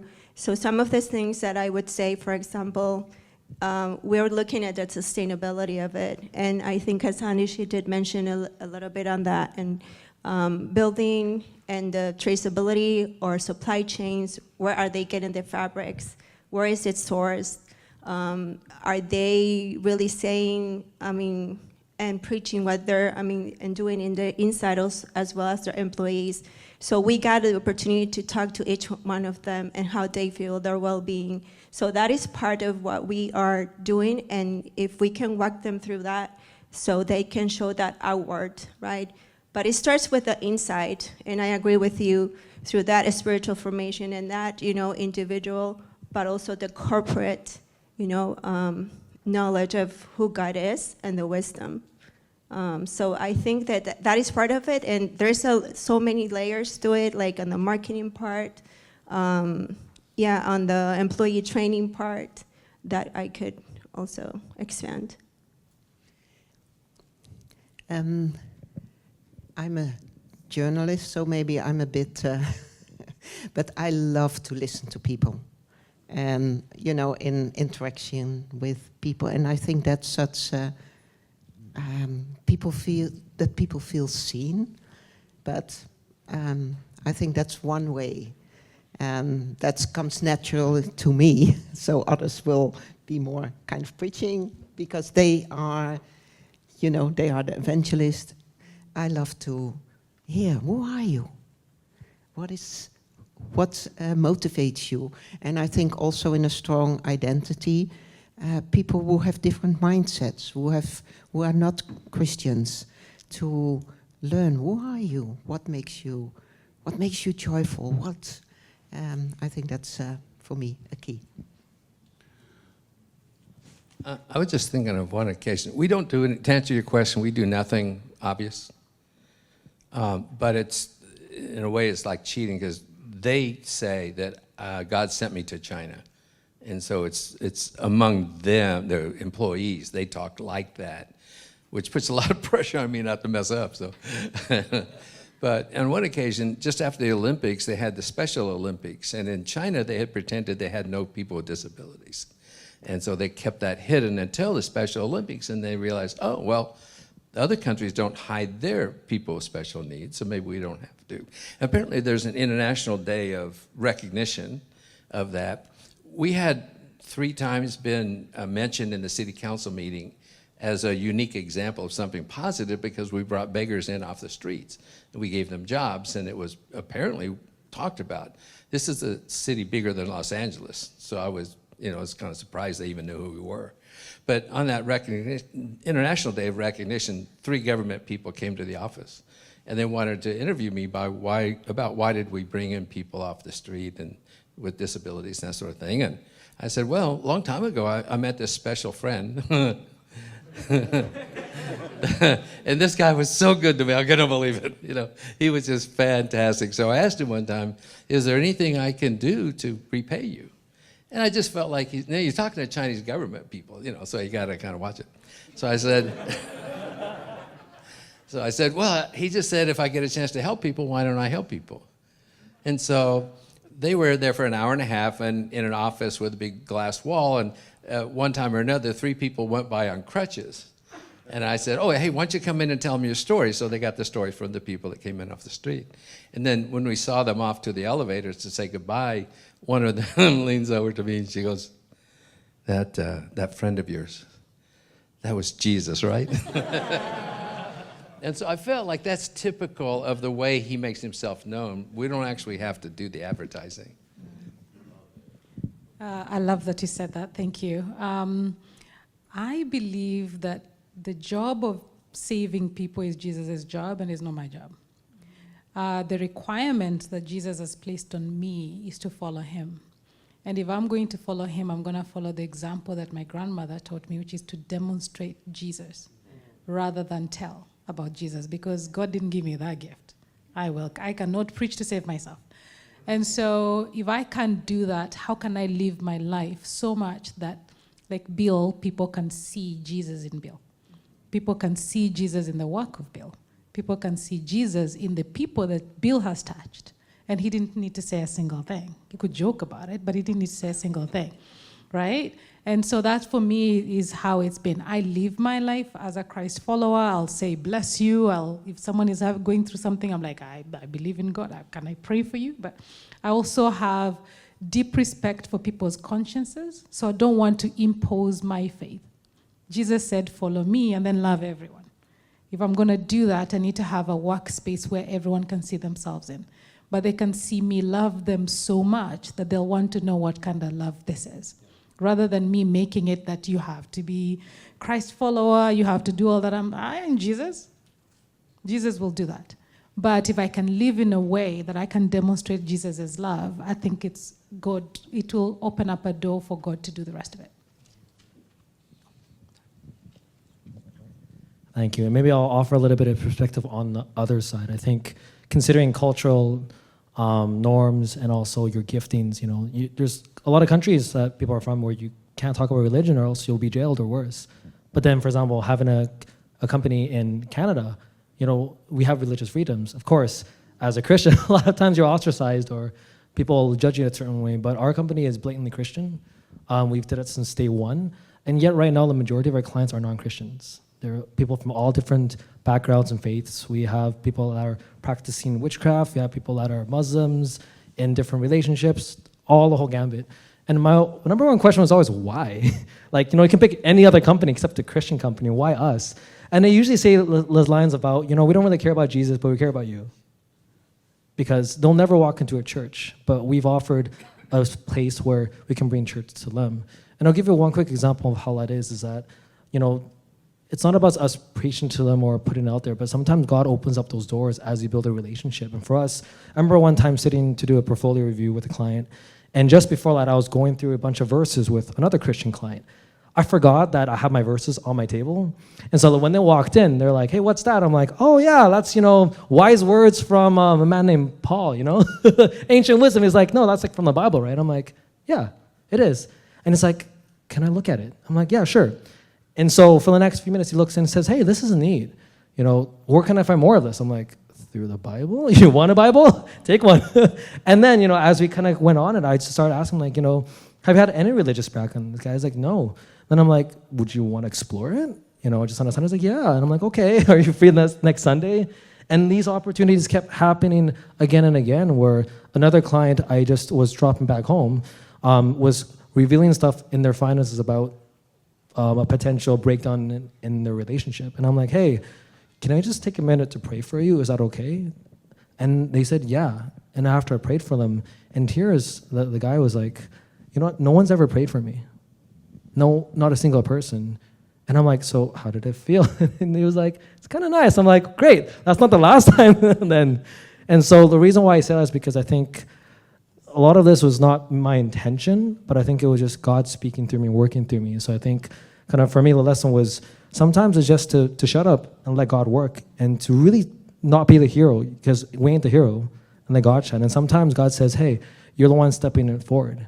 I put you there for a reason. If you don't say it, then that moment's gone. And I think a lot of moments, I really don't know if I'm supposed to step in or God's going to show up. But I know that as I'm talking to God, every time I'm sitting with a client or at a meeting or anything, it's just, God, what's next? And I just step forward in that. Yes, for Dave. I think that's a great question, and we've wrestled with it. Our 4 values that God gave us over a period of time: love, give, serve, and enjoy. We call the cornerstones of how we express God's character and His personality to our coworkers, our customers, our community. So what we have found, whether it's in mainland China or in Afghanistan or in India, South America, North America, religious, non-religious, believers, non-believers, we haven't found a soul that doesn't believe they could use more of those 4 values. And the reason we don't call it kingdom living is because that's a religious kind of overtone. That's why we call it first-rate living. And we're pretty, if you went to our website, right on the banner or the above the fold, it says the heart and soul of wealth tech. Which, does technology have heart and soul? No. That's the big argument today about AI, for example. But I think we can present ourselves without being one or the other. I think there's truths that do weave into all of people's worldviews, particularly from their religious backgrounds. And that's when we believe that those 4 values give us a place to engage with people, whether they're thinking that there's a God or not.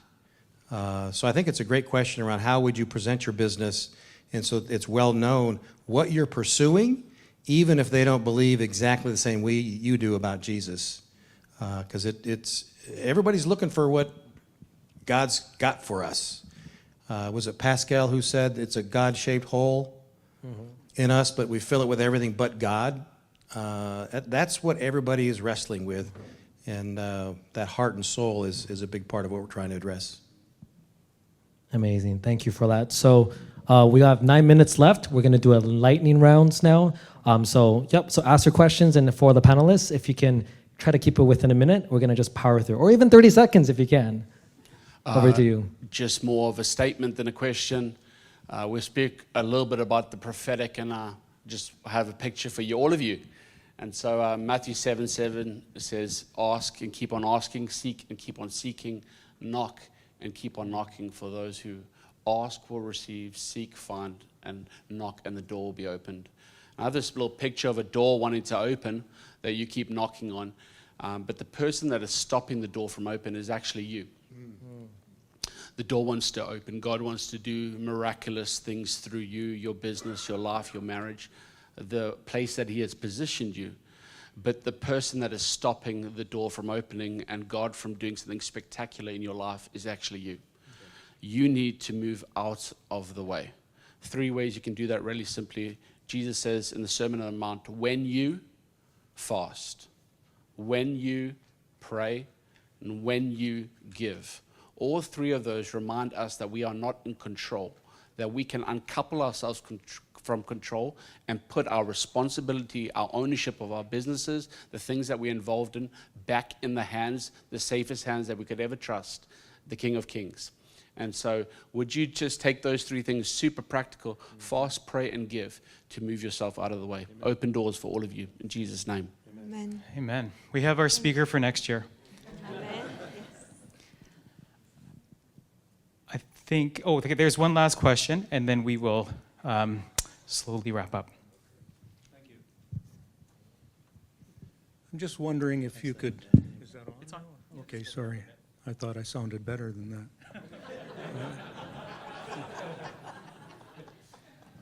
I'm just wondering if you might share what you think is the most important thing about God's character that allows you to take the risks you're talking about. Sadly, I have the mic first, so I guess I'll say something. I think the one thing that stands out to me with his character is that he sees and he's pleased with value in me, even when I wouldn't have been able to see it myself. I really like his faithfulness. He's so rock solid. I'm like a big fan of creation, so He sees you as His beautiful and beloved creation. I think the confidence that He will do what He promised that He would do, and that was in this business and starting the business, that He would see it through. And it was so bad in my household when that was going on. My oldest son, who was in the 1st grade, ran away from home. That's how poorly I was behaving. But God was faithful, and so eventually we got business, we got sustainable. But God is faithful, and that's where I feel like I can take a risk. And I'm not going to fall off a cliff. I might drop 4 inches, but it's He who is going to be faithful. Amen. I'm not sure if that's, the right answer to what's his character, but I think it also has to do with faithfulness. But I'm reminded of when we give Him a piece of bread and the fish, He breaks it in His love and multiplies. So, faithfulness.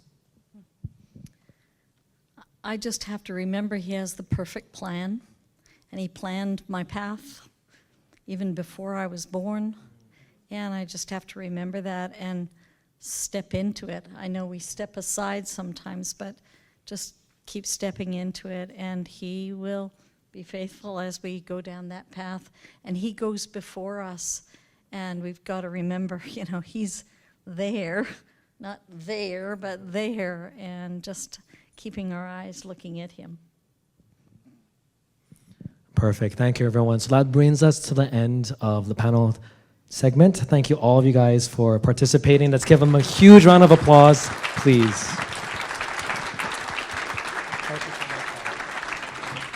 So great. So great. And before I pass the mic back to Sam, they're going to be doing some closing remarks, the thank yous, one final gift draw. I wanted to take this time to actually recognize Sam himself. He's probably not gonna, let's just give him a round of applause first. This guy is amazing. This week, I didn't even know, but he has sleepless nights, being a family man, a husband, multiple businesses on the go, and yet he's still here with his charming self, entertaining all of us. So thank you so much for the work you do. Thanks, buddy. Okay, I'm going to call up Mike Davies, our executive director, and he's going to say a few thank yous, and then I'm going to wrap up with just a little bit of housekeeping and the giveaway. Thank you, Sam. You know, the other thing, when you get older, you have 2 pairs of glasses. Just a few thank yous and a couple of notices. Of course, the first thank you is to our speakers. They were awesome. Man, what a great day with those guys. And you know, Jackee, I'm not going to apologize for putting you last. The reason being is because you showed what you learned during today, and that was a learning experience for the rest of us. So thank you for being last.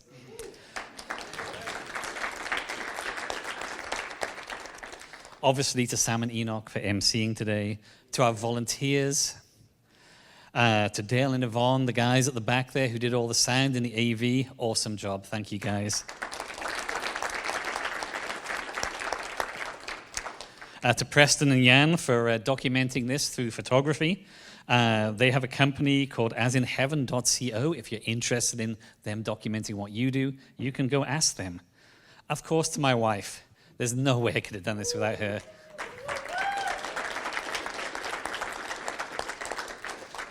Especially the last month or so, you know, where she actually had to take care of me completely. I do most of the cooking in the house. Couldn't do any for a month. She did it all, and we organized a conference. To the hotel and the servers, they did a great job today.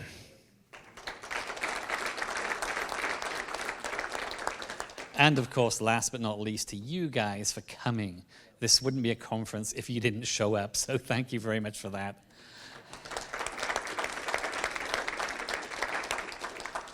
So yeah, there are other things going on later in the year. Sam mentioned one with Patrick coming up this week. We will have a BAM lunch at some point, probably in May.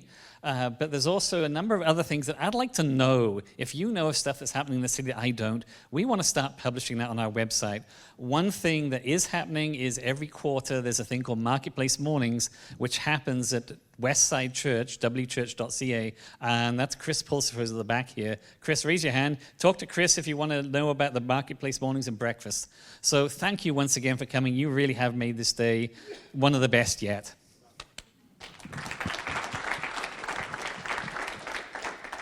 Okay, so we have a QR code that's going to go up shortly, and that's a survey for how you thought today went.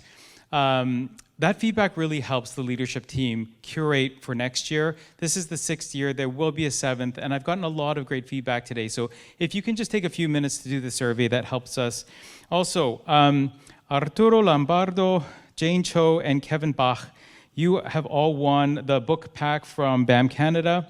There's also a QR code on the BAM Canada table, and if you go to that QR code, you can win. You can get one free year to the Canadian network of BAM.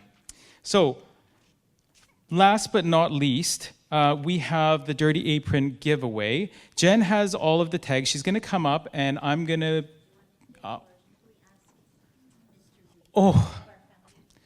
Dan has more integrity in his pinky than I do in my body. You go ahead, Dan. I would pick my own name somehow. I don't know how. Go ahead. What is yours? Mark Valasquez? Mark.